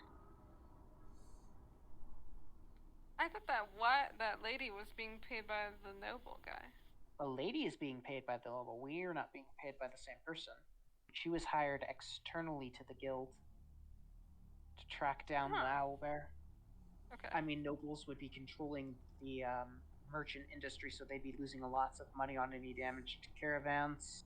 Well, I'm just saying, his son is involved in the crystal research, and then he's paying to get rid of an owlbear that's affected by the cherry blossom. How do we prove that we're telling the truth? How this stuff is real to the archaeologists, though? Inquiry: Well, how long will the reservoir of magic last? Repeat. How long will the magic power source last, based on current usage? Current usage. Power source of this cylinder will last for 100 years. Power source can be charged. However, this is the beta alpha tree, as in there are other facilities across this sector. However, they are spread apart. Main conduit for activation to remote blossom trees is located within Citadel Alpha 9. Where is What Citadel? direction is that? Yeah, where is Citadel Alpha 9? Citadel Alpha 9 location. Searching. Connection cannot be established. Connection is lost. Figures. What direction is it? It can't be able to tell us that if it doesn't know where it is. So, according to this, the system will be in operation for 100 years. We can just bring the archaeologists here. But do we trust them? Trust is irrelevant. They can pay us. No, you're not understanding. Why would you give them the source when you could sell them the product? Because if you make... the tree will make more trees, so the moment we sell them the product, we sell them the source. So it's irrelevant. It doesn't matter if we sell it to them once, we're only going to get them to buy one. Inquiry: what happens if you can't just sell them the potions? The potions aren't relevant to containment. Inquiry, what happens if we kill the Guardian? If Guardian is killed, new Guardian can be selected. Is there any way to control the selection process? Selection process is only guaranteed by natural selection, such as survival of the fittest. Only the strong will survive. Survival of the fittest doesn't mean strongest survive. What happens if a creature is chosen to be a guardian? If creature is chosen to be guardian, creature will begin simple changes to their diet to allow them to consume said blossoms to maintain the protection barrier and spread any pollen to erase any known corruption within the area of said blossom tree. So basically, it poops out tears. Poops out anti-Bristol. Yeah. Too bad it had to pick such an Let's just hope. aggressive creature. I think it'll be a bad idea to be chosen as a guardian. It will probably be stuck under the control of the tree. Based on what I understand, the tree basically changes it to be a mindless carrier. It doesn't really change its behavior that much, it seems. But there doesn't seem to be any ill effect to killing the guardian and forcing it to choose a more docile one. Well, they could choose one of us. No, I don't think so. Inquiry. It said it could infect any intelligent creature. Yeah, that's... Guardians can only be non-sentient fauna, correct?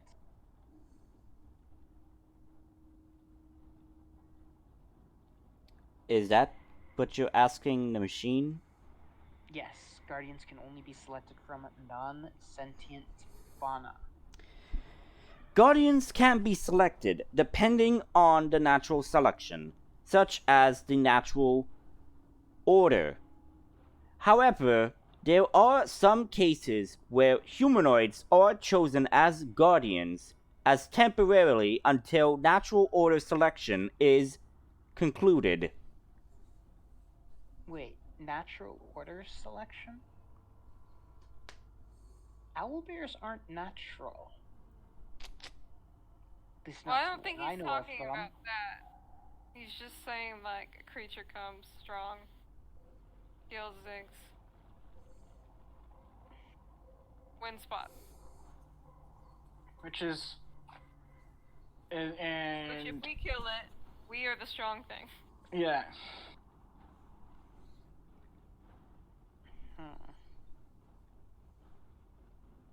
Basically... But it's still gonna keep attacking people.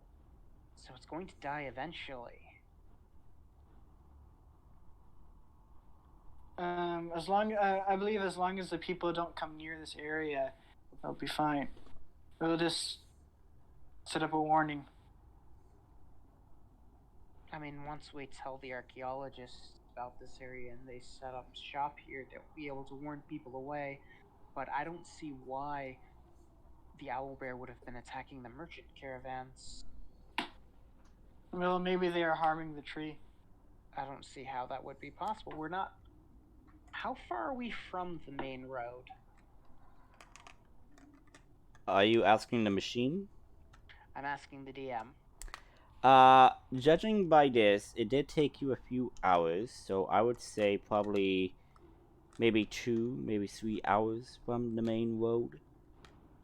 Yeah, I just don't see why merchants would travel 2 to 3 hours off the main road to come find a single tree. Especially if they haven't question. chopped it down yet. What's the last attack you have cataloged? That'd be us. So you're asking the machine? Query accepted. Searching. last known attack had happened since offline. However, last known attack did occur about 1 week ago. Attackers unknown. However, they did travel in said caravan, as you have described. So it's not Well- the merchants who are doing this, it's someone who's tagging along with the merchants. Well, I'm saying if a noble is an interest, killing this owlbear, and his son works with dark crystals. I mean, I'm no genius, but I have run scams. I mean, not scams, services. And X to doubt. just seems a little too convenient. Well, the last time this console was activated was hundreds of years ago, so it couldn't have been the half-elf trying to figure out a way to create the cure for it. Unless you think the nobles knew what this place was for without accessing the system. Well, they could have just seen a magic tree and gone. I don't think they're geniuses. They could have noticed it had an effect on the crystal. They could have noticed anything about it. I'm just saying it seems a little convenient. I don't know all the ins and outs though. It does seem a little convenient, yes. But there aren't any crystals around here for them to have noticed the effect. And they weren't lying about the fact that they had no means of containing it. I don't know, maybe they just wanted a magical tree. Yeah, that's what I was They- thinking. If they just wanted a magical tree, it wouldn't be here anymore. I was thinking about just, well, that's No, why the that- owlbear killed them. Yeah. The owlbear attacked the convoys, though. Yeah, that's what they just said. But if they attacked them on the road, then the people who attacked could've the been tree getting wouldn't away. have been. That also could have just been a story, to be honest. They could have just said that they were attacked on the road. I Mhm. think we should ask that lady what she knows, without giving away everything. What lady? The huntress.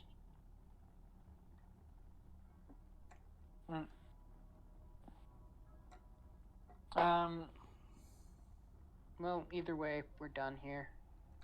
I have no more further questions for the system. Let's just take a quick look at the scrolls in the library first. See if there's anything we can gather a little Things bit. can come alive. We can't mean- read the language though. Yeah, Yeah. then we just stop. We can't determine whether they're valuable or not. For all we know, you could be looking at someone's let's say, System? someone's Viagra recipe. System, can you read documents? Their fan fiction. Could be their Oh, fan no. fiction. The reading of documents can be accepted, yes. Well, okay. Yeah, I'll go check the library. Adrian goes in the library and starts and opens grabbing up a one of bunch the scrolls scrolls. there. Starts looking through the scrolls. Are they readable at all, or are they in that strange language? They are in that strange language. Just bring some of them out here. Just pick some at random. Can I see, Yeah, search but- for any really fancy looking ones? Uh, Have an eye for it. you do look through, and you do see that there are actually scrolls that do date back 1,000 years ago. How would we even know what they date as if we can't understand the symbols for any of them? It's Dungeons and Dragons, it doesn't matter. Okay, I'll get the old ones. Are there any scrolls sitting on shelves by themselves? Yes. I'm gonna grab one of the ones that are sitting by itself.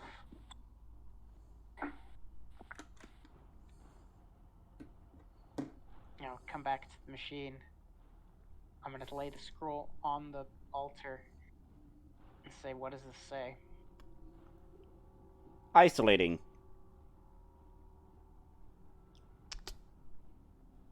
Last known documentation of facility during the flare. Recounting events. And you then see a type of holographic image of the words being translated to your tongue. So it's is it a formal log entry or more like someone's diary? It's a formal log entry. Yeah, Adrian will be there too. Yeah. Do you know what a getting formal this log machine entry would be? to What? Do you know what a military style formal log entry would be? No. Okay, I'm not even gonna ask if it's like that. Then. I'm Yeah, guessing it's like a researcher's. like Akkadian or Babylonian or Yeah. Persian, just very Yeah. dull recounting. Reading said report. Military log entries include dates and times and specific descriptions. Oh. Very, you know exactly what happens when Oh. you read them because Okay. they're like at 3:30. Yeah. Okay. Then yeah. Yeah. Okay. I saw a So boat go by. yeah. So year. During the year of solar. Date. March 7th. Here, I'll be writing down this. I'll be writing this down. Yeah. Year. Solar. Date. March 7th. Time. 12:30 p.m. Last known report of any issues with the Mazurite has ceased. However, there have been large concentrations in the center of the sea.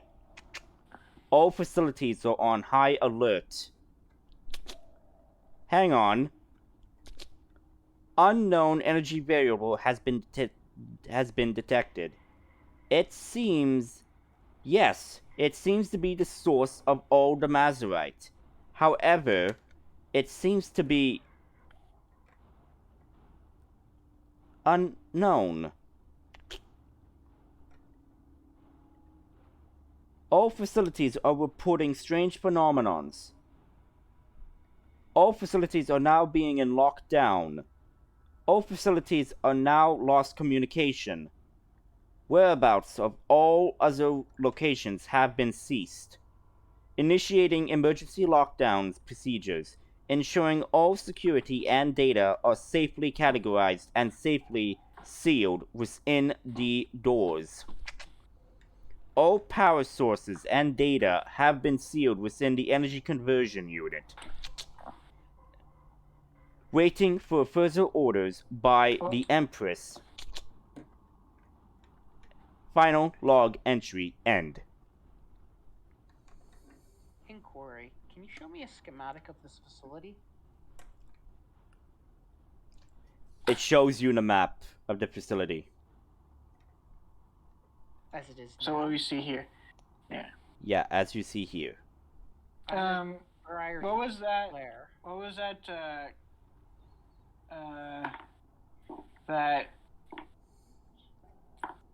That thing called the what he just read to us. Translated for us. Yeah, it was the final log entry of this facility. Okay, translated. So I have a parchment of the translated. Who's the Empress? Final report. Person in charge. I will ask the robot. Empress.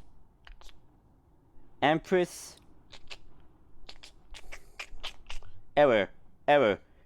Data on Empress is unknown. Memory corrupted. Uncertain. That's weird. Have there been any other leaders? Other leaders. No, the Empress was somebody just called Empress Error. Oh god, ancient, it gets worse and worse. Yeah. More.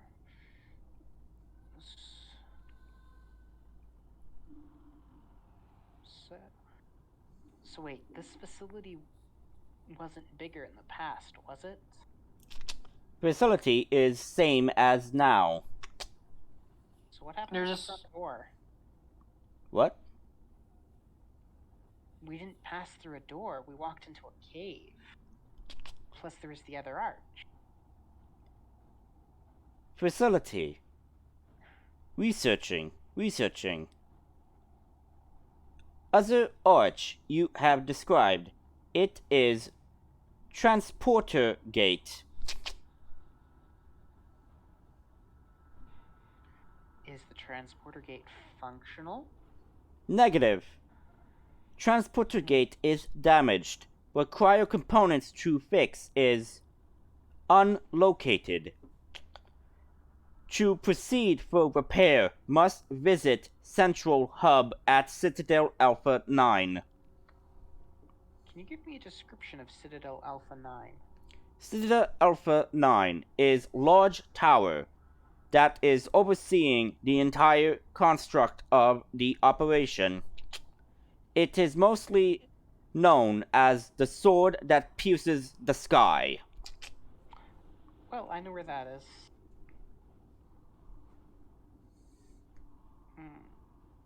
Can you give us an access card for the facility Alpha 9?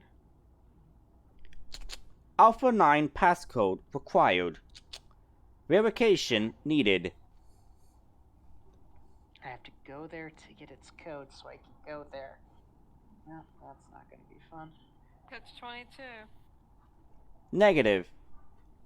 System requires keycard, but keycard can only be found by administrators or tablets.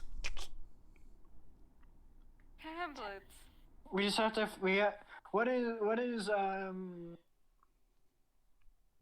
Umiko's birthday? Umiko information unknown. Umiko is spirit of life, which is why Project Blossom was created. Dang, we can't find the password then if you don't know her birthday. You don't happen to have a way of accessing the central facility due to an emergency? Negative. Only head administration can do that. Even if there is a... How do we get in contact with the head administration? Head administration. Head administration is within facility. How do we get in contact with the head administration? Head administration is located within facility. Where? This facility? Correct. Facility administrator is located about 60 feet to your left.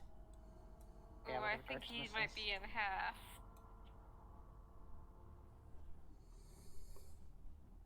Well, no, the guy in half was in this hallway. Yeah, isn't that where he was pointing? Yeah. Head administrator's dead. Acknowledged. Tablet can be required to transfer all relative data and logins to said tablet. I grabbed the tablet. Okay, Grab the tablet from the mannequin here. Okay.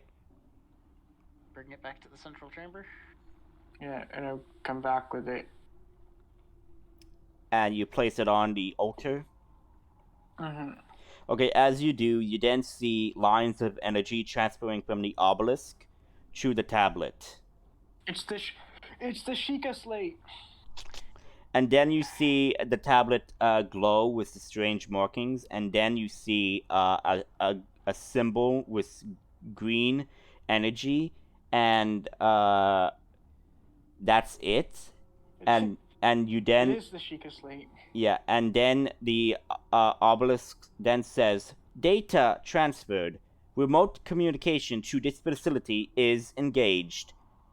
If any of you require any inquiries, please contact facility and I will respond with any questions you required. So yeah, we keep the tablet then? Yeah. You are authorized as new administrations to keep said information. Ooh, Wow. got promotion. Yep, Okay. we're going up the corporate ladder pretty quickly.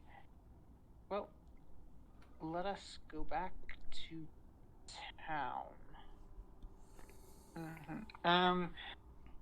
Yeah, this is very similar to Breath of the Wild. We got the Sheikah Slate, we found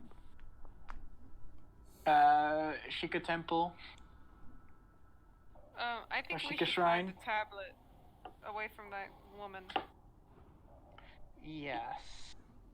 Though I do believe we should sell. I put it in my backpack. I do believe we should sell the location though of this facility to the archaeologists. Don't say that in front of the robot. Why does it care? Facility will be defended by any hostile threat.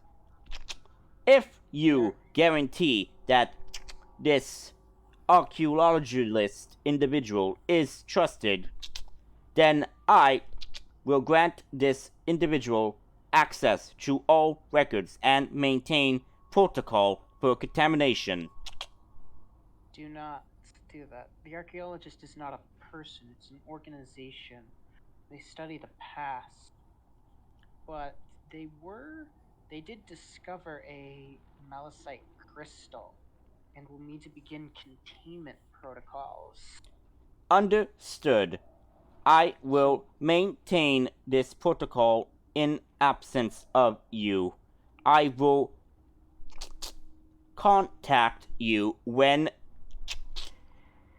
Blossom Project is able to access other areas. Okay, great. Nice. I'll put the tablet in my backpack and hide it there, kind of.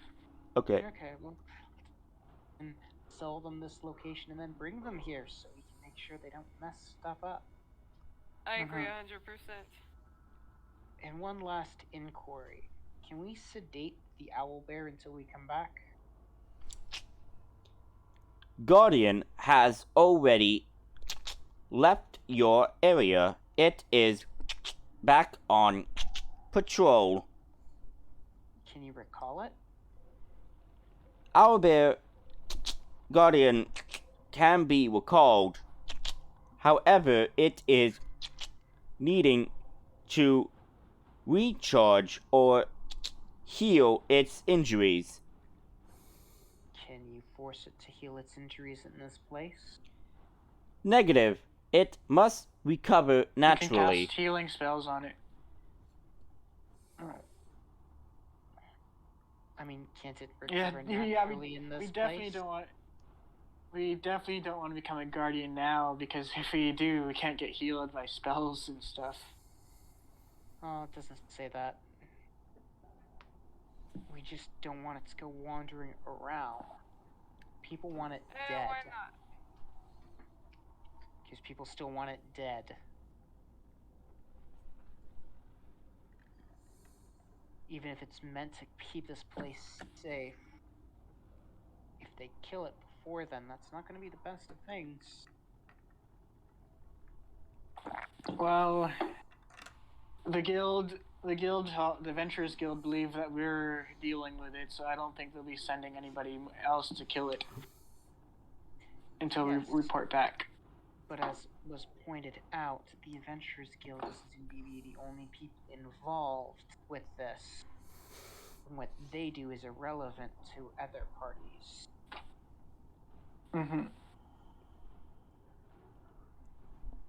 Well, it said there's no way to call it back, so what can we do? Yeah. We'll just have to hope. Be Hope the quick best. about this. Hope and be quick, yeah. Let's get going then. It's our cover story. The lady. We don't need a cover story for the lady. Well, she's gonna want to kill the owl bear because that's what she's getting paid for. No, she's getting paid to deal with the owl bear, and we're dealing with to track it. She was paid to track it.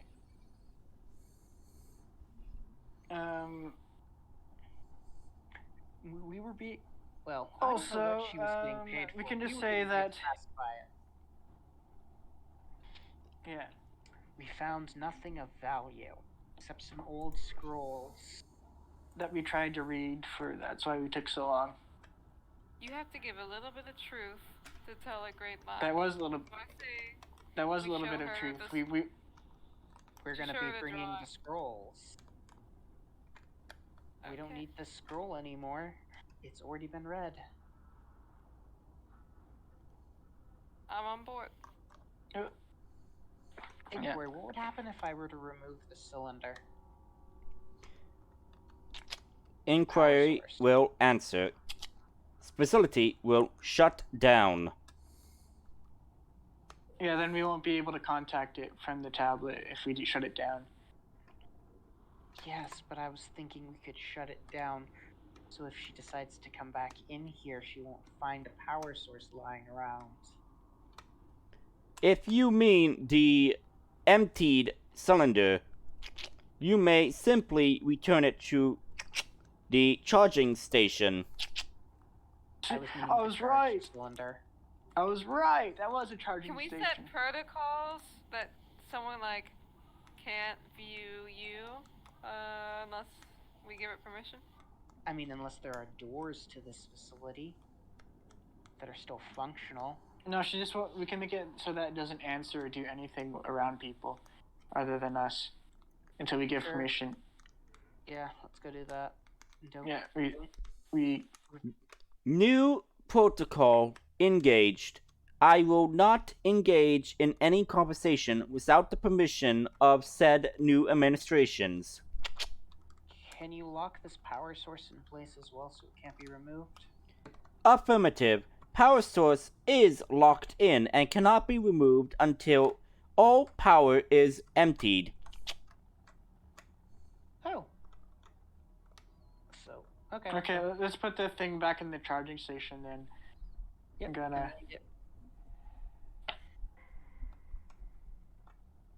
Wonder if it takes 100 years to recharge.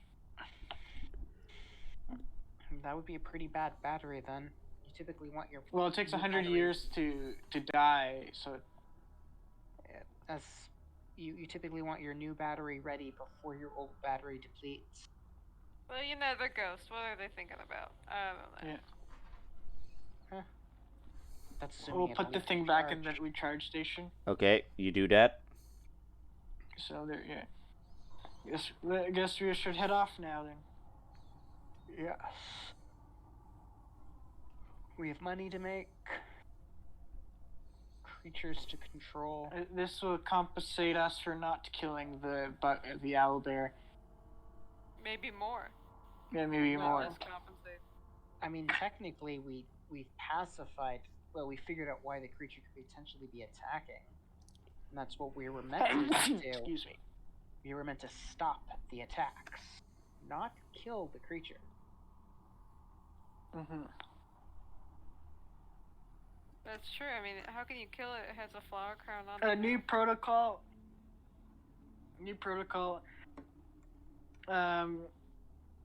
Have the Guardian not attack anybody unless they're harming the Project Blossom.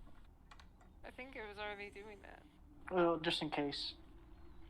Protocol was already engaged the moment facility was shut down. Can you taper off the region for aggression to only the immediate area? Patrol route has been changed. However, Guardian is still a natural creature and will react to its natural behavior. That's what I was afraid of. Well, as long as people don't wander around here, they shouldn't be harmed all that much. the owlbear shouldn't venture off onto the road. Yeah, let's get going. Yep. System should- logging off.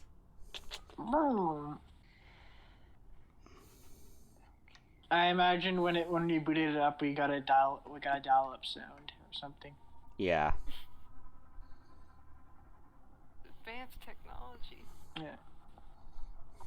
Most likely all we think is magic. Advanced magic. Yeah, and when you said robot, I don't think we know what robots are. I mean, we know what constructs are.